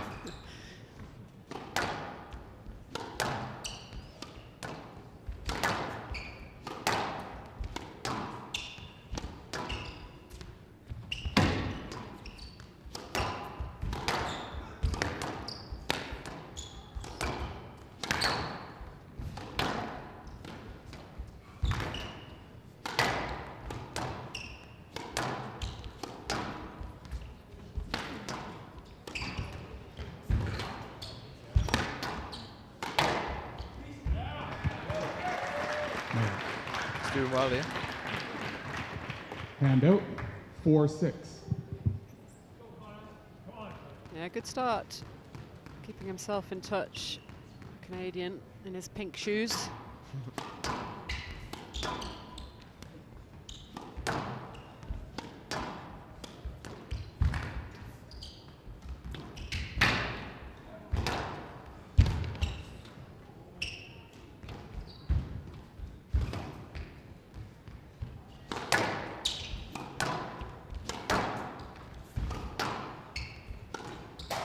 Yeah. Hand out. 7-4.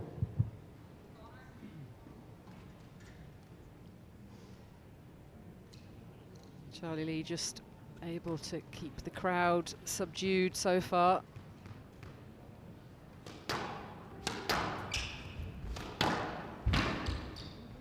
Out. Oh, it got called. It was called by the ref. 8-4. Is it out? I did say out. I thought they'd called it a double bounce there. I'll say it louder next time. It was good. Oh, they called the previous one out, 8-4. didn't I think that pickup from Connor they called out, but I'm pretty sure we could see that. Yeah. It was fine. Yeah. Hand out. It's a bit of 5-8. justice, possibly.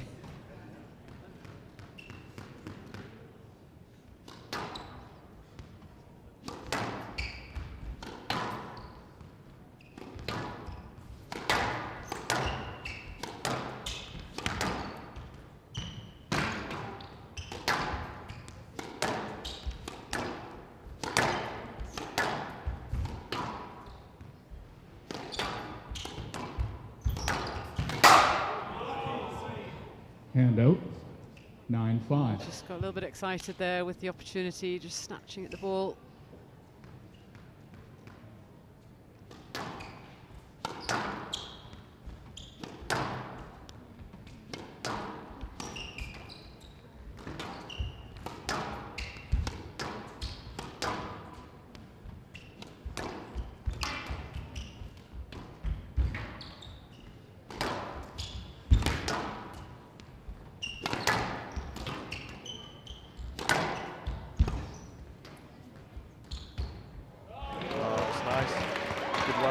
Hand out, 6-9. Yeah, decided to just take the ball right at the top of the bounce rather than try to use the hold. 6-9.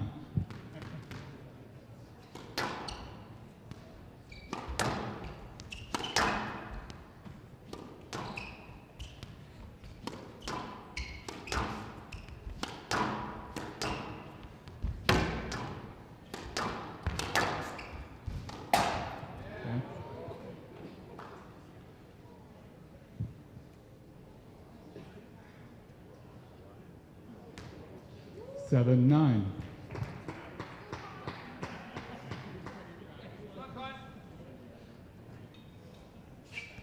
Hasn't allowed Lee to really pull away, just keeping himself in touch. One more point on the board and the crowd's going to start to get a little bit excited.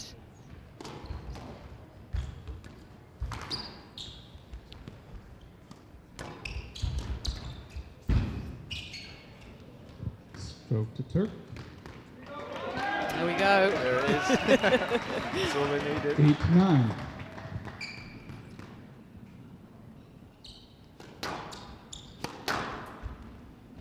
Always makes it better when there's alcohol involved for the crowd. Yeah, there'll be plenty of that flowing. Oh! Hand out, 10-8. Can you believe it? Done so well to get himself back in contention. Puts an easy one in the tin. It's 2 game balls for Lee.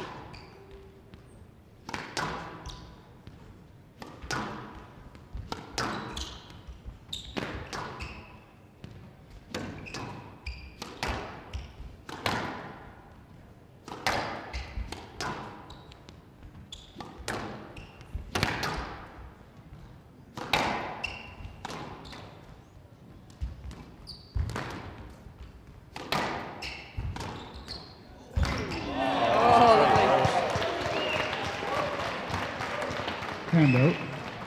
Such an 9-10. effective shot on the Game score. ball. Almost having to wait for the ball to go behind and then ripping it round.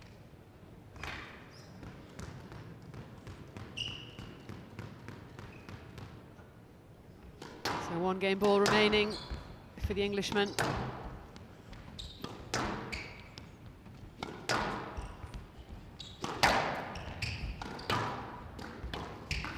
Oh, lovely. Such a tidy 11-9. finish. Calmly Game to put Lee. away, wasn't Lee it? There was no leads sort 1 of game sense to of love. panic from Charlie Lee there, as Turk got himself quite close on the scoreboard. 13-minute first game, and Charlie Lee takes it 11-9 and leads by 1 game to love.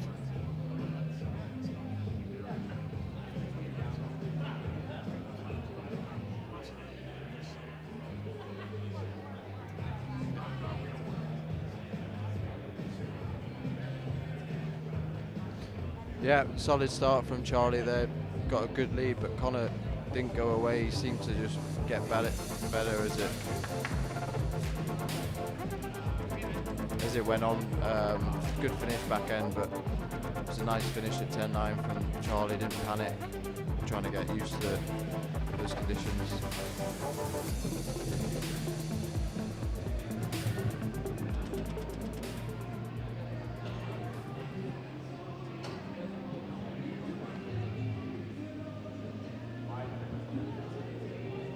Play will resume in 60 seconds.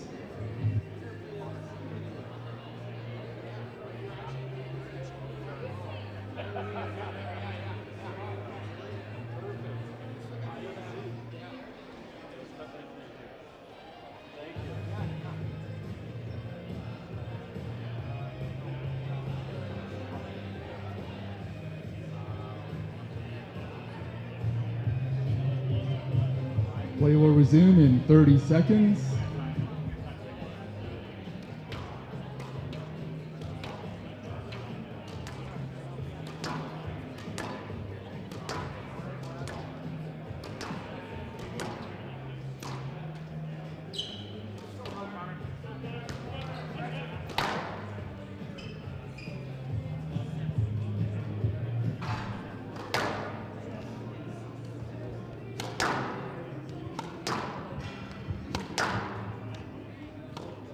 Lee leads 1-0.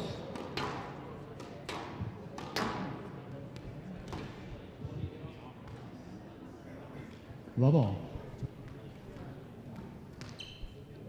So Charlie Lee with a 1-love lead in this match. It was a pretty good first game from Turk.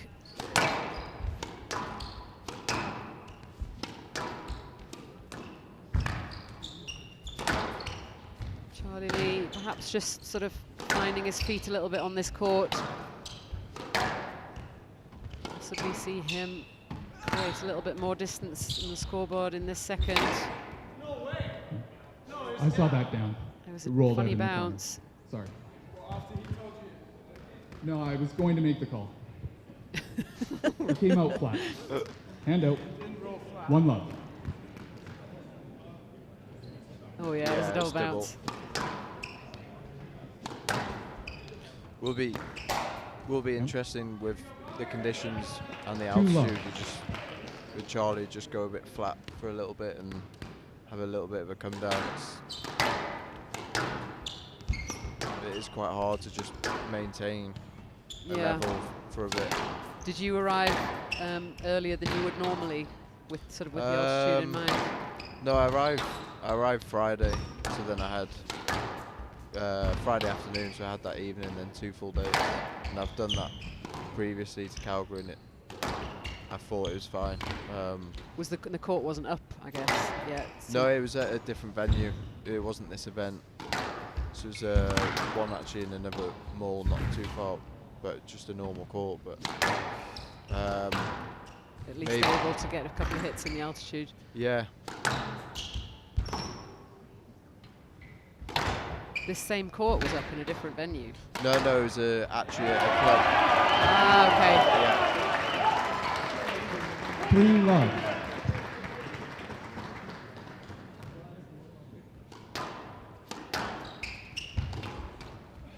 Well, what a start for Turk in this second game. Hand as out. he slams the ball into the 1-3. tin. Completely jinxed by me there.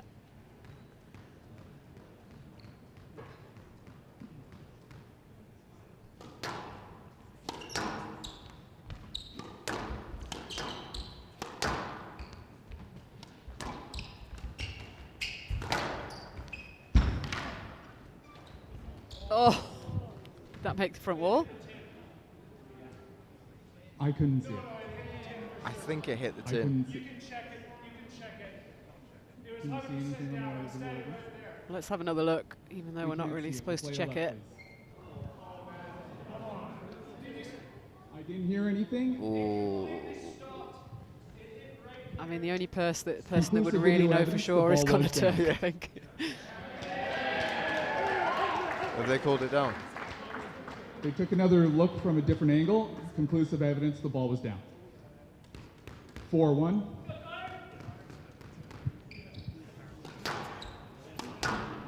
Pretty sure they see the same footage that we see. Yeah.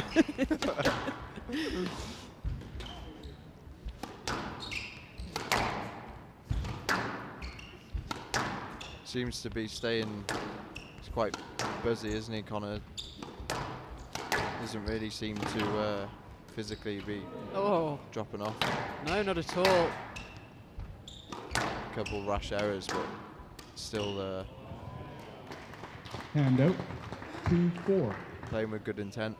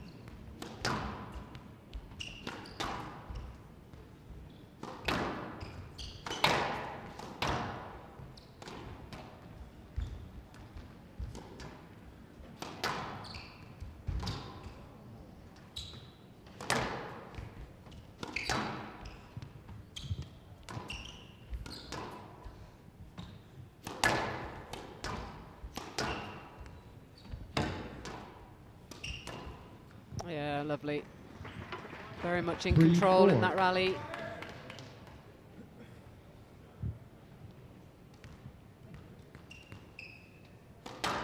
Just calmly making his way back into the game.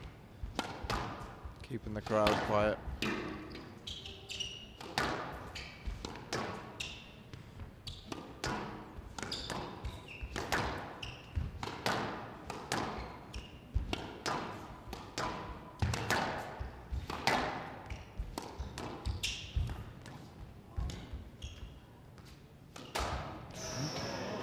Handout. It was on. 5-3. It was on.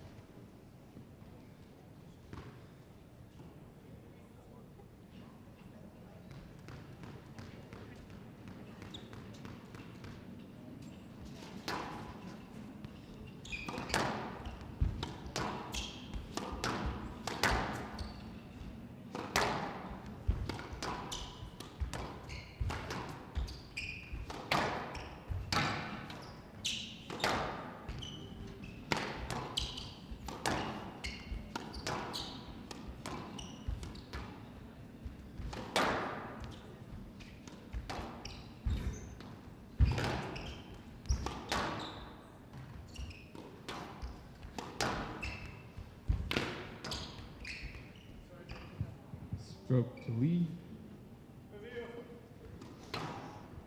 Player review, Turk on the stroke decision. Well, let's have another look. See how much room there was here. He just stays in the backswing a little bit, doesn't he? Yeah. Yeah, it's got to be. This will stay as a stroke. Yeah, can't really see this being overturned. He's right in the backswing there.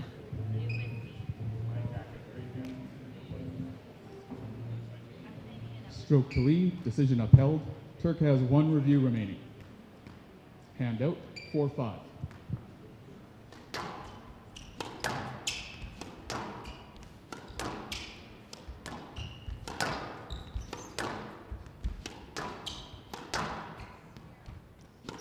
Just sort of calmly plotting his way through these rallies, isn't he? He's never really hitting the ball with a huge amount of 5 pace. all.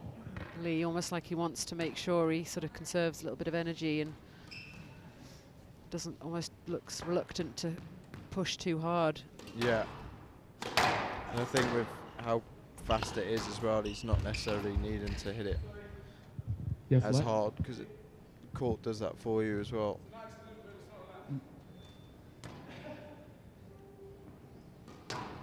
Player review Lee on the yes let decision. Well, back-to-back reviews. Lee this time.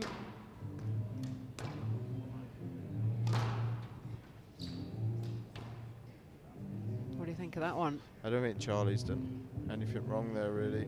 Just that back leg slightly, perhaps. Yes let, decision upheld. Lee has 1 review remaining. 5 all. How many do you get? 2 or 3?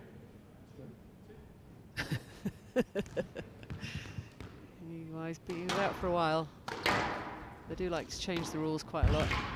Yeah.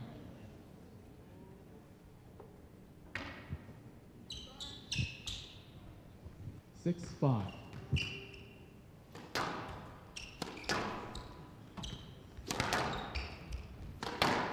You've got to be very clever with your video reviews these days, haven't you? Yeah. Use them wisely. I'm normally not great, but I managed to get 2 right today, which was... Is that rare? Yeah. 7-5. Or normally use them way too early as well. You're in plenty of company. There's not that many players that are good at using them. Some worse than others.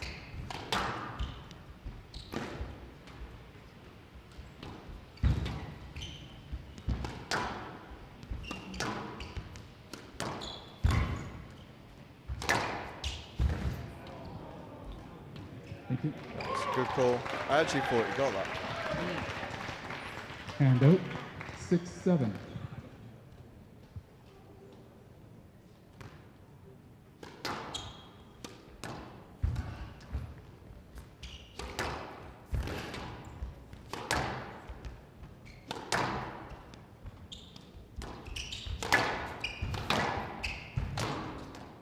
Great effort again from Turk. Oh, he's clipped the tin.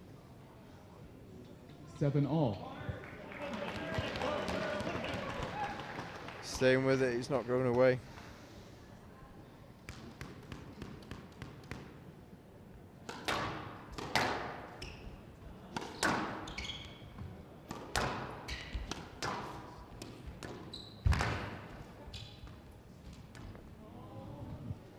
Hand out, 8-7. He's clearly been doing some training, Connor Turk. He played this event last year, lost out to Takue from Japan, but didn't get anywhere near this close. Hand out, 8-all.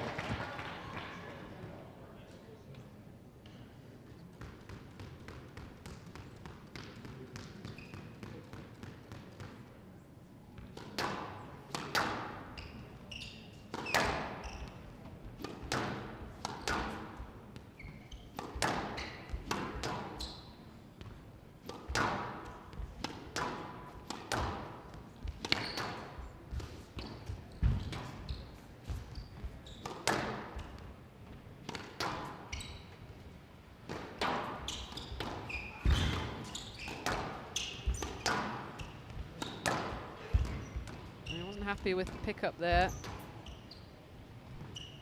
Yeah. I saw it good. Seems to affect him, doesn't it, for the rest of the rally?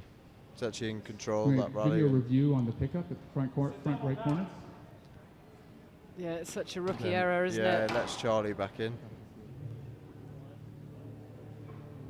Yeah, I think he got that.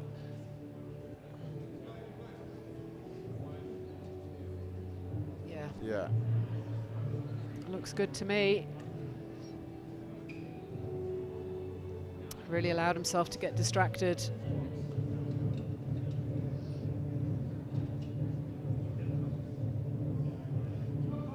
Ball was good.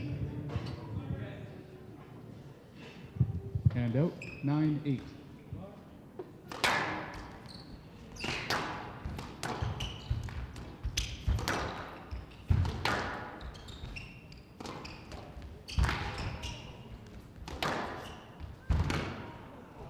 Again, the hold there from Lee.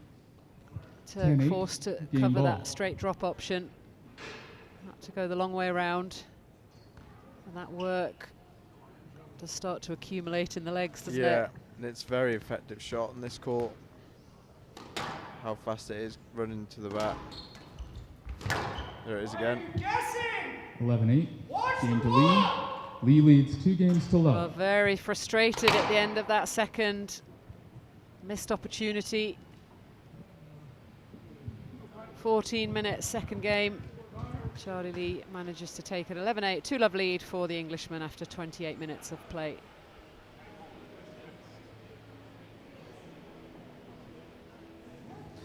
Yeah, it's another solid game from Charlie, but Connor not going away at all, frustrated with himself those last couple of rallies, but he's making a great account for himself. But Charlie, when it matters, staying very composed, using the hold very well as well on this fast court.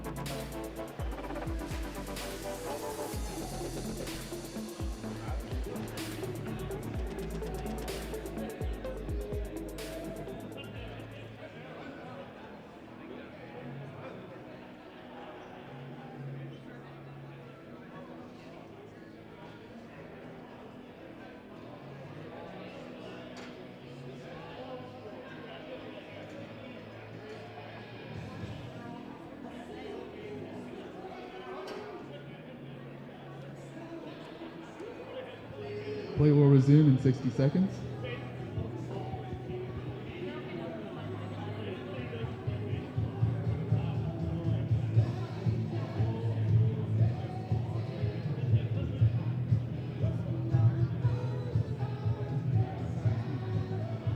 Play will resume in 30 seconds.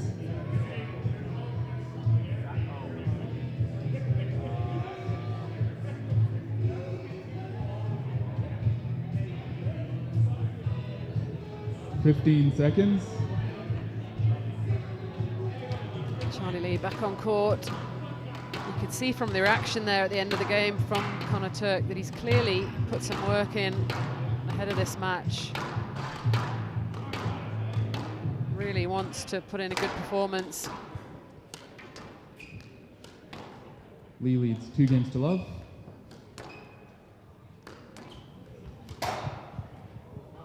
Oh no, oh, it's come back. Up the escalator. Love all.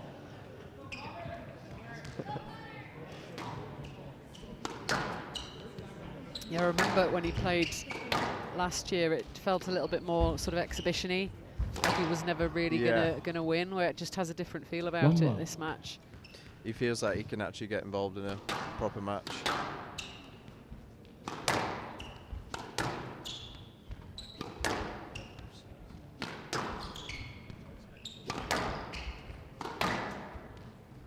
I mean, he has performed very well so far, but 2-love down. It's a mighty, mighty task ahead. He's stayed with it for a while with the scoreboard as well. He's been down, but he's not kind of just let it run away too quickly.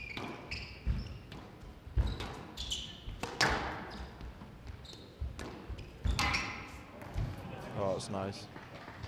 2-love. Yeah, applauded by Turk.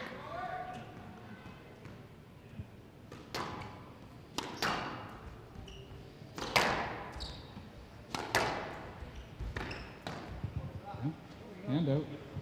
1-2.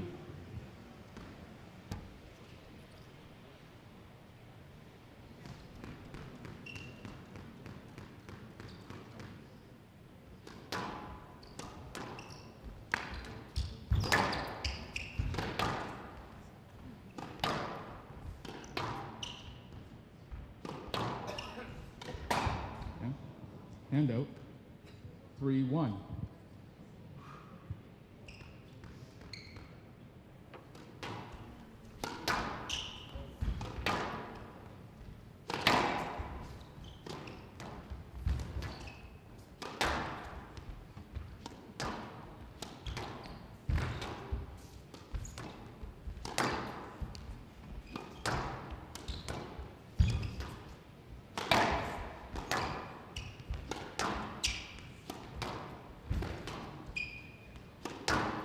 See Charlie now being a bit more proactive. It's in that first match of the tournament you get Thank you.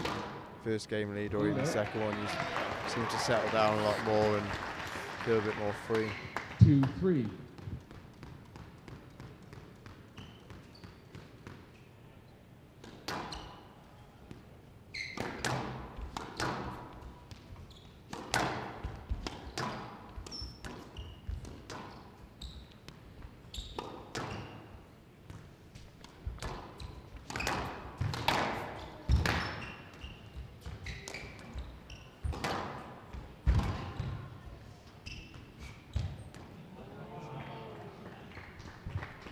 Yeah, so many options there to cover for Turk.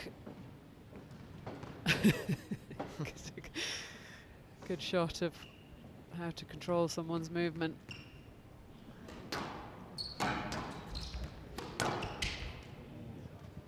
Five, 2. Looking like he might pull away in this third.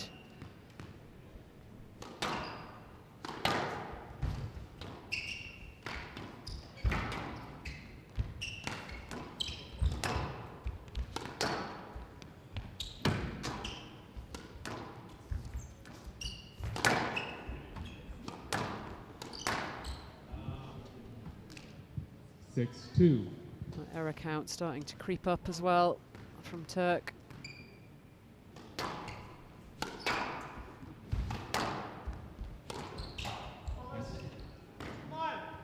Seven, 2.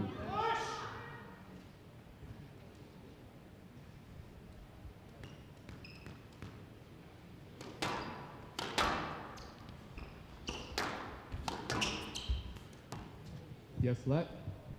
Yeah, there's room to play there. 7-2, left box. I think Charlie would be pretty happy how this has gone so far. The first two were quite good length, but without actually probably taking too much out of him. He's did a good good blowout. 8-2. Mr. Turk has a broken string and replaces racket. Yeah, it's pretty spot on, really, isn't it? What you need coming into a tournament for a first round. You don't want it to be too quick. You need a little bit of time on the court. You want to sort of feel it slightly, but not overextend yourself. So it's a fine line, isn't it, of wanting a match and then you're suddenly 60 minutes in a tussle. I always find that being, if you're top 8 and have a bye, sometimes I rather a match actually. Yeah, but then you don't want to go over the hour. Yeah, just because someone else has had a match, and if it's, especially in these conditions, but you know, you don't want a 90-minute 3-2, but. Yeah, no, it depends on the situation, I guess. But as you said, assuming that when he does get through this, he will face Omar Mossad tomorrow, and I would say that having had this match would give him a slight advantage. Yeah, for sure. I think with the draw change, I think he originally had Cardenas, which I think he would obviously prefer to play Mossad, so.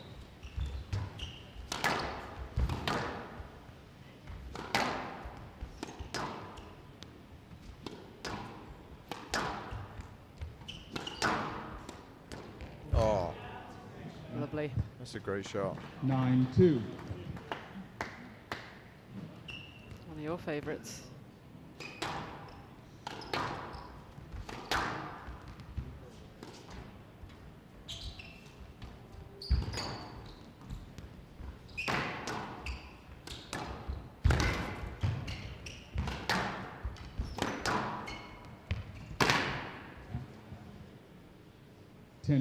Match ball. Well, a quick end, it looks like, to an otherwise pretty good match. Charlie Lee with 8 match balls in hand.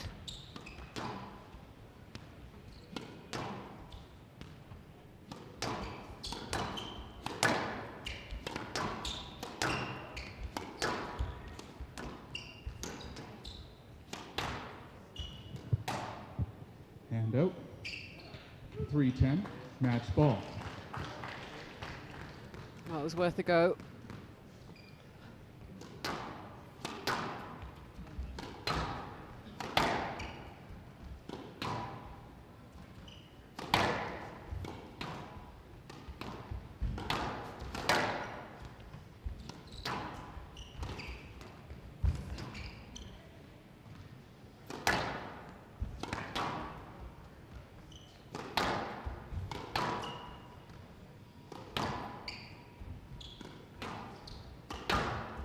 Straight lines have been very good today, Charlie.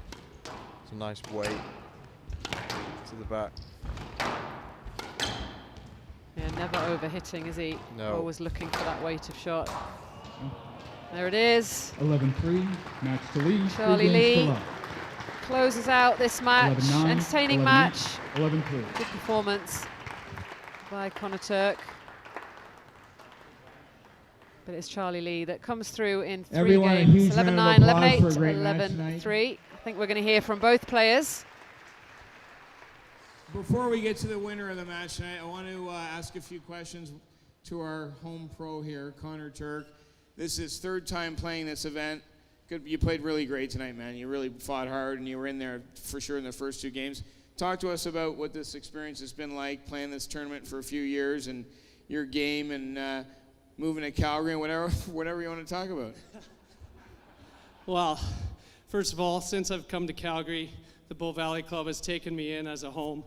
My whole life, I've been around a squash club, so that's kind of what I consider home, and I feel right at home from day one here. So that has a big part of just feeling comfortable, having tons of friends around, and just loving my job and where I work. So just like to thank Dean, Darren, and Bow Valley. And then on the squash side, who doesn't like to play on a glass court? I mean, really, it's unbelievable, this venue. I love to play in front of a home crowd. I always get pretty amped up for matches like this. Sometimes a little too amped up, but I thought I played pretty well in the first 2 games there, and he just doesn't give any free points. When it kind of got close in the first 2 games, I gave him a couple errors, or he got a couple extra balls back and just forced an error out of me. So that's what experience does. But great match, great clean player. I always enjoy that. And great crowd, so thank you. Everybody, your home pro, Connor Turk. And now to the winner of tonight. And I just found out that we know who your father is, so I feel really old now. But it was a great player himself. But talk to us tonight. I think it's your first time here in Calgary, at least at this event. Talk to us about the event and your match tonight, and who you got next. Yeah, thanks very much. So, yeah, first time ever in Calgary. It's been fantastic so far. Absolutely love the city. And all the people have been extremely welcoming. To play on a glass court in a venue like this is particularly special. And to have an amazing club nearby as well makes it such an easy event to be a part of, which is brilliant for all the players. So thanks for having us, firstly. I think Omar Mossad is up for me tomorrow. So yeah, I've never played him before. He's got great pedigree. Reached the World Champs final in 2015, I think. So yeah, I'm really looking forward to that, to get back out here. And yeah, it was a great match tonight with Connor. He obviously had all the support, as I expected, but it was a good match, good fair match, and I really enjoyed it. So looking forward to tomorrow. Well, best of luck to you tomorrow against Thor. And everybody, just before we're going to have a short break, but I just want to recognize on this court here, all these sponsors, we're getting more and more each year. This tournament, it takes a lot of dough to run this thing, both prize money and this court and everything we do. We have a new landlord here. Yeah, he always speaks pretty well, Charlie.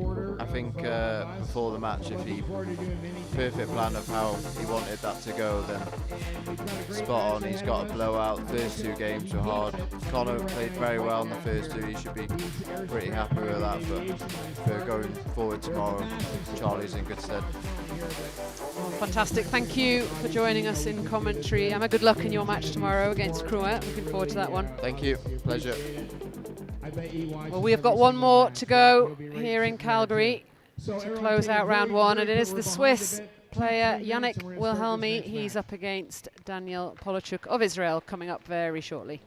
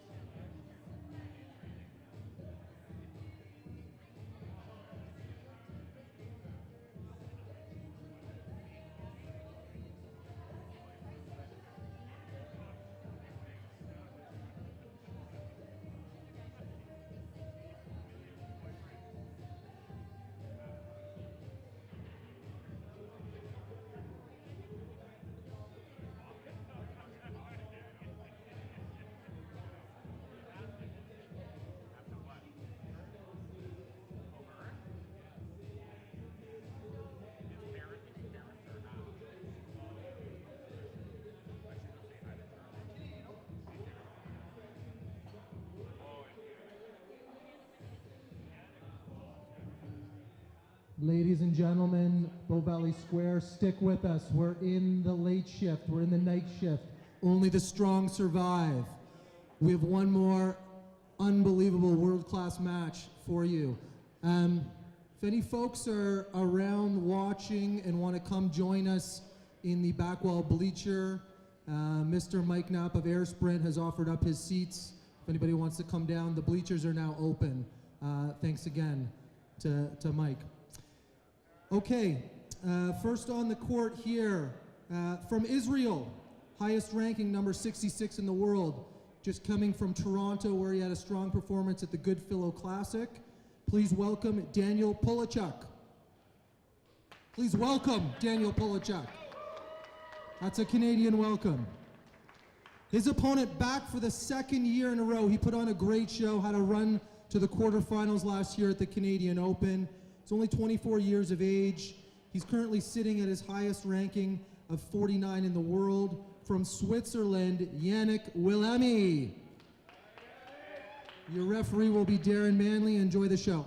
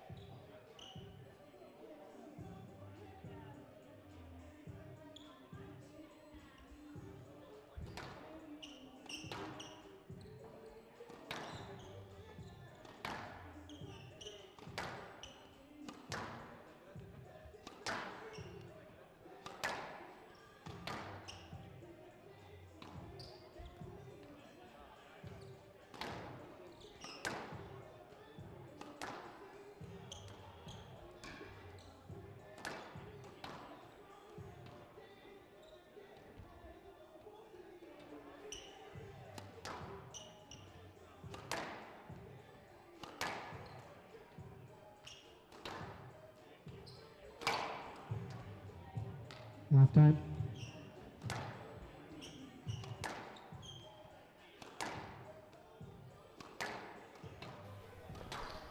Our last match coming up for you. Yannick Willamy of Switzerland up against Daniel Polachuk of Israel. Could be a good finish to today's play. Certainly has the potential, this match. Both these players competed here last year. It was a very good run for Willamy, particularly making it through to the quarterfinal. Lost out to Hesham. Polachuk of Israel, 29 years old. Currently sat just 3 places off his highest world ranking. 69 in the world right now. 8 titles to his name. Lost out just last week in Toronto in the semi-final, I believe. Semi-finalist as well in the Cambridge Group of Clubs Classic. That was at the end of last year.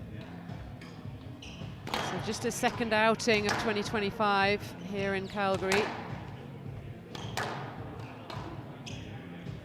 I think it's his 3rd time here.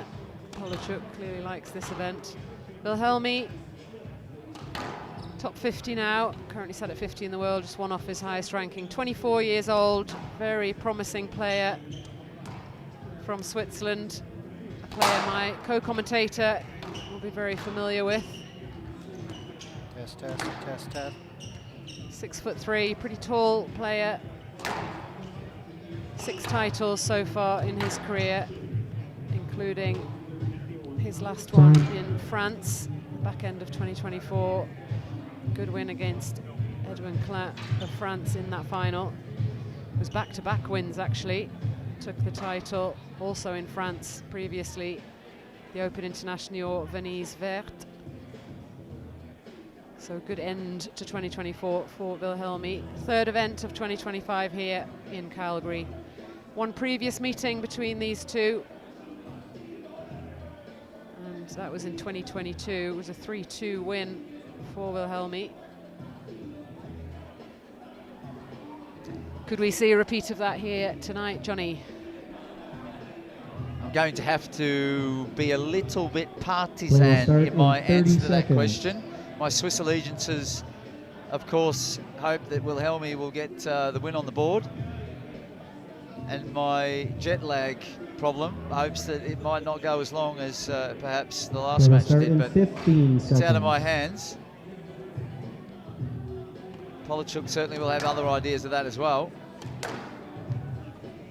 Sekisui Open 2022 was that 5-setter. Air Sprint Private Aviation Canadian Men's Open 2025, round 1 match. Daniel Polischuk of Israel to serve, Yannick Wilhelmi of Switzerland to receive. Best of 5 games. Love all. I'd say Wilhelmi certainly the steadier player of the two. Polachuk can run sort of hot and cold with his squash.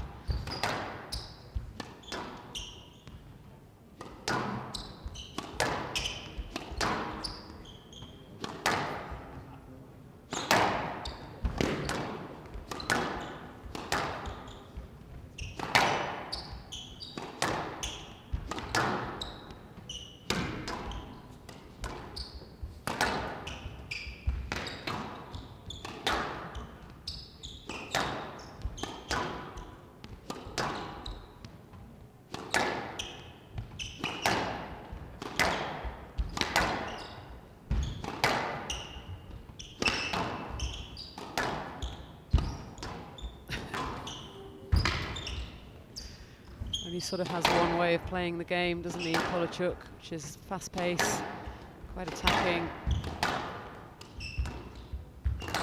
Sort of refuses to waver from that plan and that tactic, no matter what's happening out there.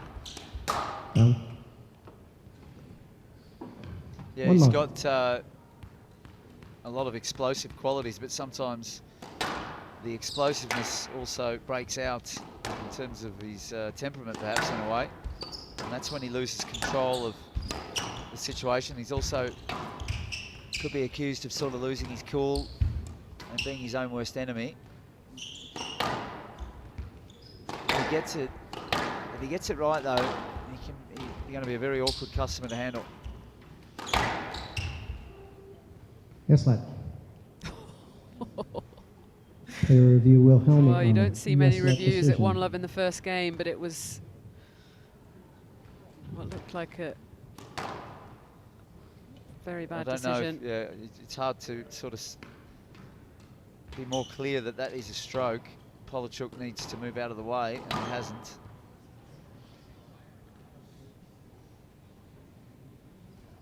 Stroke to Wilhelmi, gets decision away with the overruled. very early review. Wilhelmi has 2 reviews remaining. Hand out 1-all.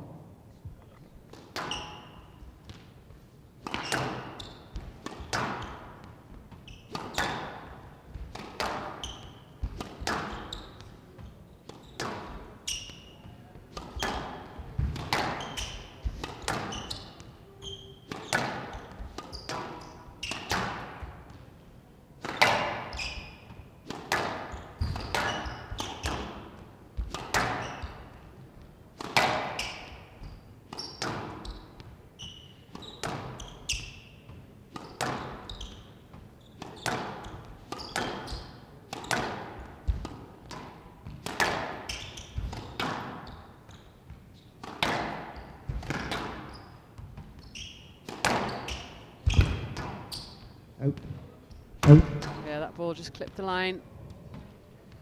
2-1.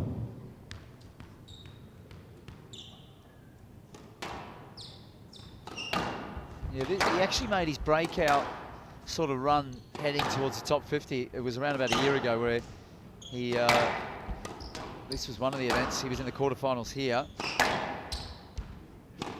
Also made a good run in Pittsburgh just before that.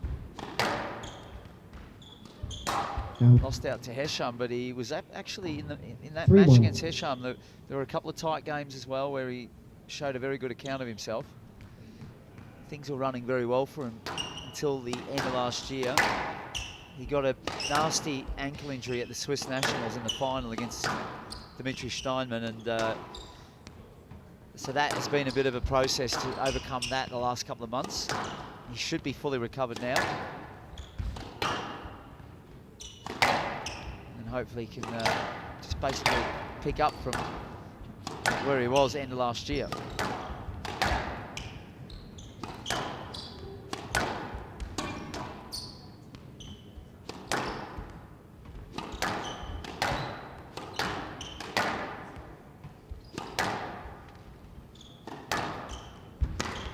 Yeah, I do remember being very impressed with him here last year.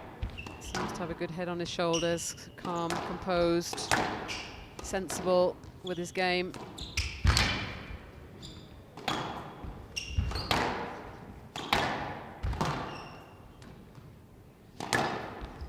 Stroke to Polishchuk.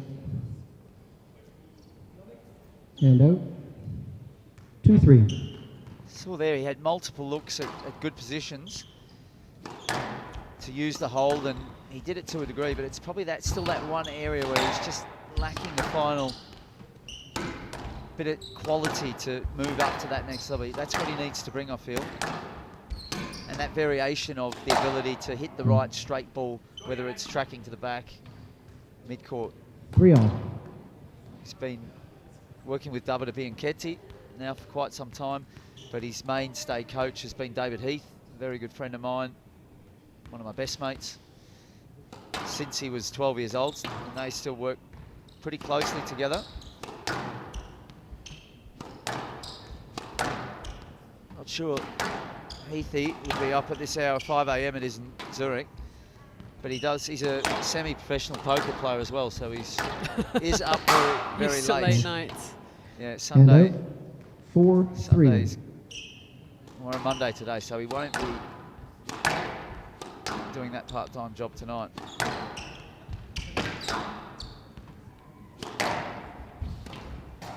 No. 5-3. But this is a good start. He's showing a lot more steadiness around the middle of the court. He's got Polishchuk pegged in the back half, not able to express himself at all, and 6-3. feel like Polishchuk's going to run out of patience if this continues like this.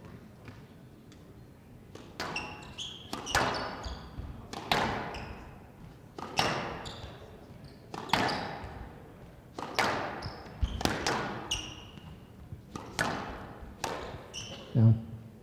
And out. 4-6.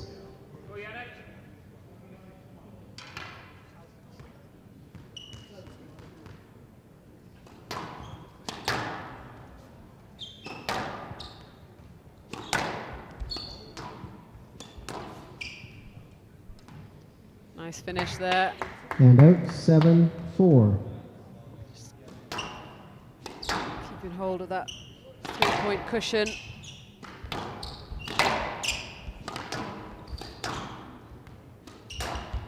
Down. Errors have started to flow 8-4. from Polishchuk at the back end of this first game.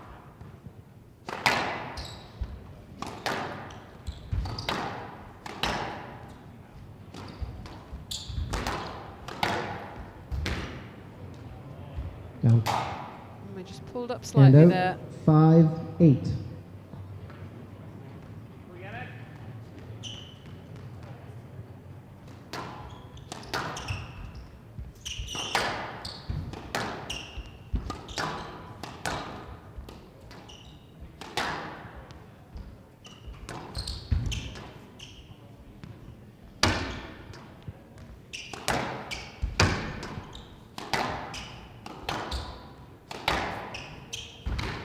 lovely line.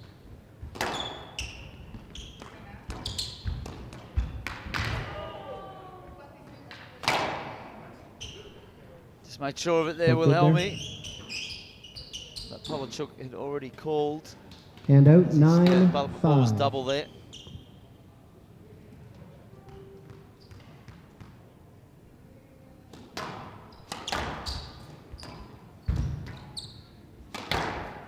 Oh, it's a beautiful slam dunk there as he finds 10-5, game ball. good spot on the first floorboard here. Second maybe.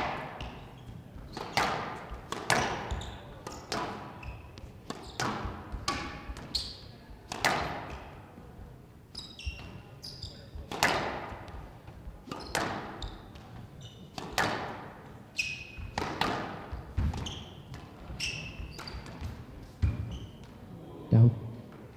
Hand out, 6-10, game ball. Well, still 4 game balls remaining for Wilhelmi.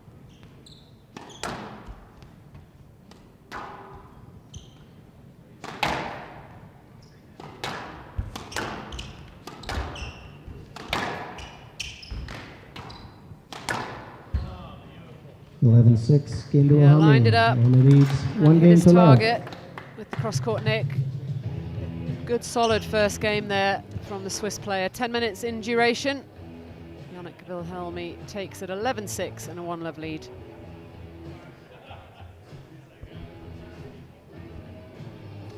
Yeah, very good solid brand that he brought into this match here right from the get-go, Wilhelmi. He's finding his range on his lines, keeping it nice and tight. We're hearing the racket of the Israeli player clunking on the sidewall quite a bit. And then he put away some nice straight attacks, mostly from the middle of the court. Nice cross nick there to finish. Bit of stand and deliver on that one, Vanessa. Not moving too much. One game to love.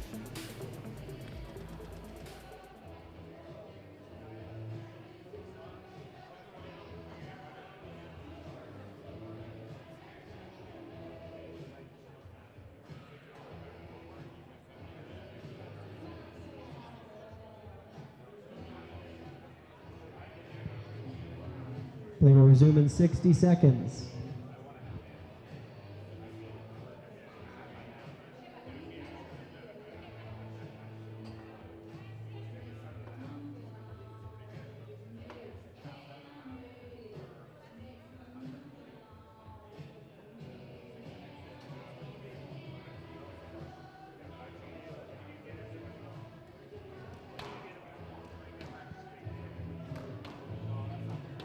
Play will resume in 30 seconds.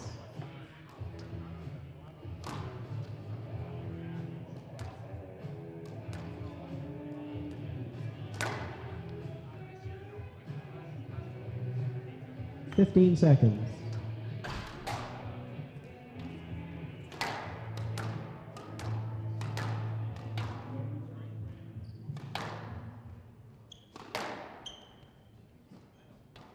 Wilhelmi leads one game to love. Love all.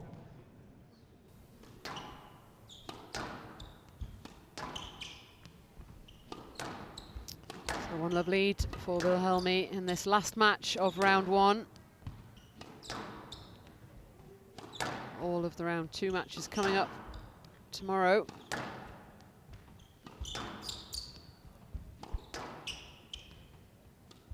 Remind me who the winner of this match meets, Johnny.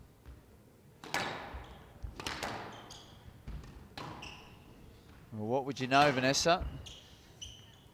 It will be the man that is in Wilhelmi's corner, coaching in between games. His fellow countryman, Dimitri Steinman, also his club teammate, Grasshopper Club in Zurich. Not forgetting, big tournament in the calendar coming up for the first time at the main station in Zurich. So potentially a repeat of the Nationals final on this court tomorrow if And out Wilhelmi one can all. get through this test against Polachuk. Bit of a way to go yet. Hand out, 2-1. Not doing himself any favours there because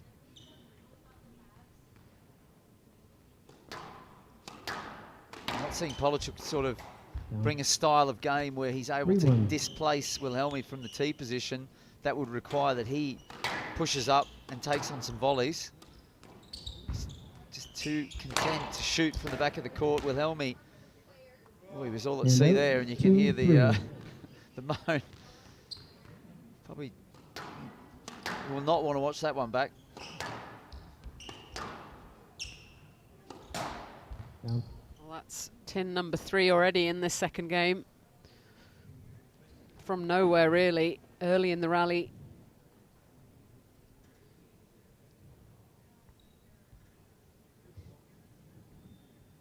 It's coming around.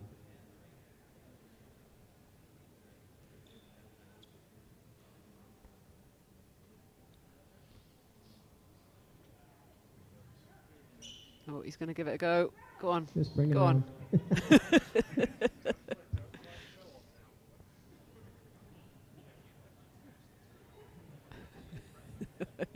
He really thought about it. And out 4-2. Decided to go with the safer option.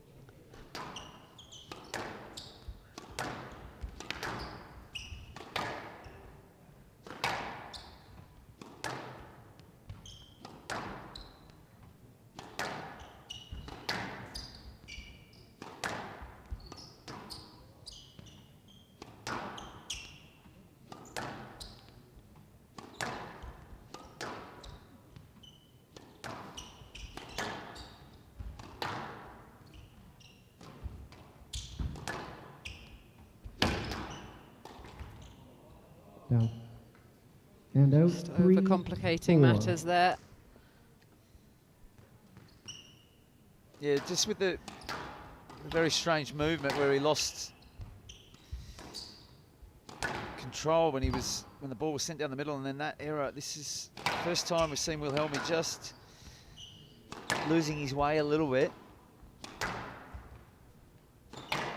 Feel like if he keeps this type of organisation where he's got good line control, he's able to stay quite comfortable in that mid-court area and just pick things off. And probably bank on the fact that he knows that Polachuk's likely to go for something from a long way back. Now that's a great shot. 4-all.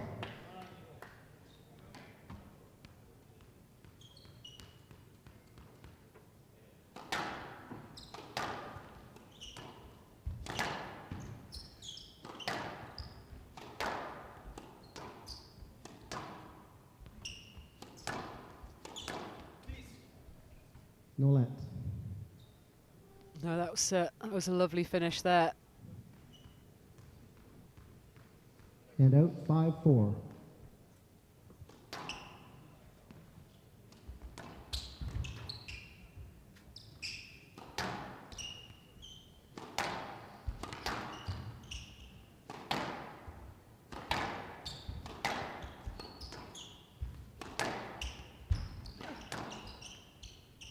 Stroke to Wilhelmi. 6-4.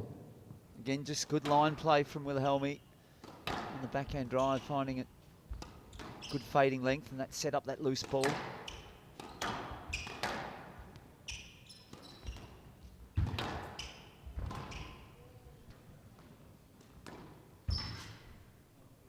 Thank you. Well tidied up, so this is a good move here, 4-all. 7-4. Just correcting a couple of little errors that he'd made. But it's all, again, being set up from accurate line hitting like this.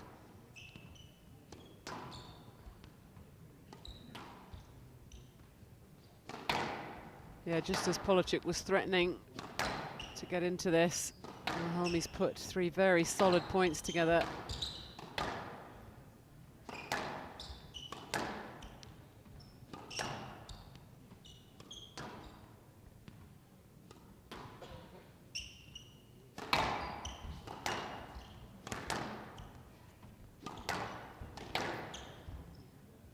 Yes, let. From the right box, 7-4.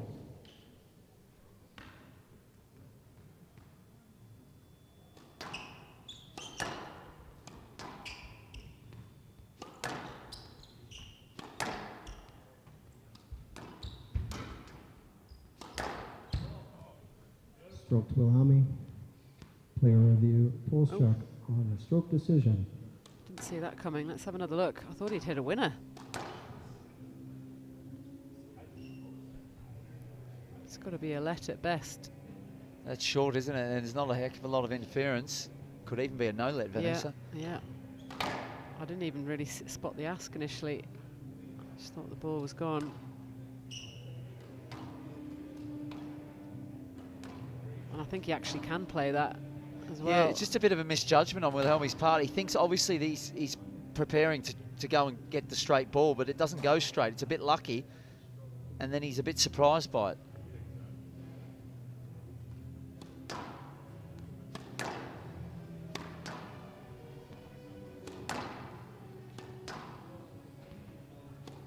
Probably a fair outcome in the end, just the element with the swing on the follow through.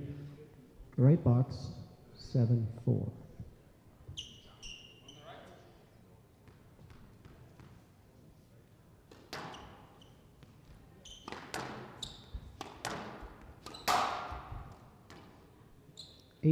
There's the compounding effect, the 3 good points that you mentioned, Vanessa, and able to bank yet another error, and those errors are all coming from a long way back. That one's even from mid-court area. 9-4. So it's just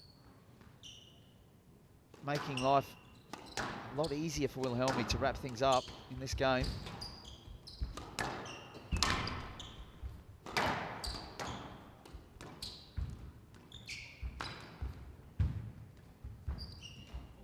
Oh, some serious deception on that. He threatened and then he stopped and then he sort of walked through it. Game ball. Oh, it's a beautiful double move there, but unfortunately it doesn't come off. 6 game balls for Wilhelmi for a 2-love lead. And another ball finding the tin from the racket of Polachuk. So again, quite a quick end to the promising early stages of that second game. 9 minutes in duration, Wilhelmi with a 2-love lead.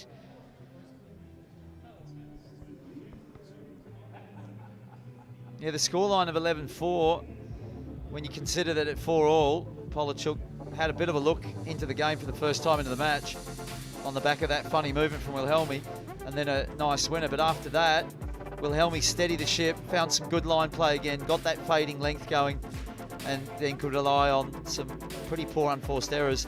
And I would almost say that the unforced error count's got to be 10 or 11, which is one game of the 2 that Yannick's won. 2 games to love for the Swiss.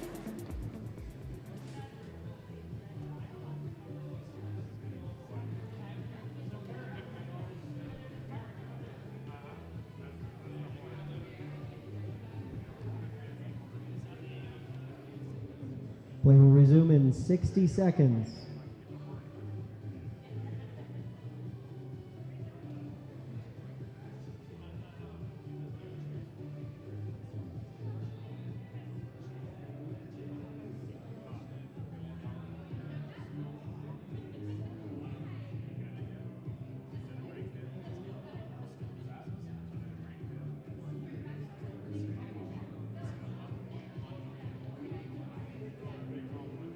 Play will resume in 30 seconds.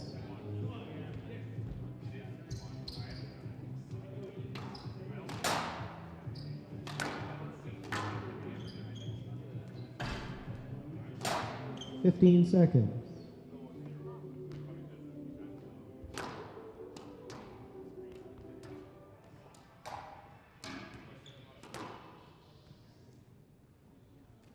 Wilhelmi leads 2 games to love. Love all.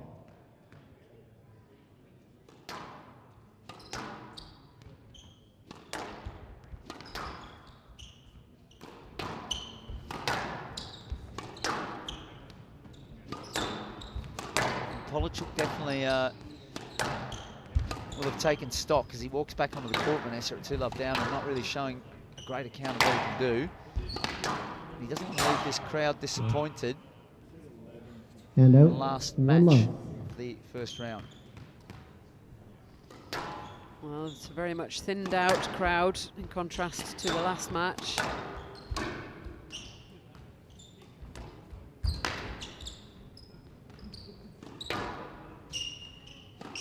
is going to try and stage a heroic comeback on this court.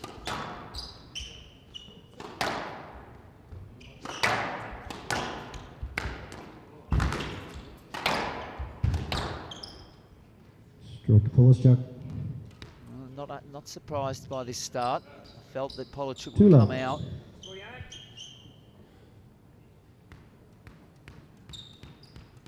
Lift his game a little. That's what he's doing so far.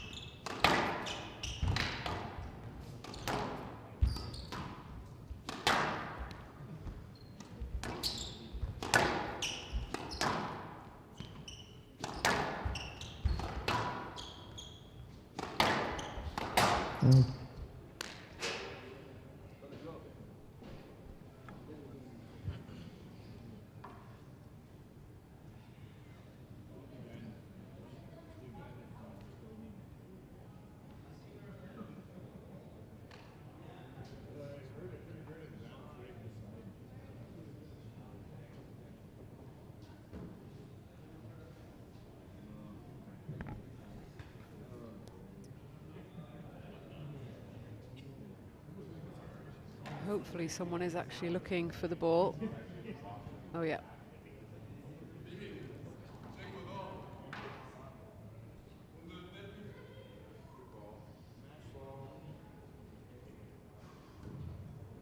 I'll warm a new one up. I think we might be getting a new ball here.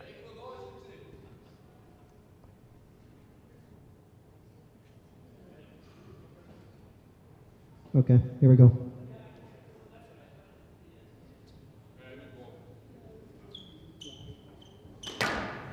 The lost ball will give the players a little bit of time to warm this one up.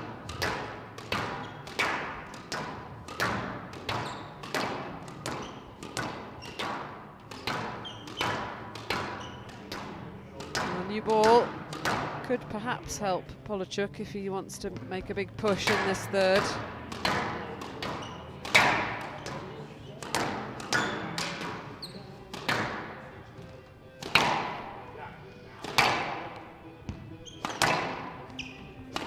Wasting no time on this to get this ball rocketing off that quick front wall. It feels like they're just trying to accelerate even more. I think the ball's ready to go.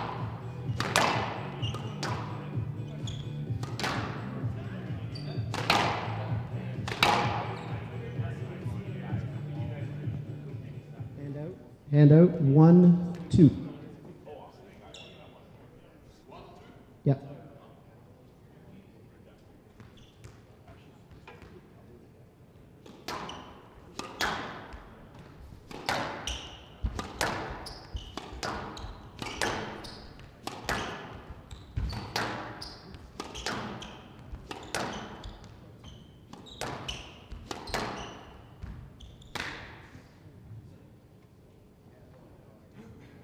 Hand out, 3-1.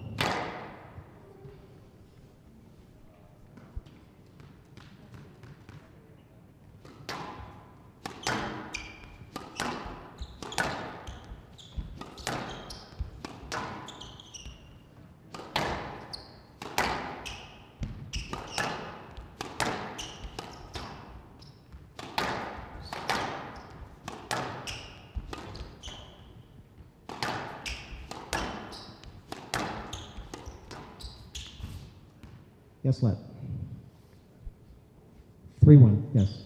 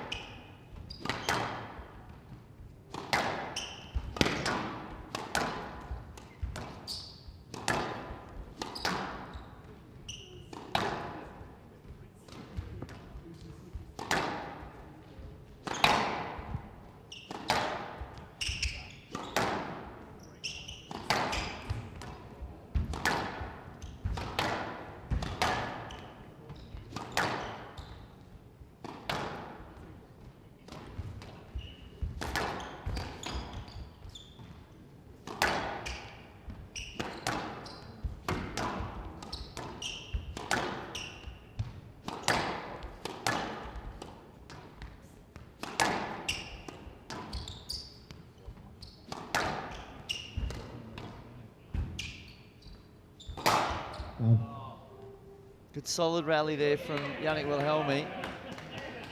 Ball And is out. 2-3. much more of a flyer than the one that we lost. And he did the right thing there. He just extended that rally out, worked patiently. Once again, happy to wait and see if we can just get that error out of Polachuk. That is a beautiful, just straight kill into the neck. Bit of an angle to work with, and he found it.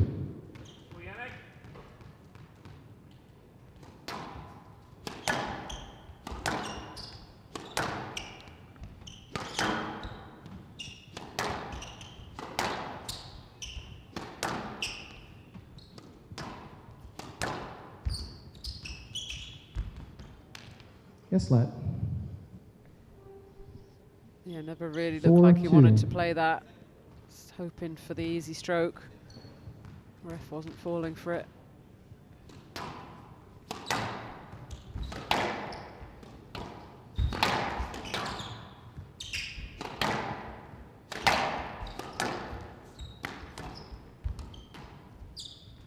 Out. And out 3-4.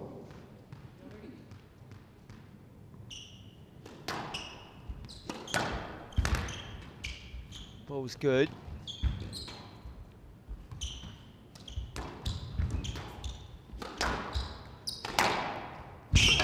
Serious speed, but he's not able to get it back. It was Yeah, I was unsure about the pickup. We checked the video review. Please check the pickup in the front look at it. left.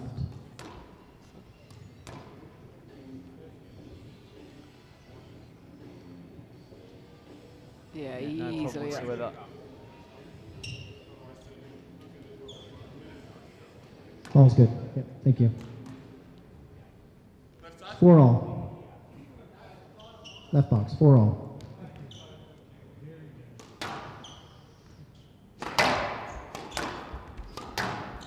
Pretty good start from Polachuk to this third game. Still managed to make a few errors, but they've come slightly later in the rally, showing a little bit more patience. Helmi's done well to sort of weather this mini storm.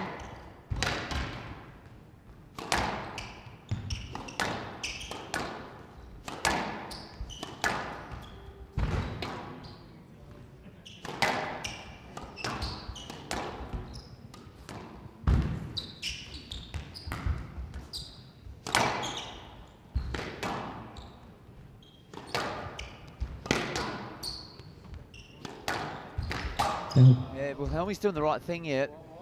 It's well spotted, Vanessa, because 5-4. Polachuk's definitely having the best phase of the match so far. He's showing more patience, but each long rally generally ends with an error. And that's been logged by Wilhelmi. Polachuk, once again, the hand goes out. He's not sure about that pickup. And out 5-all. Error settles it.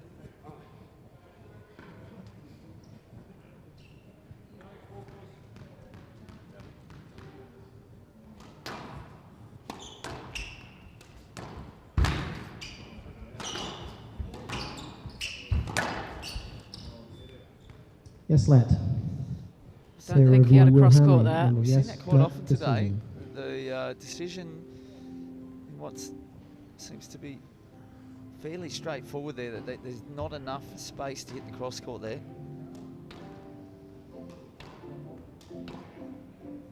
I mean, it's the other thing is, it's not only is the ball loose for me, Vanessa, the ball is tracking more inwards the further it goes, which at this level, you just can't make ball striking errors like that and get away with it when your opponent's, perhaps he's slightly late, but he still can hook that ball cross court, no problem.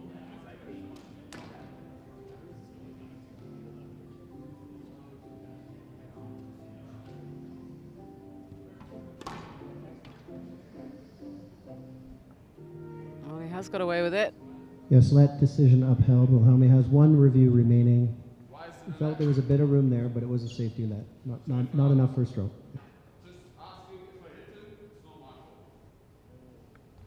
The right box, Actually 5-all. pointing out what I said You're one of the serving. prior decisions 5-all. where it was pretty clear that there was no front wall, that if he hits it, that it's not his fault.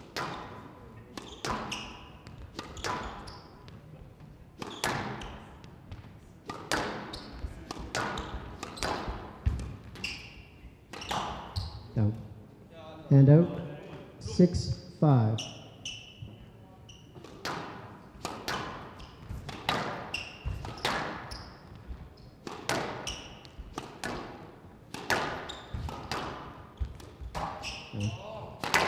And out 6-all.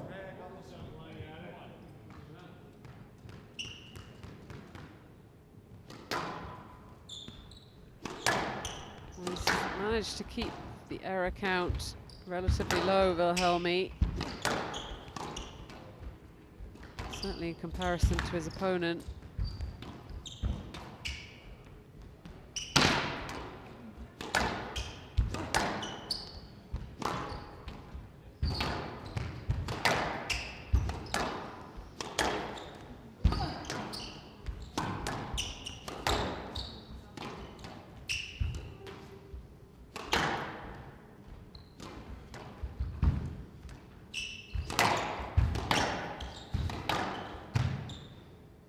Yes, let. 6-all.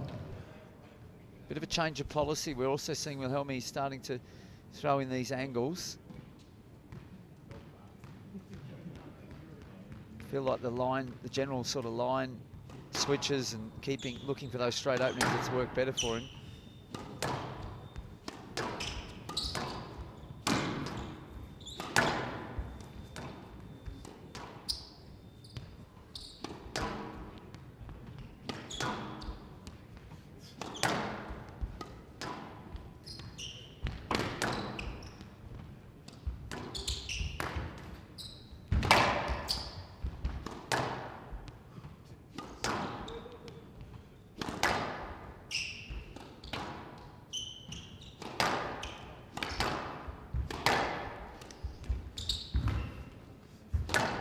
Well, again, Polachuk finding a bit more patience.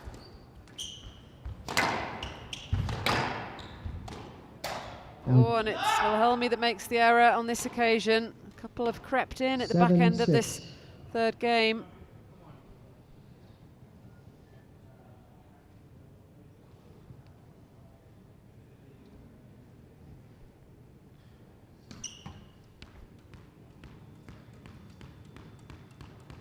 Could be that Wilhelmi's just feeling a little bit of fatigue creeping in. Polish chuck. Hence, just opening up the front of the court a little bit 8-6. rashly at times, and Polachuk's just been steady from the beginning in this game.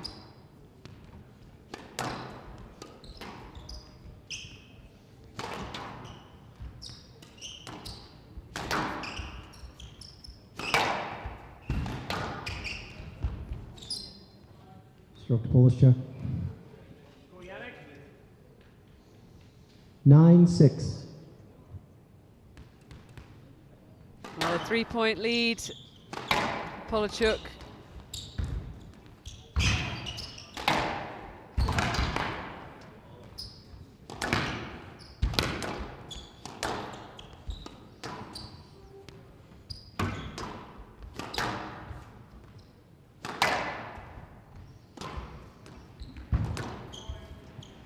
Strokes flowing as well.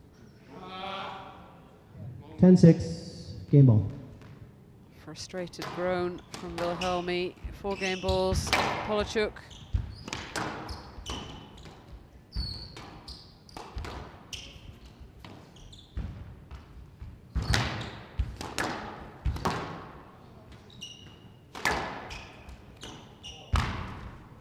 Yeah, definitely feeling a bit of fatigue.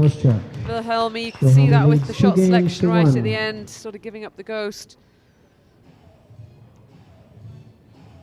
Polachuk plays his best squash in that third 17-minute game. He takes it 11-6, but it is Wilhelmi that's still leading 2-1 after 39 minutes.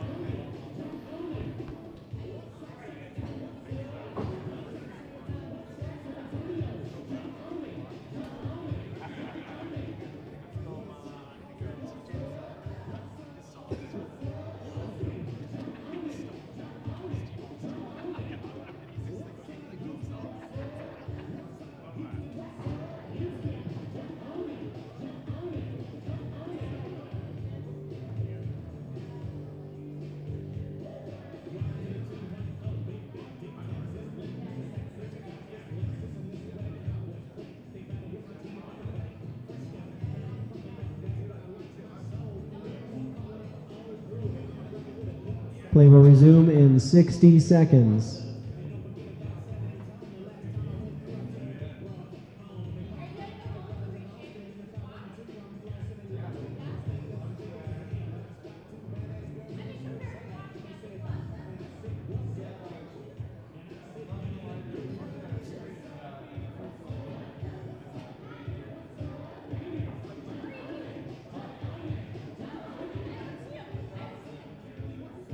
Play will resume in 30 seconds.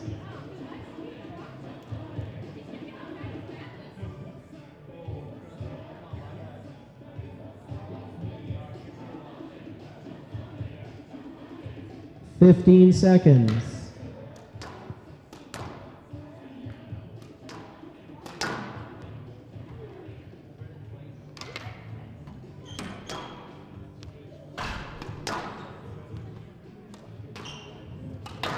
Wilhelmy leads 2-1.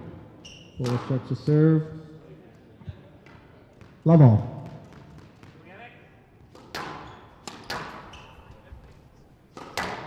Well, here we go with game 4. Wilhelmy with a 2-1 lead, but Polachuk taking that third. And a slightly fatigued looking Wilhelmy at the back end of that game as well. See a big push from him here to try and get himself ahead. It's just traffic, yep. A little bit of a cushion in this fourth. If he is starting to struggle physically.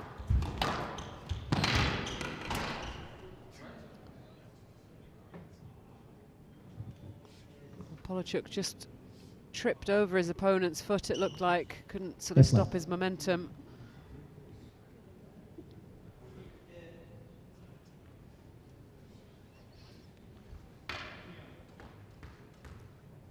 Love all.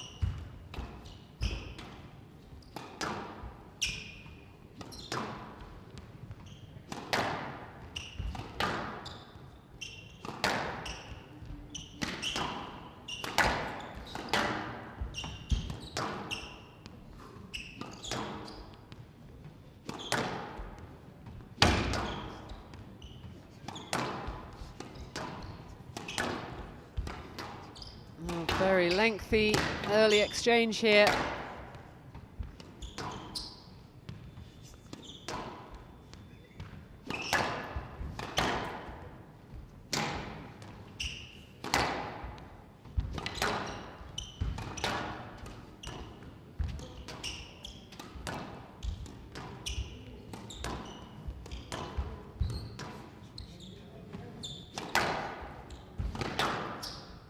Longest rally of the match so far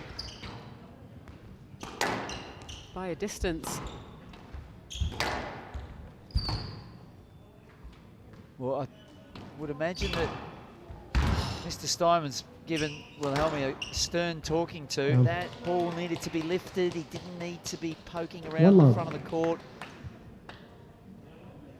The longer that rally went, I felt it was more in favour of the Swiss players' campaign early on in this fourth game.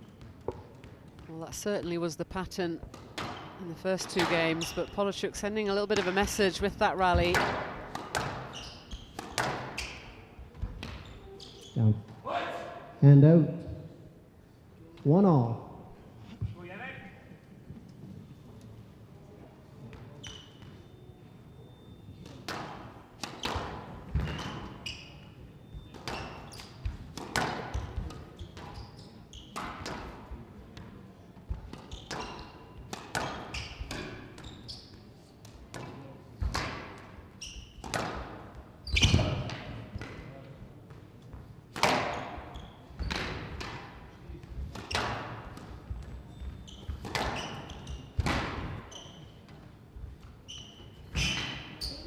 Out. Incredible court coverage from Polachuk. Couldn't control that last one, forcing Wilhelmy to have to 2-1. play that extra shot. Well, the crowd are being wooed a little bit by these spectacular type movements from Polachuk, but maybe what they're failing to understand is that he's not going to keep doing that, Vanessa. This is really good squash from Wilhelmy.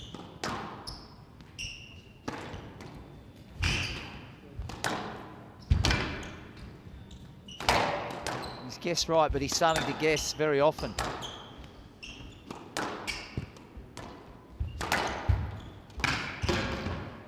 Oh, wow.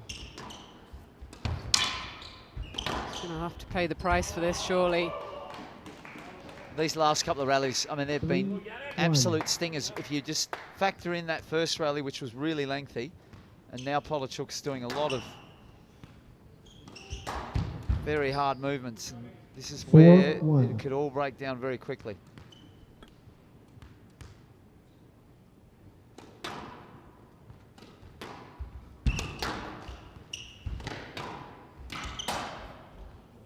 And out. 2-4.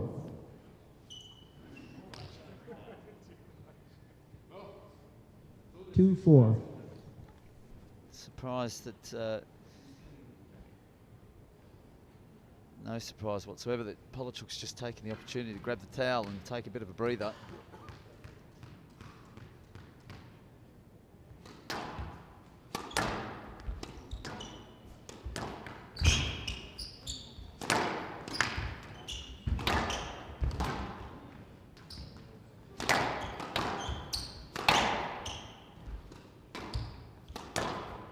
Oh, that's a fabulous finish. And out. 5-2. A lot of authority here on that volley drop, just nice carving action, bottom edge coming underneath. Now he's starting to take charge here. Wilhelmy looked a little bit tired at the back end of game 3, but perhaps it was more mental than anything.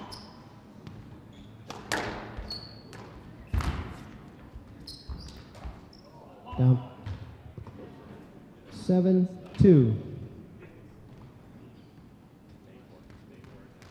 Well, reaping the rewards now for that start of this fourth. Some lengthy exchanges, put some serious work into Polachuk, considering that Wilhelmy was the one that was looking fatigued at the back end of the third. He's come out really strongly in this fourth.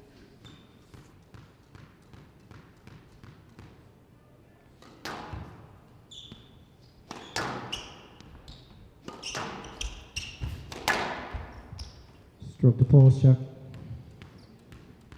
4-7. A little bit unnecessary that. Wilhelmy's the one who's very much in control. He's got Polachuk where he wants to have him. He needs to just put in the finishing touches. Right up, thank you. And out. 8-4.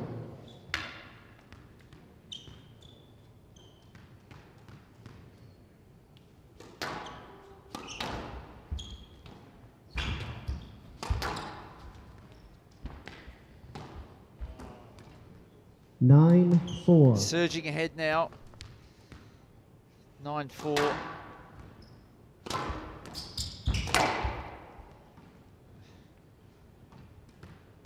Stroke the pulse check. And out. 5-9. Stopping momentarily just to get the referee to officiate, put the stroke officially in. 6-9.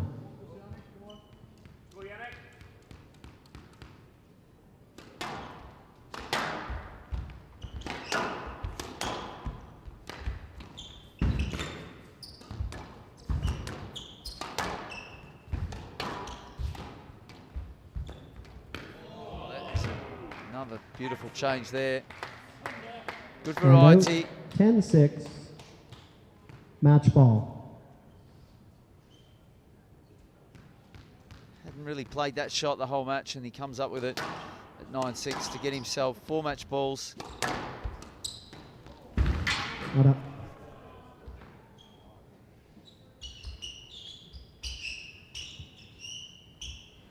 Hand out 7-10, match ball.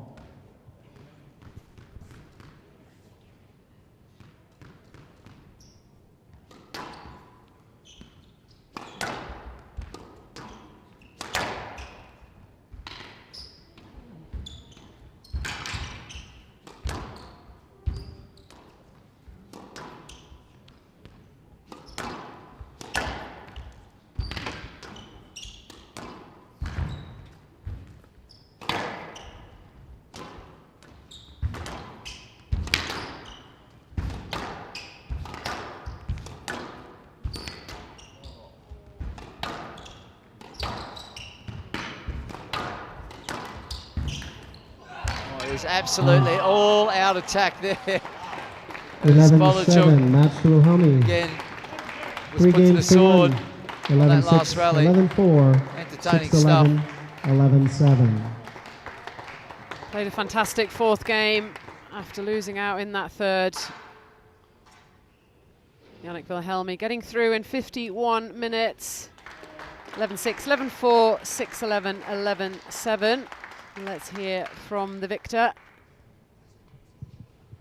Folks, last year when Yannick Wilhelmi was here, he was quite an underdog. He had just come through a meteoric rise from about 100th in the world to about 60th in the world. He's now been about 50 for a year now. What's changed over the last year since we last saw you here? Tough to say, but I think you constantly try to improve your game. It's just maybe little details, but if you want to go higher, those details count. So I try to work over the past years just on little details. Also getting fitter and stronger. So I think that's a good point for me. I have to ask you, how has the hospitality been here so far in Calgary? I know you got here a little bit early. Are you being treated well here? Absolutely, it's amazing. Thanks again to you. We've been here for a week, so it's not normal that I think summer takes us for almost 2 weeks. So I really appreciate that, and thank you very much. For those of you who don't know, Yannick is staying with the Knapp family. You make sure he goes to bed early tonight and eats his vitamins. Don't carry on with Mr. Knapp, okay? We will see everybody here tomorrow. 8 world-class squash matches. The top seeds are in action. Great day today. Thanks for all of you for coming out, and we'll see you again tomorrow.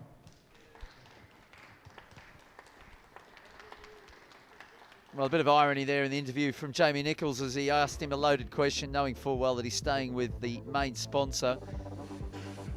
From Air Sprint Private Aviation, Mike Knapp does a fabulous job, and Yannick Wilhelmi did a fabulous job to just turn things around after losing track in Game 3. He was much more clinical in Game 4, working the back of the court, good lines, good pace.